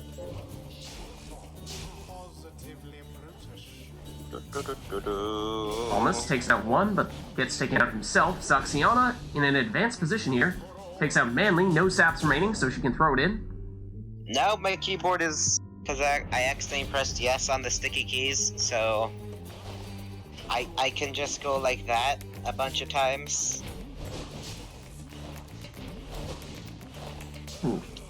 Wilfred, somehow, taking it past Headwind, at least momentarily there. Headwind gets rid of the orb, gets banished here. Almost. Beaming back and forth. I'm having troubles. Okay, I am now forever sprinting. Oh, Come on. Come on. even now? It sounds like you may have successfully activated sticky keys. Indeed.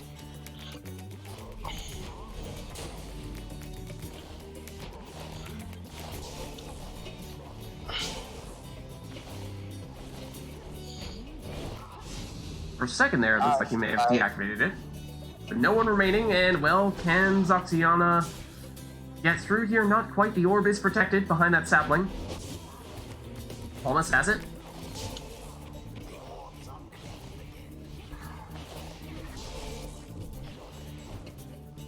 Yeah, it appears as though he has deactivated it now, somehow. I know how to deactivate and activate it now. Haha!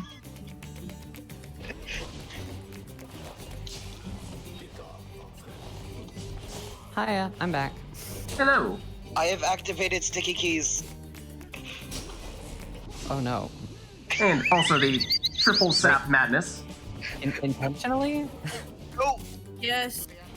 Sap's part intentionally. Sticky keys, I don't think so. But at this point, I wouldn't rule it out. I was accidentally spamming shift and I got it to happen. I don't know how. See, look. I'm not even doing anything. Okay, hold on, let me just... Okay, there we go. It deactivated. And now Yeah, you're fine activate. I just point my cursor where I want to go now. It is so stupid. Where was this when I was fighting Cool Guy? That combined with this... Just gonna... All means Volfred is off to the races. Headwind. Manly takes him out. Hi. How you doing? Almost. I cannot score. I made one score, and that's it. I don't know how to turn this thing off. I'm just having too much fun with this. Give it. Oh yeah, while you were gone, Brady almost went against me. Oh? But thanks to rekindling, I got 150 back. No, 140 back. So that turned it into 150. Yeah, so triple saps, all Yeah, rekindling. Well, Oh. in a while There is a score from Zoxiana. I mean, at least he wasn't using RITE Light. Yeah, that is Wait, what's true, I Right Light? suppose. It's a talisman that does more rekindling. And there it I is. need to try that. Adversaries did not even come close. I need to try that talisman now with 3 steps. But first, how do I turn off sticky keys? That is a good question. Until the stars align. I generally don't mash shift that much to where I need different sticky. Yep. It is done. Alright, perhaps we give Radio a minute here to figure out the sticky keys situation. And Hort, we did have your exile request that we had to postpone. So if you have anything you'd like to see for this upcoming rite, then you're welcome to request it. Sure. How about no Nightwings and all of your triumvirate must be from the same triumvirate, where Messenger Imp is a wild card, if you need it. So we have enough Beyonders, we have enough Fate. Other than that, you need to use Messenger Imp. Mm-hmm. You could do True Nightwings, you could do Fate, you could do Beyonders. You can do Tempers, you can do Accusers. You could Chastity! You Could do Chastity, yeah. Chastity is all saps. Right? I think Zoxiana's a Chastity member. the only one I think you might not be able to use is Pyre Hearts. Wait, is Lady River? No, she's Tempers. Yeah, she's Tempers.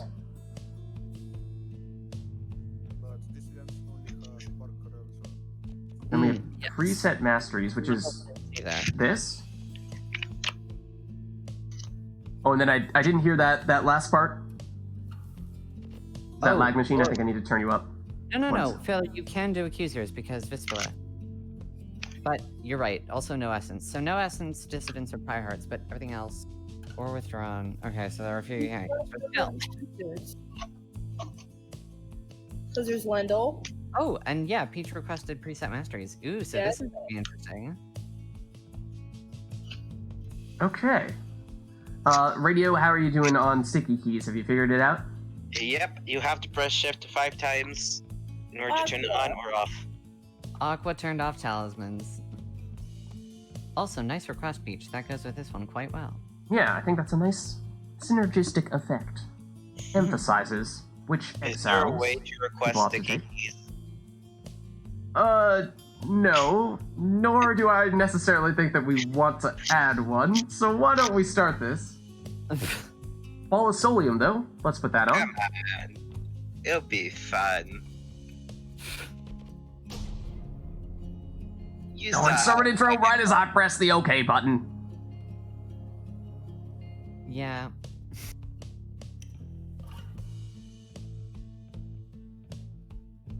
Aqua requested sermon intro. Yeah, and well, Pyre has perhaps decided to crash here, because yes, I'm getting this black screen as well. That is not just you. And so, hold on. Maybe we do set up a new right, and this time we can in fact turn on sermon intro. So there you have it. Worked out. Exit versus mode altogether, you think we might need to? Let's try that. Just to be sure, yeah. Seems like that is typically the best way to debug those things. Me doing sticky keys caused it to crash. Maybe. Wouldn't necessarily rule it out. Yeah, this is the... Oh, it's the preset masteries one. Yeah, you're right. I do remember that one. We use it so infrequently, though, that it so rarely comes up. Yeah, so we would need to do a full-on versus mode exit. In that case, failure is correct. That is a known bug. Pyre does have a lot of small bugs. But no big deal, we got it.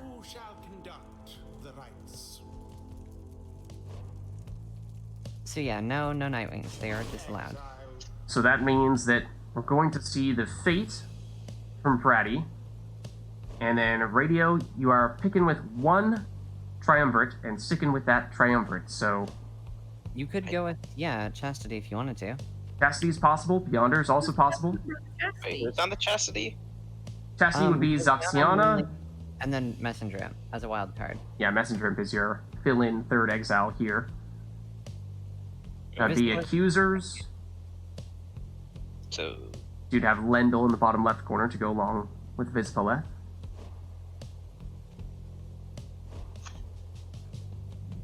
But yeah, if you want to use your own, that's totally doable. Wait, no talismans, right? No talismans. You're good. So you're going Beyonders, means, yep, we'll see some Palmas. And it'll be Vorfrit last for Radio, and Palmer last. What's for the Brady. last one? It is Vorfrit. She is the crone hiding there. Yeah. There we go. So Fate versus Beyonders here. Two of the teams that are often the most common for players to choose. And remember, these are preset masteries, meaning that, well, they may not necessarily be the masteries that people are used to taking. Did you guys take note of which ones you have? Vorfrit leaps past Ulmer and into the Pyre. 25 damage there. And that is how we dive bomb a Pyre. Oh wait, lag, hold up. Oh. Pause it. Messenger Imp, what am I doing here? Pause it? There we go. Okay. Resume. Raji, going around the other side of the Pyre, in fact, just flies over Manly. Snadra versus Ulmer. Snadra jumps over that, but gets banished. Delbert. He is the speedster. Lucky Break will bring him back, though, quickly.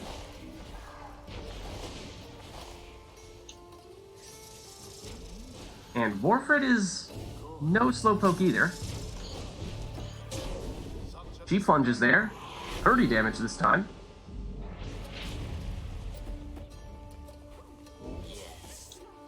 Raji takes out Snadra. Sapling takes out Raji.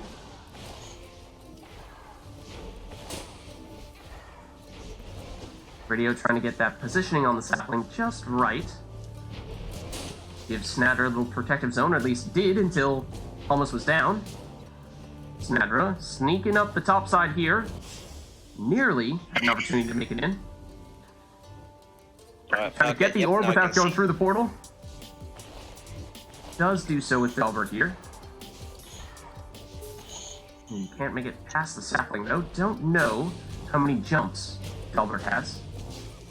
My guess would be not 3. A rude predicament for the chastity. 5. Almer gets the orb. 3. No defenders here. Does he have enough time to throw? Hello. He does. Sorry, that was an accident. Lucky Break and Guiding Light are his two. So Lucky Break is the one that allows him to respawn more quickly. And which one's Guiding Light? It's Pyre's, Kirby's. Okay. I think. So he's very centered around coming back quickly, or just coming back in general when he gets banished. It's not directly tied to the speed or jumps. Not your typical flying cur. So 15 damage there from him, though. And he does come back, as we were saying. He can do that. Raji. Trying not to get banished by Vorford here. How best to do that? Say, prepare to fly? No, I jumped. What? You pushed me. You pushed my little enemy. Wait, question. He wasn't question. plunging into the Did fire anyone else? Did anyone else see the imp pop in the bottom right Yep. corner? He was not really hitting the mark there. Still dealt the damage.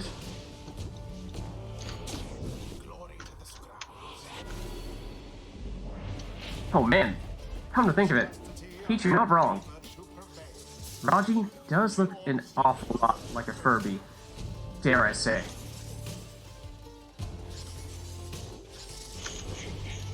Dress Up Geek is like, please, don't ever speak of those again. Wow. Some damage there. Meaning that, well, one more hit and it might be the last of Bratty. Radio with 35 life isn't that much either, but it will likely take 2 hits here, at least. Potentially even 3. Thank you. Raji takes out 2, but not the third defender, and that third defender is the one that takes care of him. Snadra brings back some friends, takes the orb, but gets banished herself. And that means no one is left here, so Almer can throw. There's 20 damage. And now we're at the point where if one score does the trick, no matter who it is, or no matter which team it is. Technically speaking, is there anyone who could deal only 15 damage and leave Bratty hanging on by a thread? With a partial damage throw, potentially. But any plunge would do the trick. Here's Vorfred. Oh, she was close.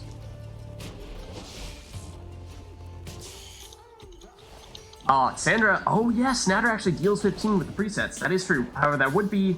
Oh, yeah, that is on radio side as well. So, yeah, Snadra actually would leave Bratty with 1 HP remaining. It is a Snadra nerf because she has, what, 4 masteries? So, her stats are slightly reduced in order to compensate for that. There is a bit of a weird thing with Sandra, though, where in normal versus mode, without preset masteries, she might randomly have 15 glory anyway. I don't know why, but it's a thing. It happens. Oh, I thought you were gonna Except jump there may right be there. some rekindling. I thought Bratty was gonna jump, so that's why I jumped. The classic, don't do anything strategy. Yep. Mind games. You gonna jump? You gonna not jump? Aww. Seen most often with Curs, but with their triple jump strategy. But applies across the board. Oh, and that was nearly game over there. Forfeit. She has some space. And she does it. I finally won a right. I finally won a right. Yes. This night's proceedings. Go beyond us. The sneaky Slither, indeed. Slither. Until the next right.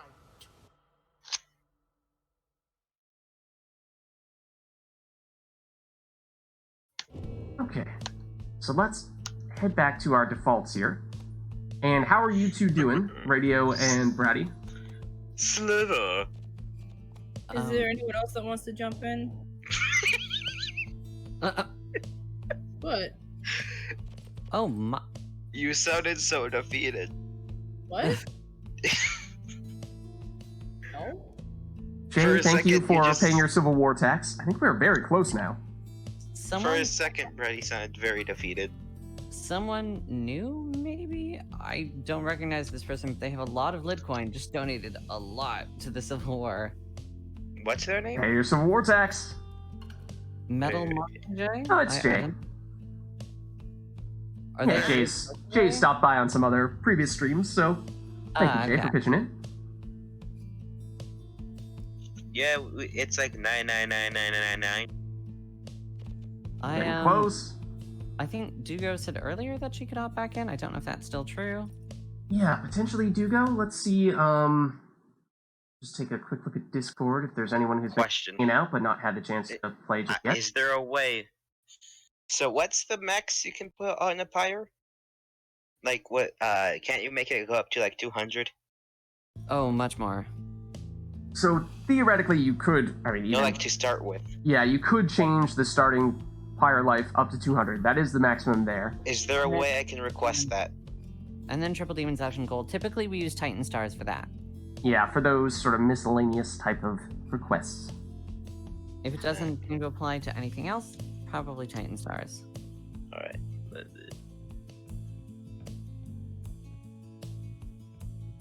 Just gonna do that. There we So, I know, Bratty, you were saying maybe you were looking to swap out, and Dugo is offering to jump in if you'd like to do that. Brothers match. Brothers match. Sneaky Jay. Brothers match. Brothers match. Otherwise,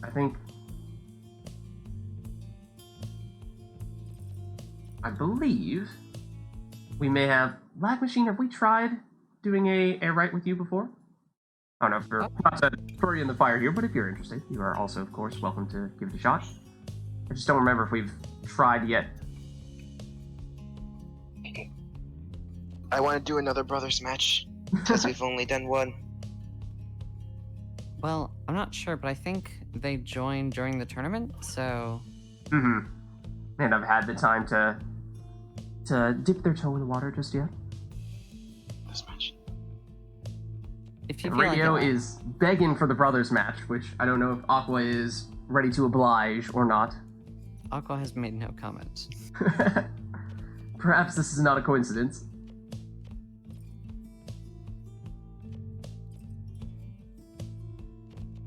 Otherwise, yeah, so Dugo's offering to come back in, and why don't we, Brady, if you're looking to swap out, why don't we go for that, because that seems like we might have one other person who has not yet played today, but at the very least, it seems like Dugo can swap in here. I'll be right back. I need to do laundry real quick. Okay. Dugo says she needs 1 minute, but no worries. I just need to switch clothes. I can set up stuff for Dugo anyway, and that'll take me a minute. Lag says they can also play. Oh, fantastic. Why don't, in that case, we do Dress Up Geek Out versus Lag, and we'll see if that works out. And Lag, like I said, I don't recall, I don't believe you've done any rights with us yet, but be happy to get you in, give it a shot. Are we Steam friends yet, though? That is one thing that will need to happen in advance. And that could perhaps be a good thing for us to do while we are waiting for Dress Up Geek Out to come back.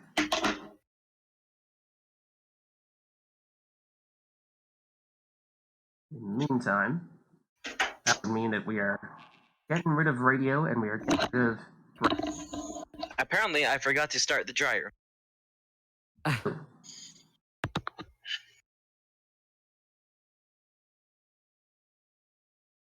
The dryer is now drying. Okay, so I've now sent the invite to Dress Up Geek Out. And I assume I have been kicked from Pyre. I did just kick you. Braddy, I don't saw you there, so I'm not sure if you jumped out yourself. I left. Okay, no worries. Cool. Let me send you my Steam friend code, lag machine, and that way we can become Steam friends and I can get you in here. Let's give that a shot. Give me just a minute. Most of my lid coins just go to the war funds. Well, we're getting close. In fact, we might have enough to make it happen. I don't know if next time per se. Maybe we're 2 weeks away at this stage. The only time I don't do it is either I want to request a character or sermon intro.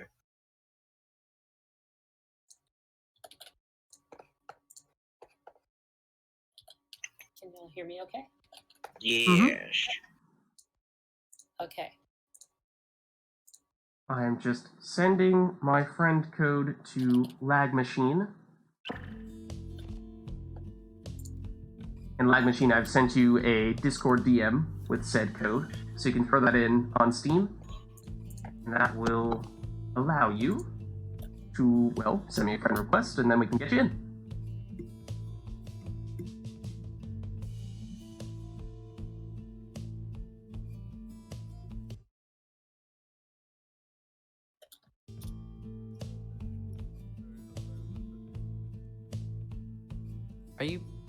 Was Lag just saying something? Let me turn lag up. Yeah, me too.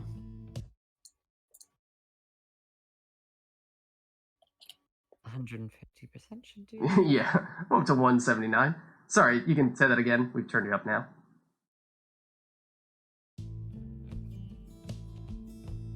Done. I've sent I sent a friend's request. You sent the request? Okay, let me check that out then. Okay, I see it. I have accepted it. And now, let me throw Pyre back on. And let me send that invite to you. And what is your preferred team? And Chastity, but Pyre Hearts could also do. Okay, actually we have Chastity already ready to go for player 2. So that's, yeah, awesome. Yay. Let me put your name in as well. And I'll put in Dugo's name as well. Flag. Ooh, that is caps lock is what that is.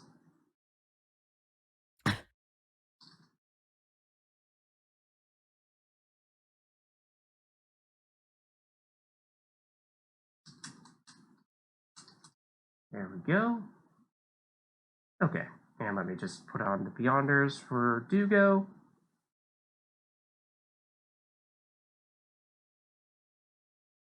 Okay, awesome. Okay. Have I sent you that request yet, or did I say I was going to and then just set up the stream first? Oh, looks like you're in here. Okay, and are you typically a controller or a mouse keyboard player? I can play both. Okay, so whatever you'd like in that case, Dress Up Geek Out will go controller as well. Controller, I will play. Okay, awesome. Okay. Let's do it. We'll stick with just a simple right here, no specific requests. Yeah, just 3 or 4 more people and that should do the trick. So if you haven't been paying up your Civil War tax, now is the time. So this is player 1 here, this will be Dugo. No specific requests, so free to take whatever you'd like. You sure about that? Okay.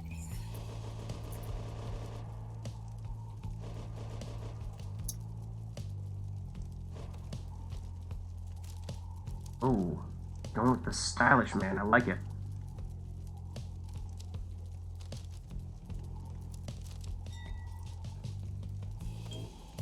Yeah, I'm not sure we've seen any star-splintered savages yet today, or at least we saw several that did not have it.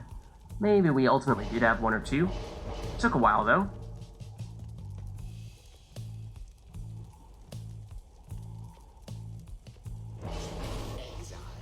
So Gareth to lead us off.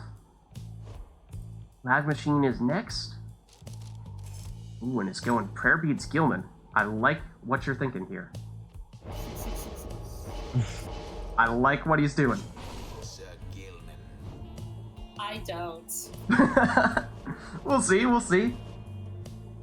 As for what comes next, Professor Geek Out is thinking maybe Tamitha, maybe Zaxiana, some kind of harp, perhaps with a little bit of extra speed to keep up with the worms.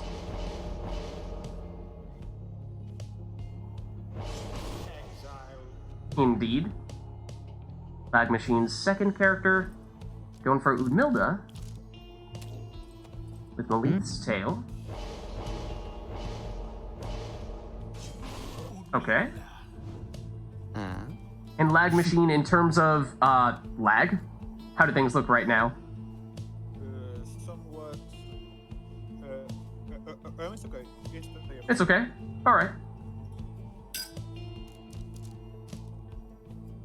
Yeah, it certainly doesn't look like you're fighting for the controls. Yeah, So, that was a good sign, at least on the menus there. Of course, we saw earlier today, Peach was saying even in the menus, things are not great, so at least you've passed the first test, it seems. Keep in mind, if things get bad, do not hesitate to pause. That is perfectly okay.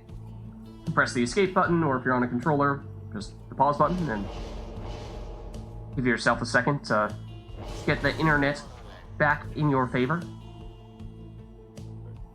Okay, so, last exile for Lag Machine. Lag Machine is thinking...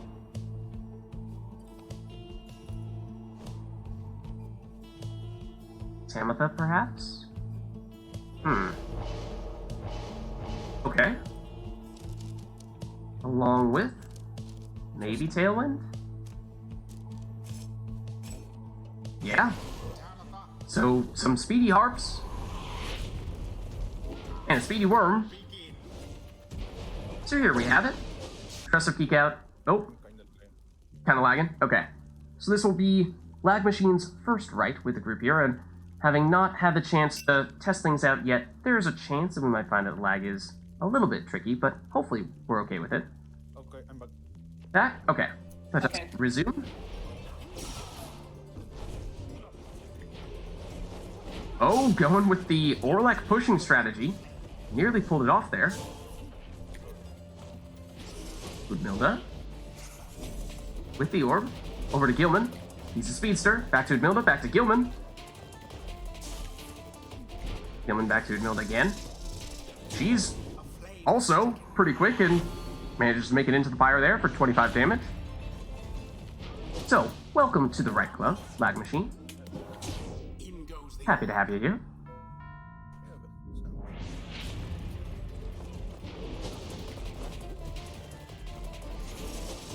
Udmilda again, and almost makes it with that jump there. Gareth, ooh, takes out everyone but Gilman. Gilman's back with a valiant return, in fact. Malith's tail is dangerous, means that even those casts that look like they're headed into hockey pucks can still take people out. Gilman plunges. I do believe he had prayer beads, so he's coming back. Indeed. Gilman again. Dodges that one. Ooh, Tamitha down that time. Udmilda. Vanished. Well, here's Gilman. He's down.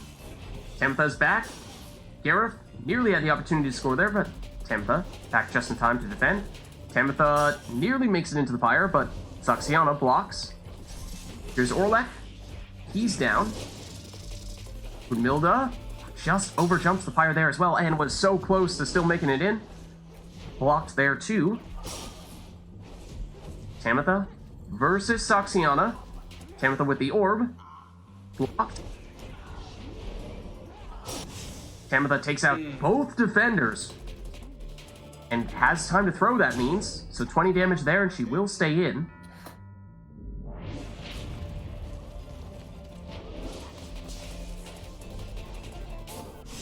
Tamitha down. Gilman with Valiant Return.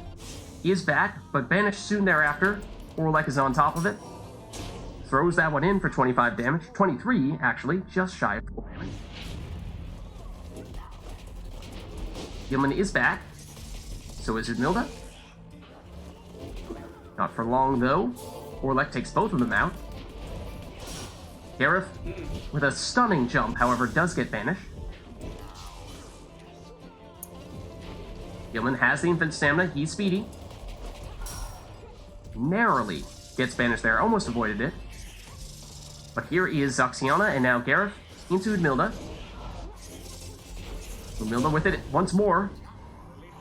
30 damage on the plunge. Brings Dress Up Geek Out down to 10 life remaining. Harp versus Harp. Zoxiana wins out. And Zoxiana headed for the Pyre. Plunges, 20 damage there. So Dugo not going down without a fight. I never do. Looks at Tamitha. Oh, stopped just in time. Orlek to the rescue. Orlek the only defender back right now for Dress Up Geek Out. Here's now Gareth. Blocks Tamitha. Tamitha takes out Gareth, though, so again, just Orlek. Orlek blocks Tamitha and knocks her back. Gareth back once more. But he gets banished too. And there it is. Well played. You kept me on my toes. Yeah, GG. Conducted with aplomb. The rite is complete. Okay. That was very fast-paced. Yeah, it was a speedy rite for sure. So, I mean, that one will usually put demon instead of harp, but if you also had a harp, I can just like and talk that now I need to plunge. I need to plunge faster and got the another harp instead. yeah, we saw a lot from the harps. I need to bind my controls. Oh, okay. Do you have different controls you want to have? Yeah. Okay, wait. Will Did this we affect determine? my controller too? Yeah, I'm not sure we ever determined whether or not that's the case. If we can have separate controls. Sorry. So if you're okay with going with the default controls, then I'd say let's probably stick with those, because I think you probably will affect Dress Up Geek Out with those. We did also talk about, though, if you change how Steam reads your controls rather than how Pyre reads your controls. Yeah, I'm doing exactly that. Yes, Oh, okay. okay. Oh, Awesome. That way people can use individual controls without needing to screw around with Pyre itself. And that way we don't have to worry about swapping other people in and wondering, hey, did we change the controls back or not? Yeah. Yeah, I got it. And I'm done. Okay, awesome. Yeah, all set. In that case, any requests here, or do we want to see these two go back at it with their preferred teams? Seemed like we had a good right there.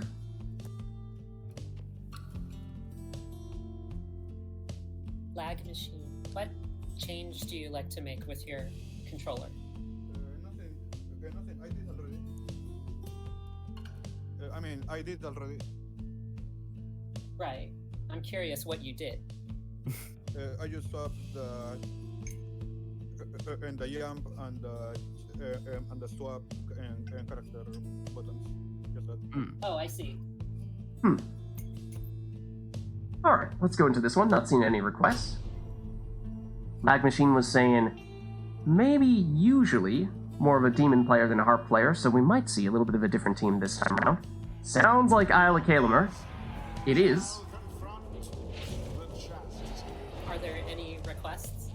None. So do what you'd like. Who shall conduct the rites? In that case, what shall I do? Up to you.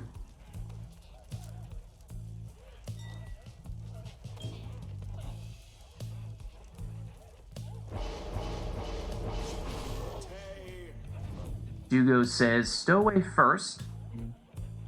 For Lag Machine, Tizo.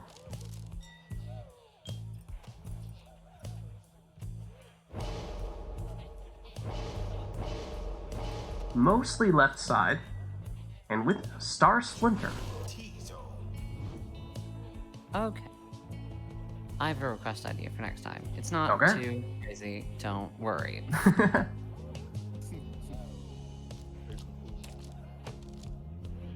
Dugo says if you're going with an imp, I suppose I could do that too.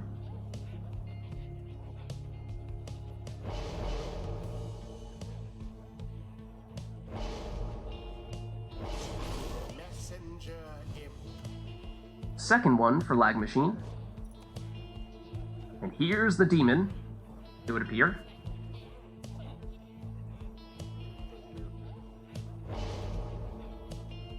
What combo will it be? Right side centric demon. Oh, with Tailwind Crest. A speedy demon. Not often you see that. Interested to see how that plays out. Soul Spracer on Snadra. Always a solid choice. To left side or to right side, Nomad? That is the question.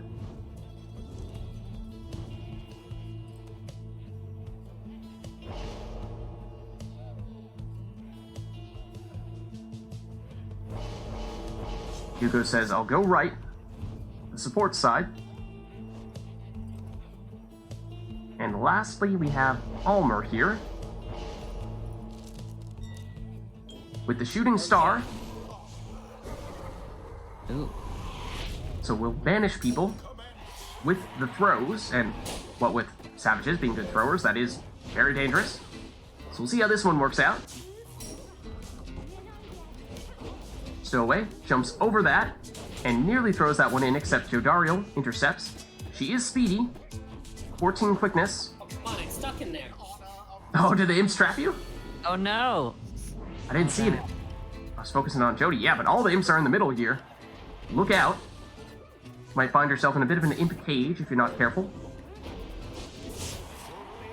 I was highly implicated.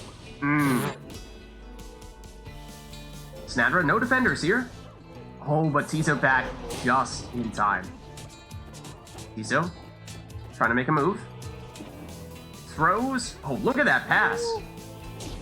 All the way across the arena for Snadra dunk.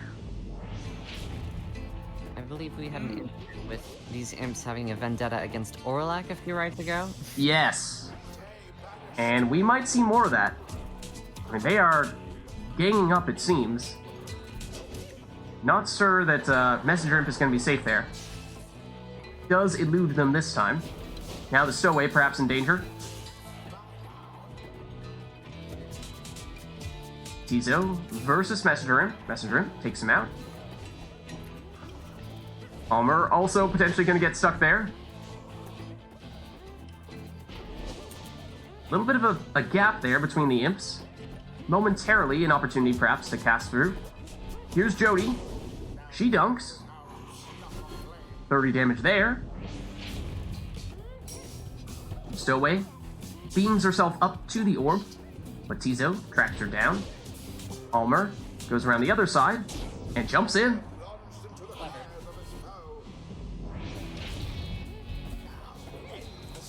Tizo sneaks past. Messenger Imp. Jody takes him out. Jody now has the orb. Snadra back to defend. She's looming there. Just waiting for the opportunity. Takes the orb. And I think, is that actually Messenger Imp going through the portal to vanish? Either way, no one back to defend here, so plenty of time for Messenger Imp to throw it in.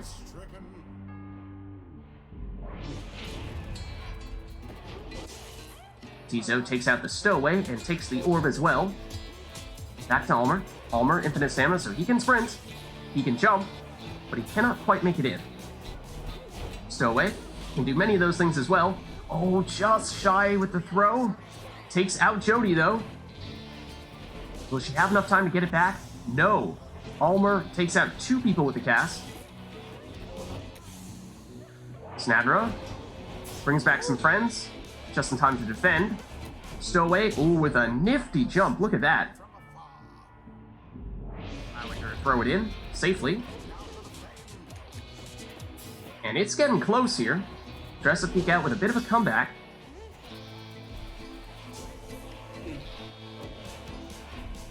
Snadra gets rid of the orb. Opts to cast. Bit of a cast fight between Snadra and Jody. Jody ultimately takes out Snadra. Palmer back up to the top side here, and the throw. Oh, he can banish with it. And then he can dunk for the win. Well played, you two. The scribes themselves surely have taken note. The rite is ended. Oh, woohoo. All right, and Hort was saying that they had something in mind for this one, so we see there's an exile request, as well as a mastery request. So Hort, what do we have? Just a moment.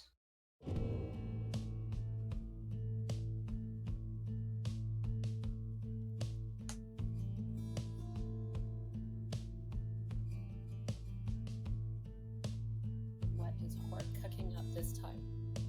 Okay. I could also request talismans, but then I would just request normal talismans. So. Okay. So, yeah, you share random exiles and have only 2 masteries, each of which must be the first tier options. So essentially the only difference between you will be what talismans you pick. We do have to randomly determine some exiles too. Okay, so should we go into Discord to randomize that, perhaps? And so we'll just take, what is it? Just take 3 random exiles and those will be the 3 that we go with, or... I could. In mind? Well, yes, that's the idea. You generate 3 random and then you both share them. Okay. So, I may as well just... That's Gareth, Pam, and Barker. Barker. Okay, nice. Those will be your 3 exiles, and in this order, Hort? No, Orlak, sorry, not Orlak. Order Excuse is me? You're trying to say I was Aaron looking is at Orlak? Gareth and the word Orlak slipped into my brain. Order, you. So whatever Order you'd like, Gareth, Pamitha, and Barker are the 3 exiles. That is the gist of that. 2 masteries, and they will only be the first mastery on each side. So the first one on the left and the first one on the right. Precisely. Okay. Let's see it.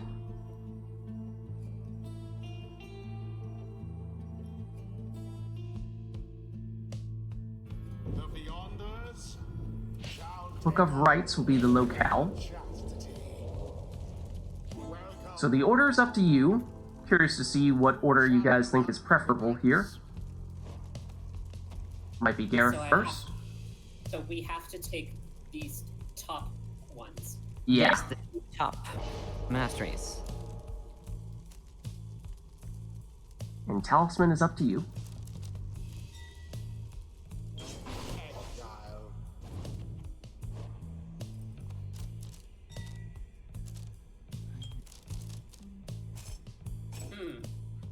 Ooh, Speedy Gareth, perhaps? Okay. So Gareth going in the first slot for both people. There's also Barker. There's also Pamitha, I believe, was the last option. Which, well, let's see. What do we have for the Talisman on Barker?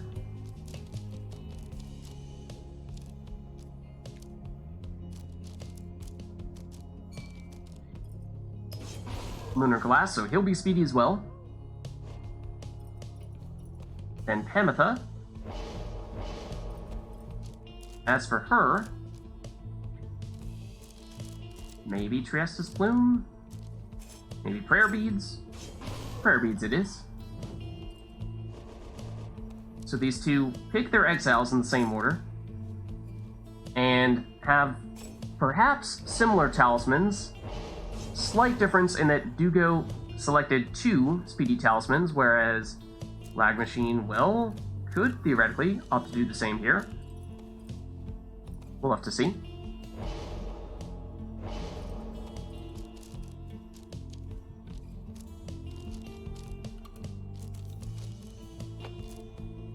No ops for the Faith Stone, it would seem, instead. The extra hope. So Parker comes back more quickly when banished, and here we go. Gareth versus Gareth. Gareth is the winner.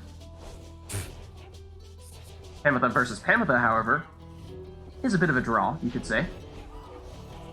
Well, Gareth in an advanced position here, ready to throw that one in.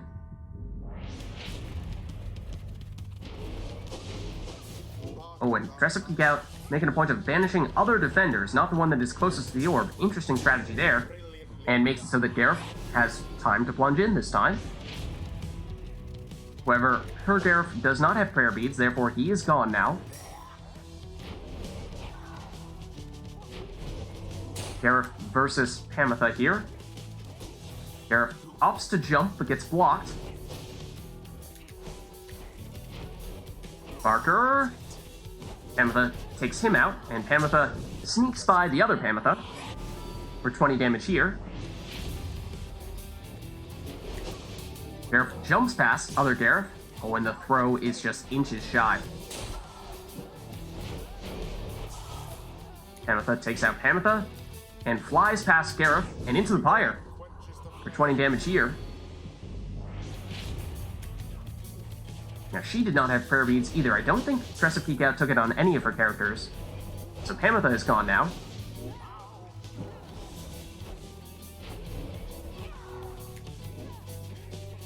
Lag Machine flying with Pamitha, blocked.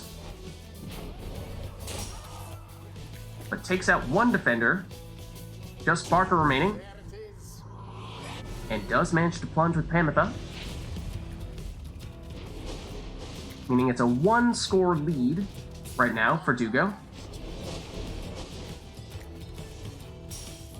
Ooh, and just barely blocks Gareth there, and with the other Gareth, tries to throw that one in. It gets blocked, and here's Pamitha now. Over to Gareth. Gareth. Does he have the range? Not quite, it would seem. Parker throws it to an advanced position here with the other Gareth, and Pamitha is further still. The Lag Machine has it back now, and might have a bit of room here. Not many defenders on the top side. Gareth jumps around and plunges. And now we're tied. Pamitha flies past the other Pamitha. Lag Machine takes the lead. Gareth jumps, throws. 20 damage, ties us up, and by and large, this is now a 1-score game, barring, say, a partial damage throw. And Parker, oh, he gets blocked there with the throw. Not sure if that one was fully charged or not. Might have had to abbreviate it slightly to get it off in time.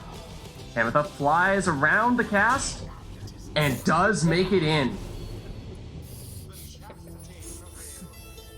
Well played, you two. Close one, GG. Thus end this night's proceedings. Alright, let's head back. Anything else we'd like to see these two do?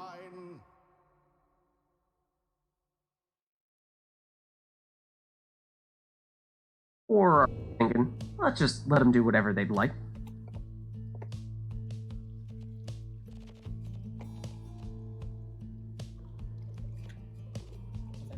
We should put the masteries back. Oh yes, good idea. Let's do that then, before we forget. And I'm not seeing any requests here, so let's go in for a normal rite.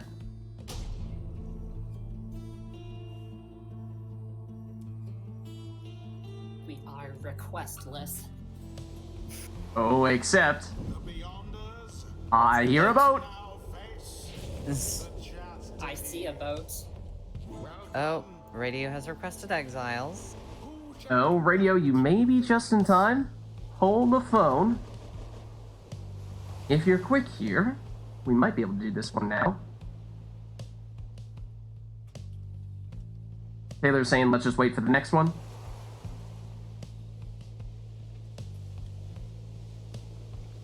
What am I doing? Lag gets to choose for both? Is that what you meant to say? Lib? Yeah, I'm not sure who Lib is. You mean Lag Machine? Oh, he's referring to you, Liz. Oh, me? I pick for both? Yes. Oh, okay. Same Their teams. Well, they're exiles.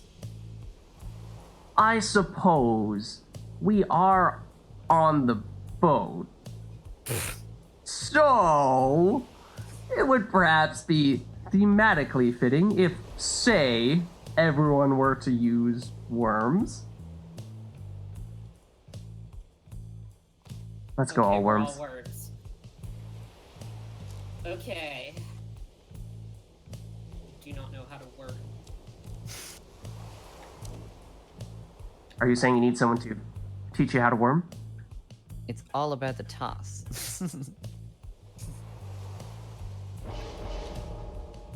Greater Cleave is real good, Quick Draw is not. Trust me. It's not worth your time.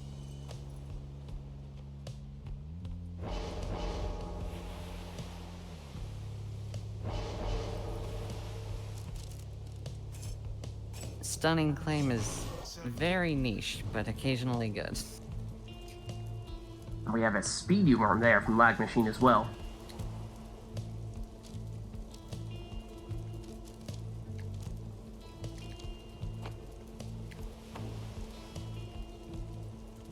Dress Up Geek Out, perhaps opting to take a little bit of extra life on the Pyre.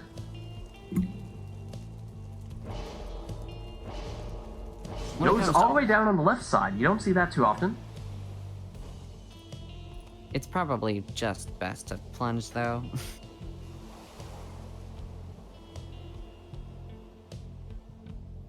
Yeah, it is potentially a way to boost the damage on the worms. Conditionally. So no guarantees. Oh, goes with Stunning Claim. Wow.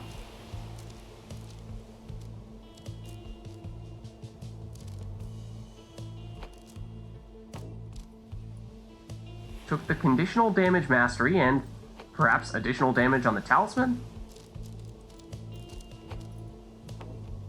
Yes. So look out. Lady River on Lag Machine's side is going to deal a ton of damage.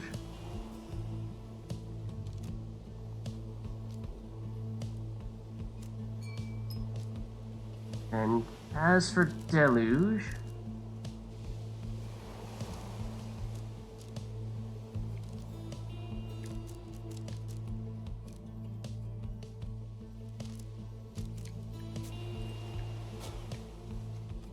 Passing Talisman. All left side. And then lastly, Deluge for Lag Machine as well. And all right side. So definitely some differing strategies here. Be interesting to see how those line up.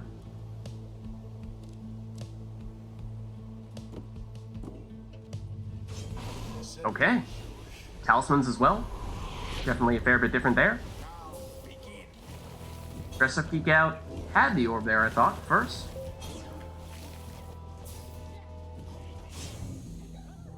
And we're going to see a lot of Valiant returns, I do think. Meaning that when everyone would be banished, a worm will come back. Here's Lag Machine scoring first. Gilman that time, and Gilman does not have any prayer beads, so he is gone for now. The Seize Chance means some 10 extra damage. If, of course, you can follow up soon thereafter with the score. Lag Machine back with the orb on Lady River. This is the high damage character. Kerfang gives additional 8. Did not get the additional 10 damage for having banished someone recently. So it can go even higher than that. And yes, the range on that worm throw, it's quite small. But Gilman can plunge, no less. Lady River does take someone out, so there's C's chance. But Dress Up Geek Out stops. that before it can become a problem. Deluge with the plunge. 15 damage there. Here is Lag Machine's Deluge. Gets rid of the orb and might also be looking for the opportunity to take out a defender, and does just that. And then plunges. Remember, Dress Up Geek Out did take the extra Pyre life at the beginning. So Dress Up Geek Out currently, or had, slightly more HP, now slightly less.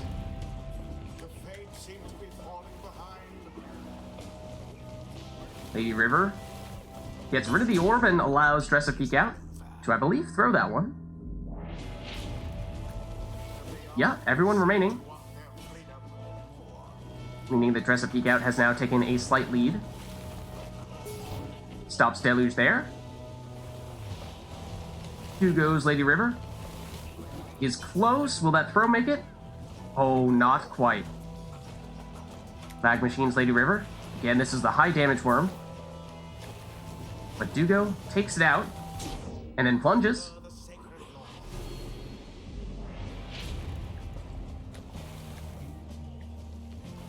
No one opting to take the orb here. Going with more defensive playstyle. And, oh, can't quite land the throw, it doesn't seem. I think that Dugo also took that high damage move with her Lady River. So it seems like Lady River across the board is the high damage character. Here is Lady River. She did not have it active that time, it doesn't seem. Just 15 damage. Deluge. Oh, takes out 2 people. No defenders here. So Lag Machine opts to switch to Lady River for the extra damage. Has time to do it.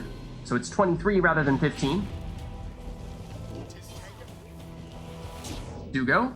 Time to plunge with her own Lady River. So only 10 life remaining here for Lag Machine.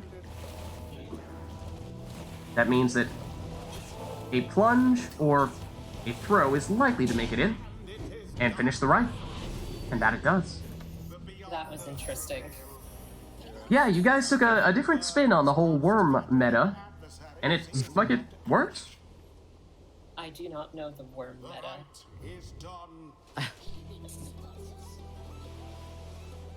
This knight is Oh, I cut you off. surprised with what just happened. Until the next rite. I believe the worm meta is just playing it like triple jump curse.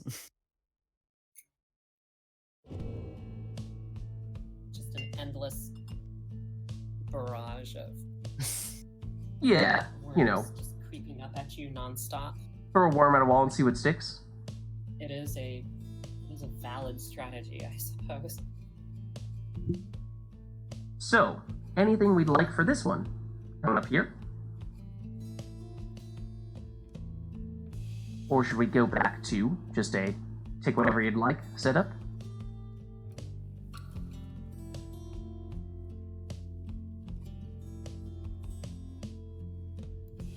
But I'm not seeing any requests, so let's head on in.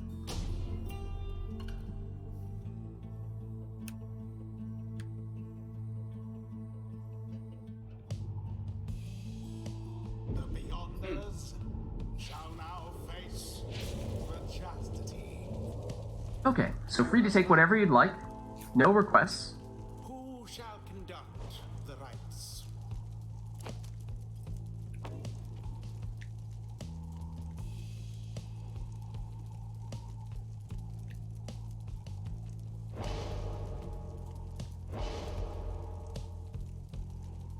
Oh, I suppose I do have a request for next time. Okay. And first we have a Scribe Rock Rookie on the right side, so again, we're going against the grain a bit here.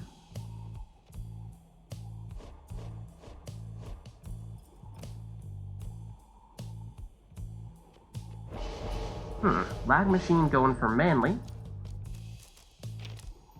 With the Legendary Talisman.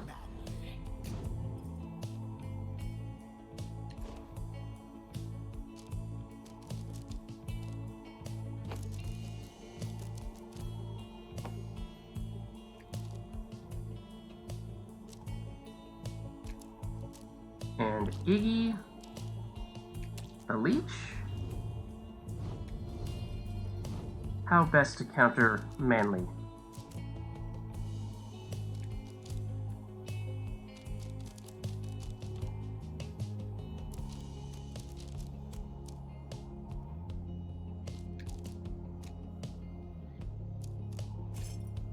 Say, Mooncrest, maybe?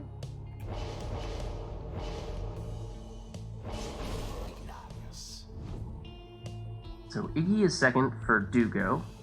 Lag Machine for the second character. Went Manly first. Second, Panatha, Tizo, Zaxiana. Looks like Zaxiana here. With the cam setup. And speed.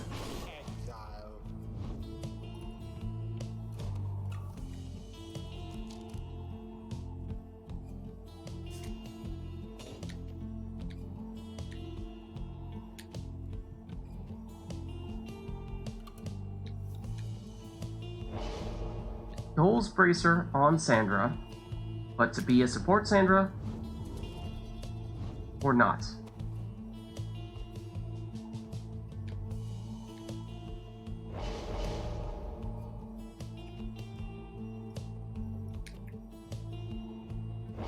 Looks like a defensive Snadra.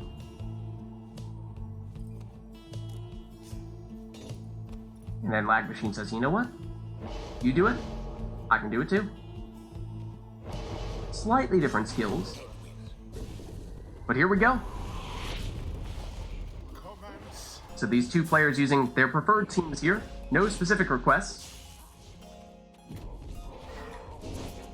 Iggy, Snadra, and Manly actually gets rid of Snadra there, and is in a very advanced position here. Whoa. Avoids that banishment. Puts down the sapling right on top of Rookie, just enough to take him out. That was a very offensive sap play. Yeah.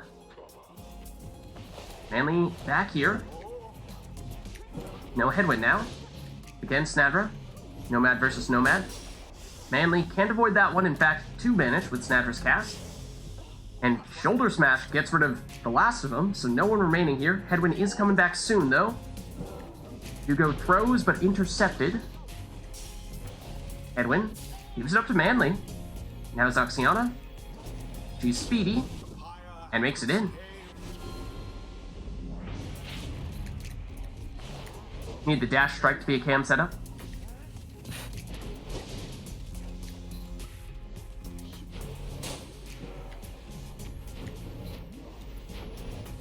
Lag Machine cast. Gets Rookie this time. But Snadra gets rid of Headwind, and Snadra gets a chance to sneak in a little throw there for 8 damage.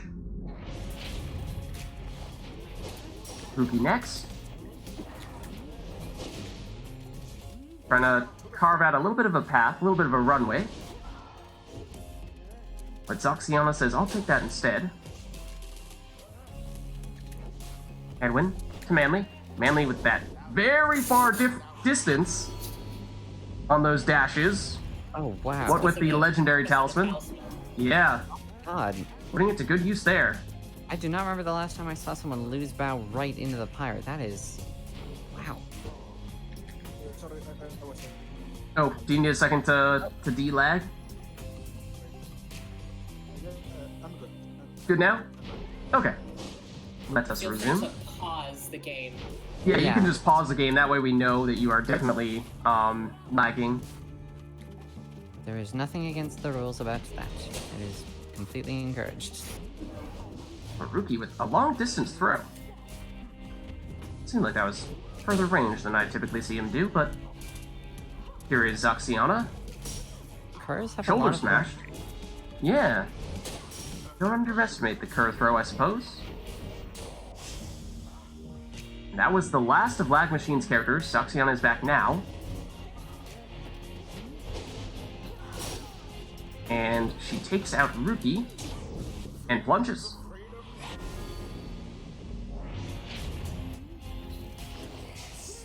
Rookie and Manly both on top of the orb, and Rookie wins out this time. Stalemate with Headwind, but Rookie still has the orb here.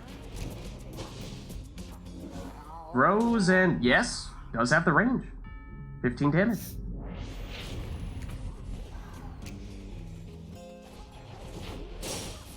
Soxiana versus Snadra. Snadra wins that one. Snadra also opts to throw, but that one I think got cut a little bit short. Didn't have the range, but Snadra gets rid of everybody here. Soxiana's back quickly, though. And she is quick as well. Did take, I believe, the quick Tailwind Crest, allowing her to have additional 8 quickness, and, well, allows her to fly around a little bit and make her way into the Pyre. Ruki jumps.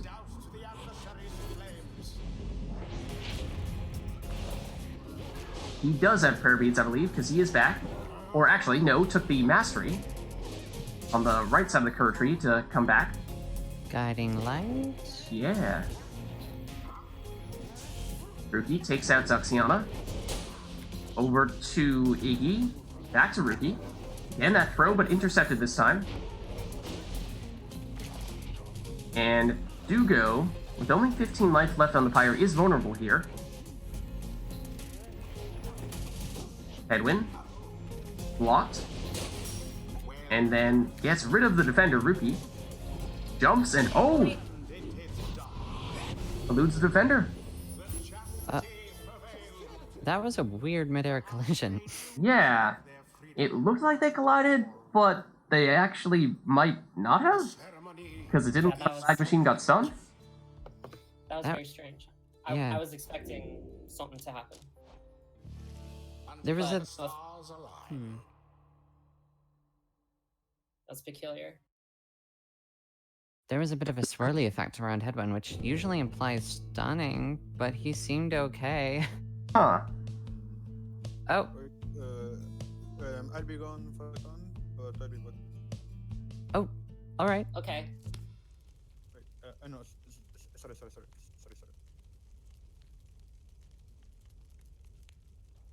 Radio explicitly requests that you do whatever you want for your exiles.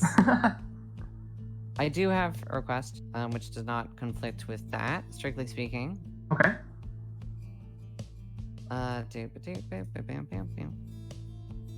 Here we go.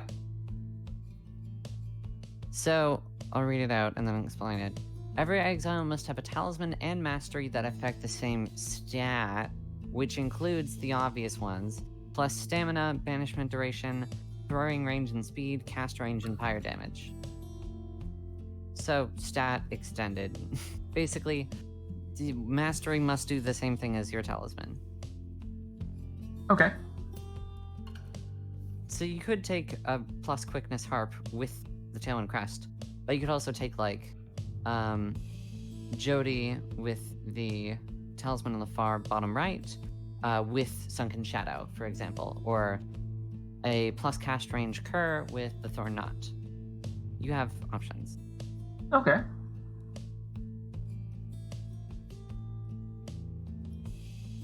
So we'll let you think that one over there for a minute. And that is along with whatever exile you'd like. And we'll give Lag Machine a minute to get back here.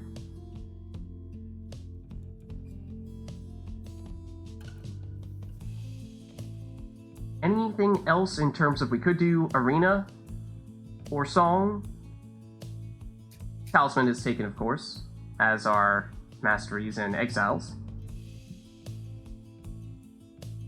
But if you'd like, you can go that route as well. But with the arena and songs. Sandfox, okay. That one will require some Tariqbot intervention. And also will require that we say, turn off music in here. Okay. And I feel like this one's pretty quiet, so I might need to turn up the tunes. Might need Tariqbot to jam just a little bit harder. So one moment. Tariqbot, please amp up the volume. There we go, just a little bit. Just a little bit.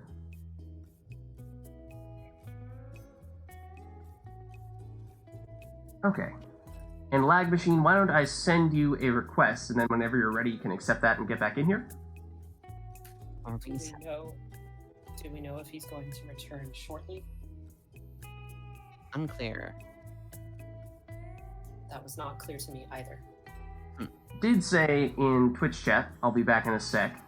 So, I mean, Okay. I don't know if that was kind of a A sec. legitimately a sec, or if that's like a, well, you know, some relatively short amount of time that may or may not be. No, it means a sec. Yeah.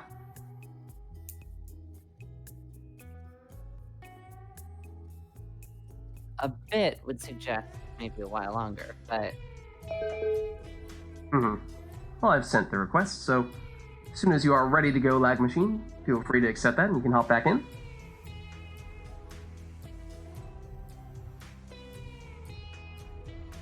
Otherwise, if it does turn out, of course, that it's taking a little while, then we can swap someone else in. But it seemed like we had some good rights between you two. this is our first episode. Woo! What's that? This is Lag's first episode. Yeah, it's true. Well, I mean, they've been here before, but first Yeah. time. First time playing in the rights themselves. It's always nice to get someone else new in. Yeah.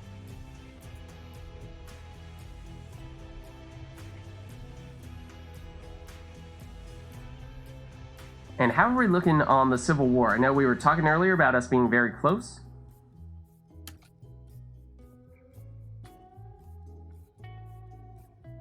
What is that? Slightly less than, or slightly over 9,000 remaining?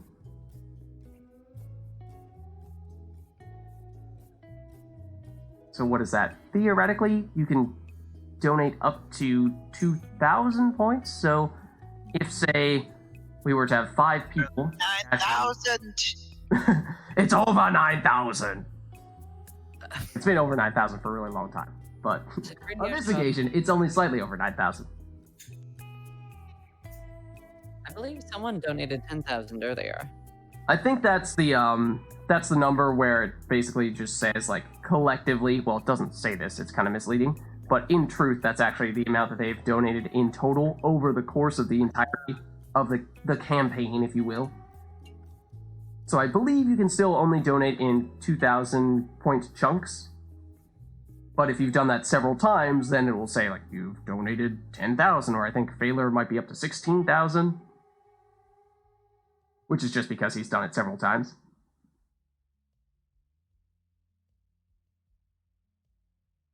Like there you see, Anj just donated 2,000, or well, says 4,000 there, but I assume that was probably an additional 2,000 above and beyond what he's already done. Oh, I didn't realize that was a running tally. Yeah, so that's why on some occasions you'll see some exorbitant amount and you'll be like, how did you do that? Oh, that's interesting. A little misleading in that way. I wouldn't know because... What, you not paying your Civil War tax, Dugo? How dare you? How dare you? Hey, in exchange, I'm providing hours of quality entertainment. You're back? We have, I've sent you the request, Lag Machine, so you can accept that whenever you're ready and can jump back in. We also know that LidsGov does not actually require any taxes to fund the war. What do you mean? Totally did just set up an arbitrary number there for you guys to reach.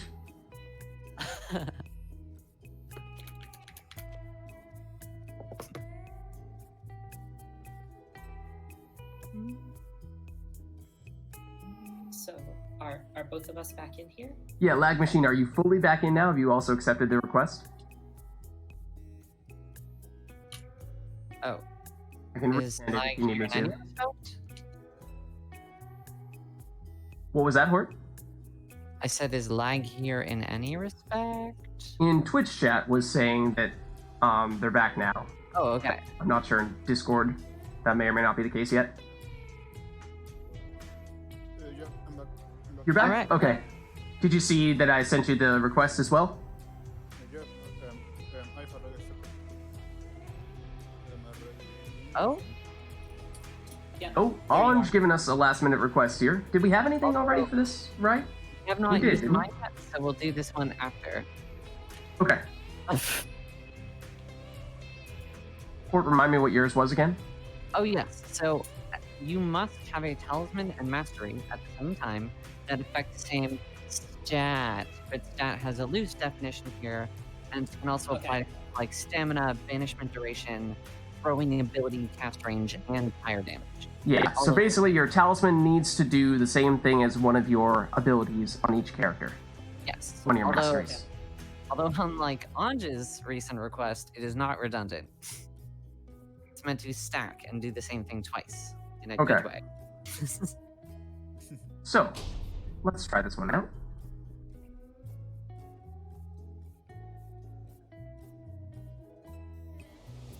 So I must pick a mastery that affects a stat that will also be affected by the talisman. Precisely. So, like a throwing savage having a throwing talisman, or a speedy cur having a speedy talisman, things like that. Yes. Yeah, that makes sense.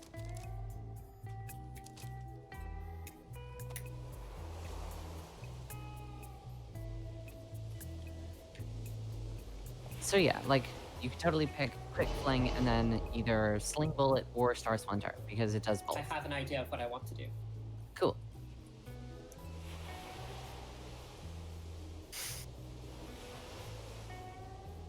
Failure, this is just the equivalent of bot picks and then you switch. There's not sense to it. Flinging the orb faster, therefore I'll fling the orb extra fast. Precisely. Nice.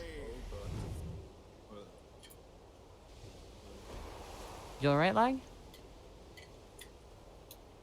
So, like on a sap, it might be rekindling and then take a rekindling talisman as well. That's true. That's what comes to mind for sap. I'm not sure what else you could do. Oh, you could get hope. Yeah.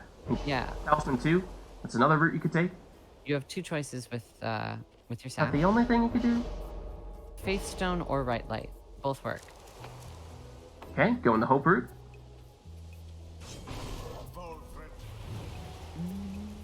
Oh. Just changing his request for the next right, but that's the next right, so don't worry about that just yet. We can sort that stuff out in a minute.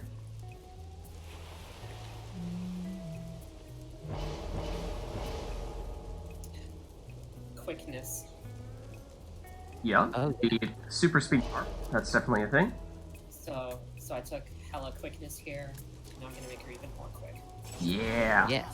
All about the speeds. Could do the same thing with a... Well, worms actually don't have anything that directly... Oh, But banishment, yes. So something that increases the size...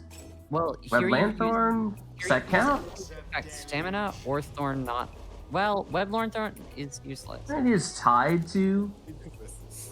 Oh, it is useless. That is true with the worms. I mean, I won't stop you from using something that's... but... With the worm, you also could have picked something that gave you more stamina, or Thorn not with greater cleave. Both of those at the same time. Well, it was already picked. Yes. So demons, if you went on the right side there for the Pyre life, you could increase your Pyre life even further. Or it would increase the duration of banishments. There's a talisman that does that. Presence. Several options here. I already have an idea of what I want to do. Okay. You get presence, which means more presence. Big Joey. Then last one for Lag Machine. That was actually what I also thought. Big Iggy incoming then. There you have it. All right. Alright, here we go. Let's see it. Stowaway can't quite get the orb before the sapling gets placed. Deluge. He's speedy, but Tamitha is as well. Iggy. Passes back to Volfred here. Iggy, little bit about magic perhaps. Headbutts into the stowaway. Oh my god, what is going on with the stowaway? Tamitha against Volfred. Volfred down. Jody on the move. Not quick enough, though. Tamitha, she's a speedster. Always nice to see an aerial block of a sap.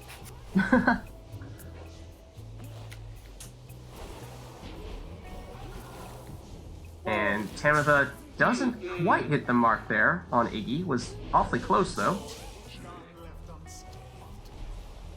Jody and Iggy trade 1 for 1. They have the same ginormous aura. And there is Lag Machine scoring first with Deluge. Stowaway has the great throwing ability, so there you see the instantly charged throw. One opponent down. Stowaway can throw that one in as well. Just takes a... Tamitha versus Deluge. Both trying to banish each other. Deluge says, well, I'll just forget about banishing and I'll try scoring. Jody, did she take Brazen Manor? No. Iggy. To Volfred. Volfred retreats. Gets rid of the orb. Vanishes. Picks the orb back up. And now makes a run for it. But gets banished. Iggy comes charging in, but gets banished as well. Stowaway teleports to the orb. Gets rid of it. What was Volfred blocking? However, no more Volfred. Oh, the automatically spawned sapling, though, takes out the Stowaway. Iggy gets rid of it.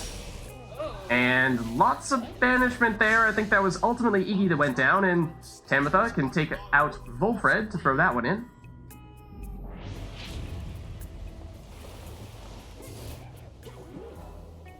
Stowaway gets banished from Volfred here. Iggy jumps around Tamitha. Now to Deluge. And Deluge delivers the orb to the Pyre. Ooh, well shielded there. So Volfred's still alive, yes, however, plenty of time for the Stowaway to throw it. Stowaway back at it.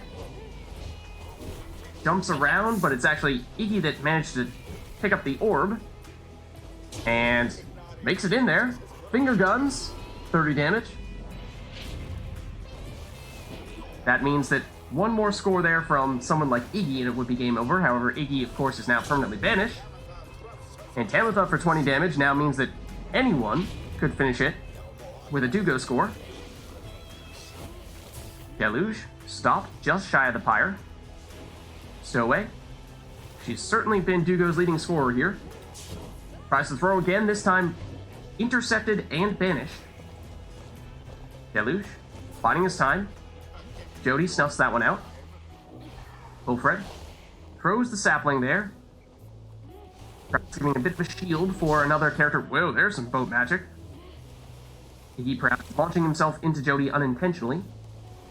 And Lag Machine might be waiting for another character to come by here to scoop up that orb. But only Iggy left now. Against Jody. Jody knocks him back a little bit and is oh so close to making that in. But not quite. Volfred, only the Stowaway back to defend. Still 5 seconds for Jody. Places a sapling. Deluge makes it in. And now, anyone could do it on either side. Oh, do you need, what was that? Sorry? Do you need a second D-lag, or are you all set? Are you good?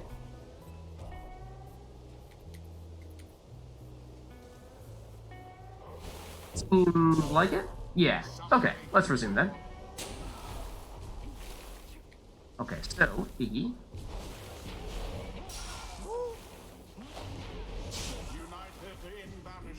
Everyone down here for Lag Machine. So Dress Up Geek Out with perhaps a chance here. Throws, except those rekindling.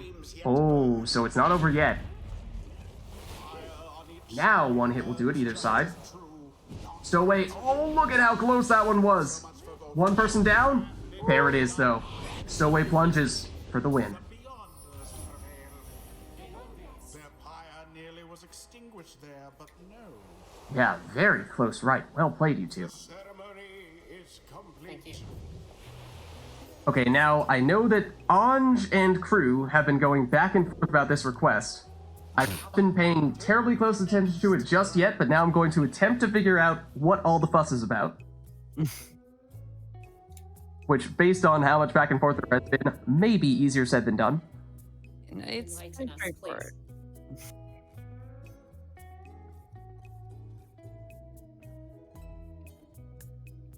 Oh, good, yes. Talisman that you take must emulate a skill that you did not take.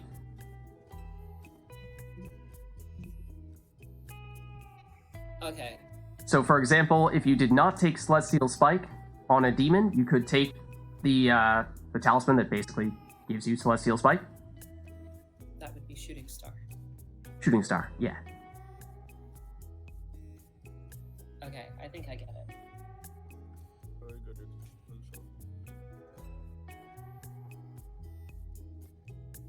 In this case, would Star Splinter / Sling Bullet be equivalent to Quick Fling?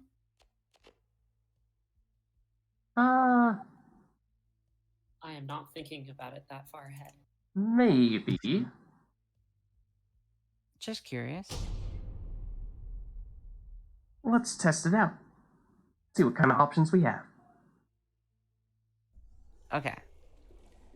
The Beyonders shall Spring of Jomir. the chapter. And I think this will be our second to last rite of the night, well, with it already being past 9 p.m., so Who shall conduct we'll get this one in, and then we'll be switching on over to Liberation Rite Protocols. It's a cool request. It's like requesting 5 masteries. Yeah, in a way. Oh, also, we, de-Tariq botted, because we had the Tariq bot song request, so we can either throw back on the in-game music, or if you guys have an additional song request, we can, of course, make Tariq bot jam out once more.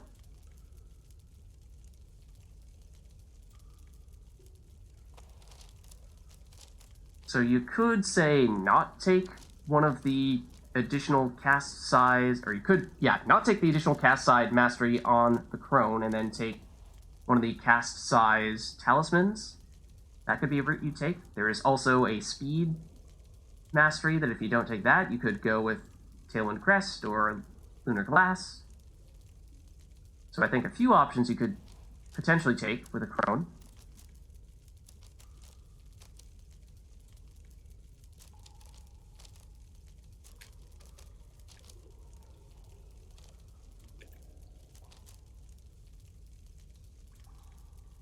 But while you're thinking that over, or at least perhaps after you do, I'll turn back on the music.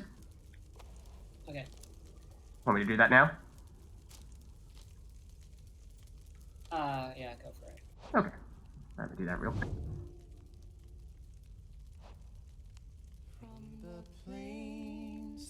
Okay. There you go. Okay, so the effect of Living Flame is while I have more, then deal more damage. That is what this does. While I have more, then deal more damage. Therefore, I will not take this. Okay. Sounds right. And instead, take this Mm-hmm. in its place. That's what it's all about, right? Yeah. Yeah. You got it. Okay.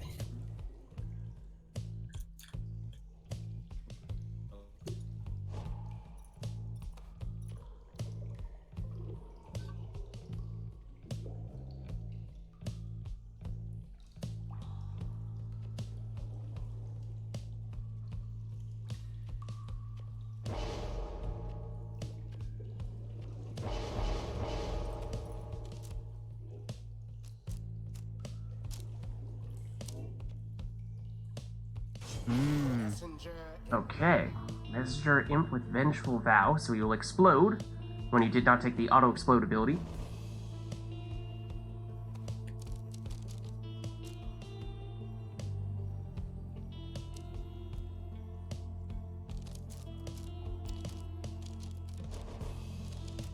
Does anyone know if Safe Return still triggers on the Imp if they use Vengeful Vow?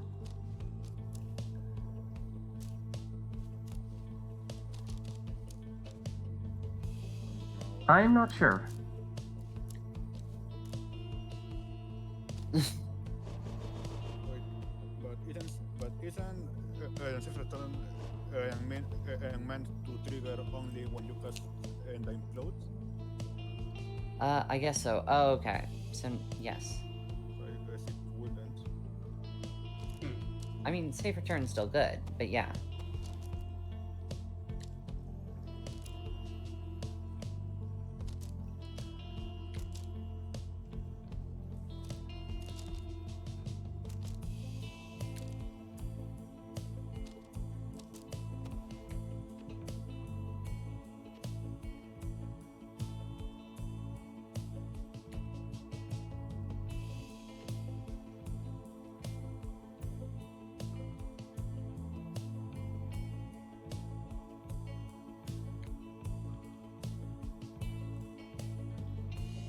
Instead of taking Enduring Flame, I will take Ashen Coal.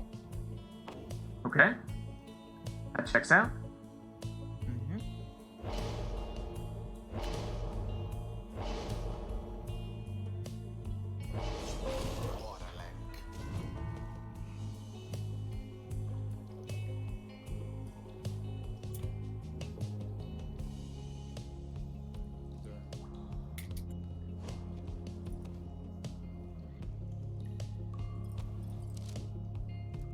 Oh yeah, you could go Typhoon Bottle on a sap, definitely.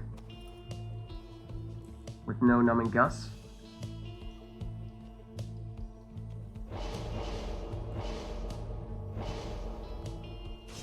Strong choice.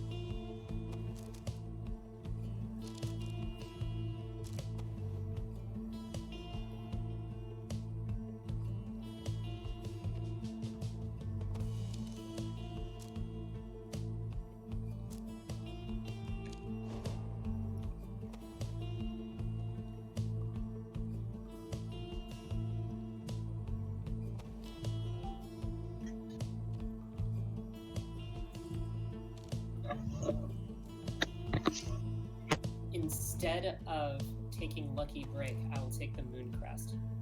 Okay.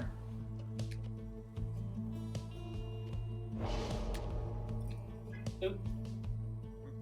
Sorry. No big deal. Don't worry about it. Moon Crest. Oh, yeah. I guess you probably could, Brady? Lightning Run Cur with Prayer Beads. Yeah, that's true. You could put on a Cur with Prayer Beads.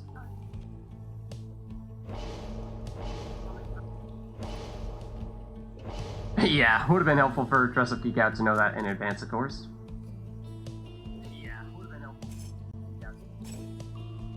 Oh, and I'm getting a bit of a feedback in Discord from somebody, I think, but...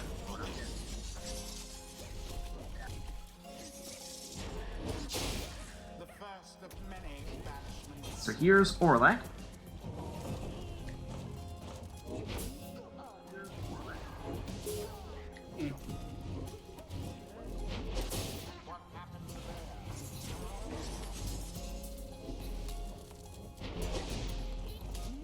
Gilman versus Turkey.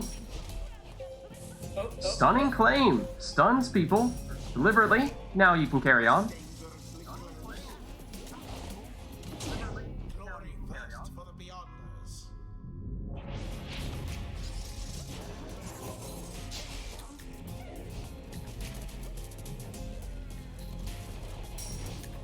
Gilman has it again? I thought he could only use it once per ride.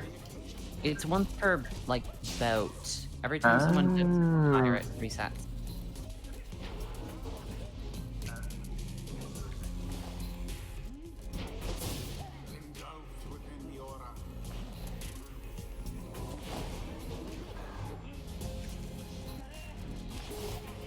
Rookie, track down. Gilman, stop.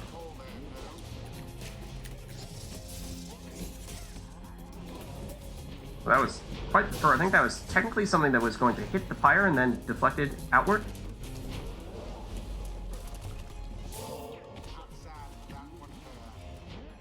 Rookie just a little too speedy there.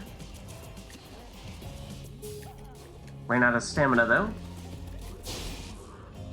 There's the Vengeful Vow, taking out Orlek. Gilman. Well, he's speedy enough to jump over that and make his way into the Pyre. Bertrude scores for 33 damage there.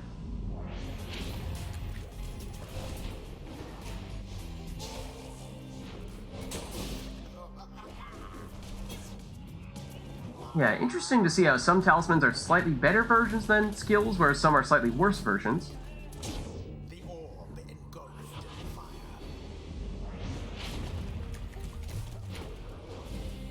Orlek. Bertrude and Messenger Imp clash into each other. No one remaining here for Lag Machine. Now Messenger Imp is back. Did of course have the Typhoon Bottle, preventing Dugo from using any skills, but there's a score with Messenger Imp for 25 damage.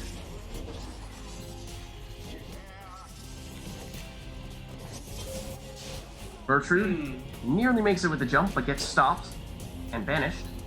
Gilman also stopped. Rookie gets the stamina back. Was about to make a jump for it, but Manly takes him out.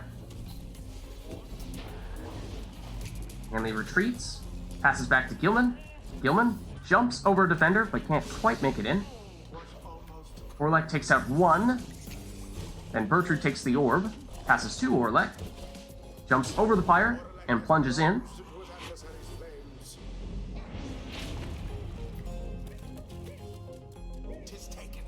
Messenger Imp here. To Gilman. Manly. Back to Messenger Imp. Blows up in front of the opposing Pyre, but loses the orb in the process, of course, so just Rookie back to defend against Manly. Manly within throwing range now, it would seem, but he gets taken out.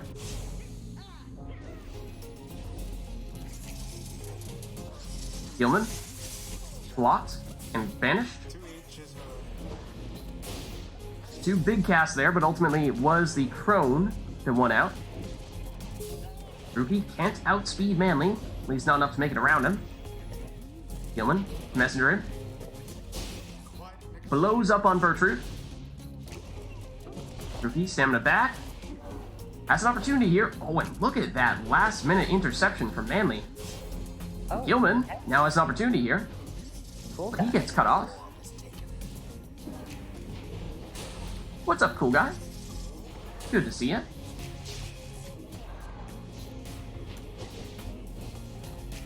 Manly. That also is likely throwing range. Can he make it over Rookie's head? Dugo did jump, but still was not enough. Again, there is elevation on those throws, making things like Crone and Worm throws unblockable, and in some cases, even Sap throws. I was trying to time it. Yeah, and it looks like you did time it well. It's just that the distance was such that the Sap was close enough that throw was still too high to be caught at all. Oops. With that Orlek score, that means that one more of those and it could be the end for Lag Machine, unless, of course, he picked up any rekindling on Manly, which is certainly a possibility. Gilman stuns everyone, but cannot make it in afterward. Rookie, stamina back. You look okay.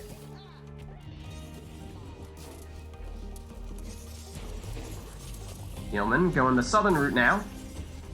Can't jump past Bertrude though. Messenger versus Bertrude. Blows up. Rookie nearly speeds past, but no one remaining. Well, Rookie back soon thereafter, what with his lucky break. And he blocks the Gilman jump. Gilman's back at it with a throw. That's short though. Bertrude versus Gilman. Gilman almost makes it around, but not quite. That's a big implosion, and it blows up everyone. Will Lag Machine have enough time here to throw? Yes. Full 15 damage, in fact.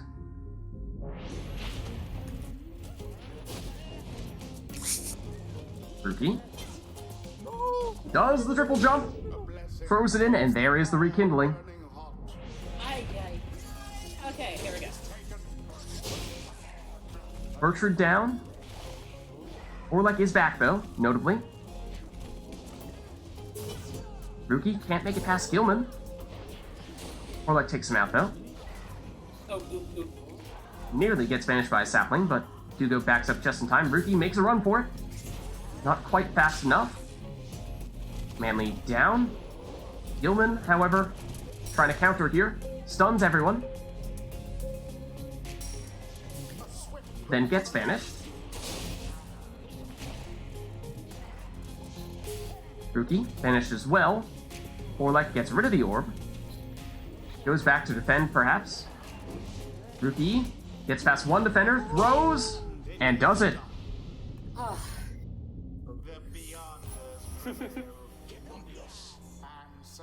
It was close. Well played. The rite is ended. Okay. Well played, you No two. problem whatsoever. Until the next rite.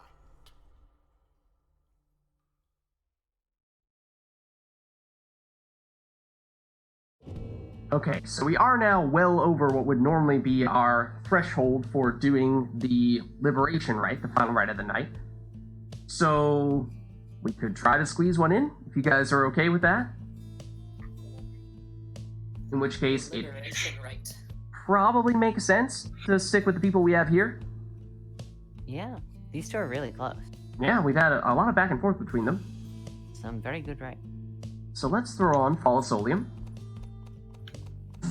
Let's say throw on Tariqbot for combination of, well, Beyonders don't have a Never to Return version, but we can go with the acoustic one for them maybe, and then the Chastity version as well. And then I will turn off the in-game music here. And then we can head back into versus mode. And of course, as is typically the case with our Liberation Rites, our final rites of the night, we will have it such that players choose your best teams. No request for this go round. But your all.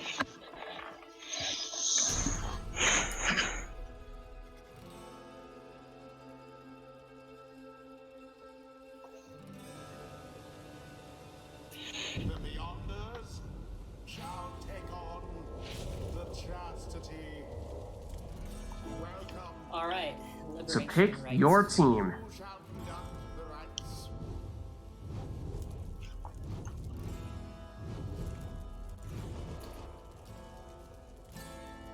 Wait. Oh, sorry.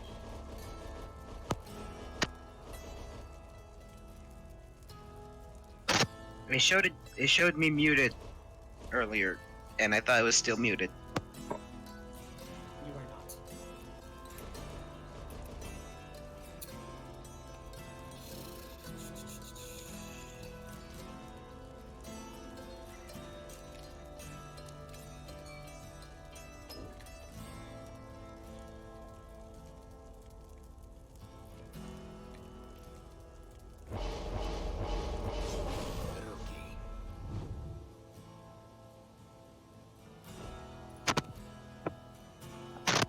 I think I spaced out and accidentally unmuted myself earlier then. Feel free to take this opportunity to do the right thing.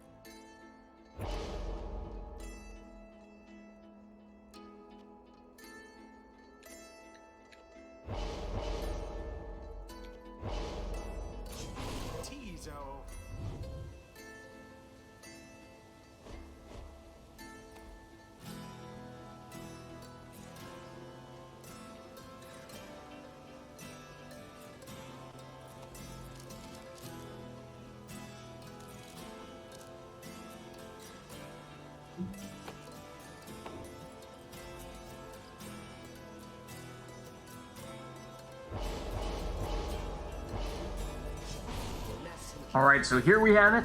The final Rite of the Night, Dress Up Geek Out versus Lag Machine. We'll have Joe Dario, Tizo, and Ruki on Dress Up Geek Out side, and we will have the Stowaway, Joe Dario, and Messenger on Lag Machine side. Best of luck to you both.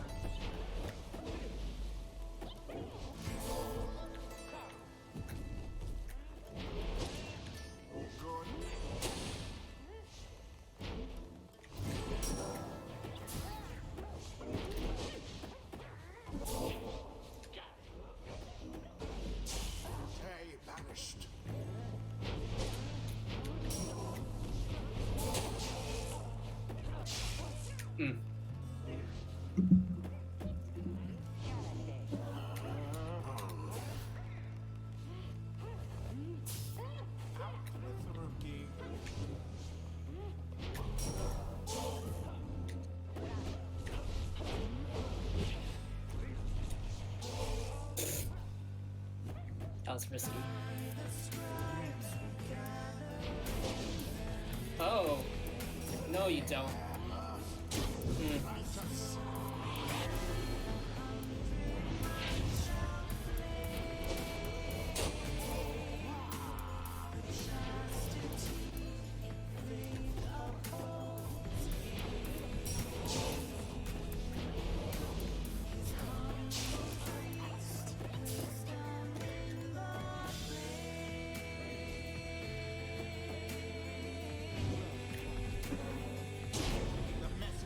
Really?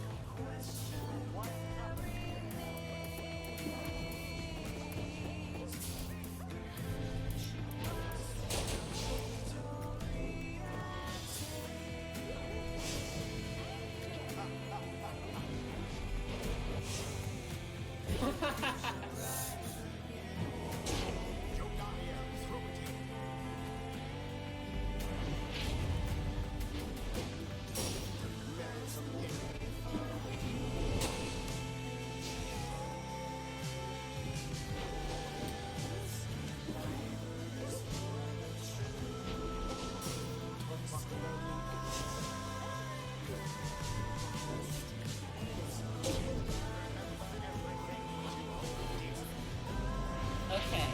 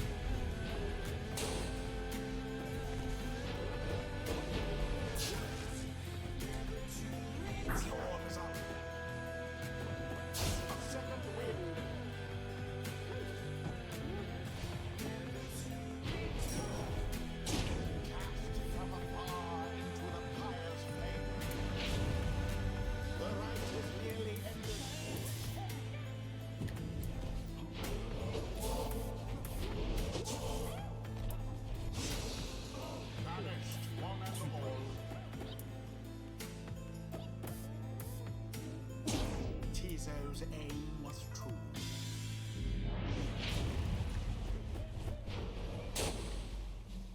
Now then.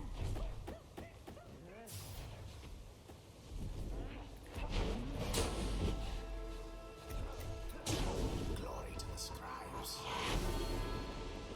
Okay. You want to do this? Sudden death. Alas for Ruki.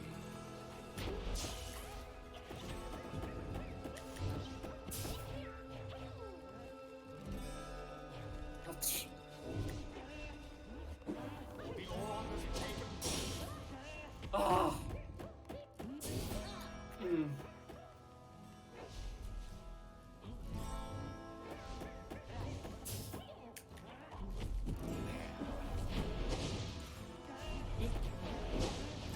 Oh dear. Nope.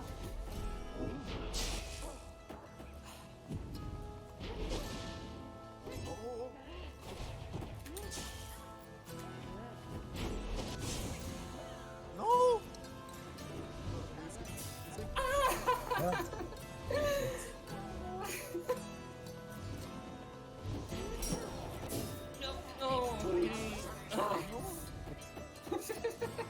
No.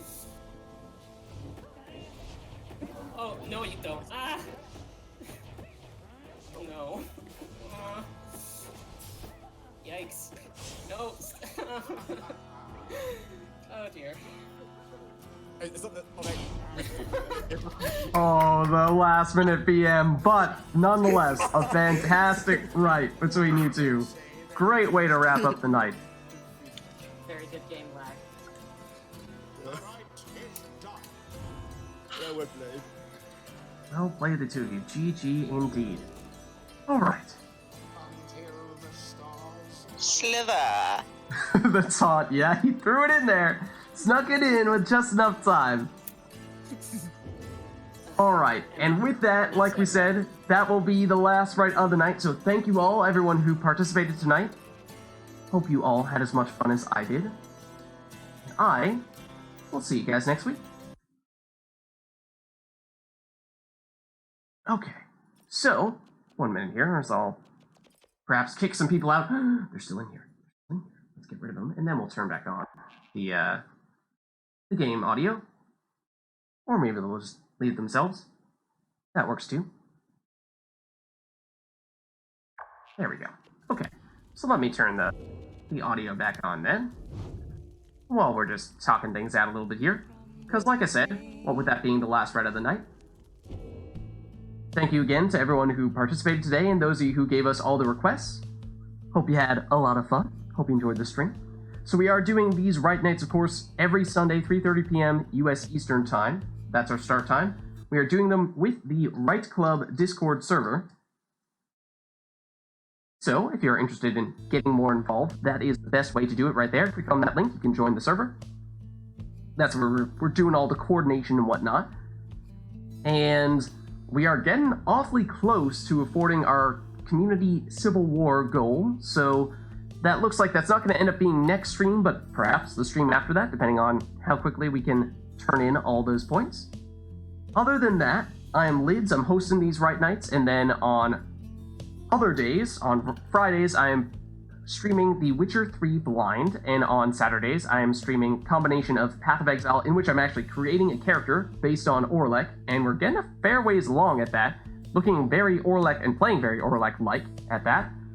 Also doing Hades on Saturdays, that's the combo stream, Path of Exile plus Hades. Of course, Sundays, like we were saying, that's RITE Night. Then on YouTube, I'm also posting the VODs for these RITE Nights, so you can check that out there if you missed anything. Also posting the VODs from the Witcher 3 streams, and doing a Marduk playthrough, which is an RPG from 10 years ago that is my favorite game ever. Also doing some Gwent, which is the standalone Witcher-themed card game. Some videos on that. In fact, I believe there is a new season event that is starting on, I want to say it's Tuesday morning, so be on the lookout for a video of that sort coming up in the near future as well. Other than that, that's about it in terms of the schedule. You can, of course, also hit the follow button to get a notification when I go live. That way you don't have to predict the future, but hopefully that gives you a general sense as to what to expect. You can also follow me on Twitter at LidsVids, and I'll post there whenever I go live as well. And that is just about it for me. So thank you all one last time. Hope you had fun, and I'll see if there's anyone for us to rate.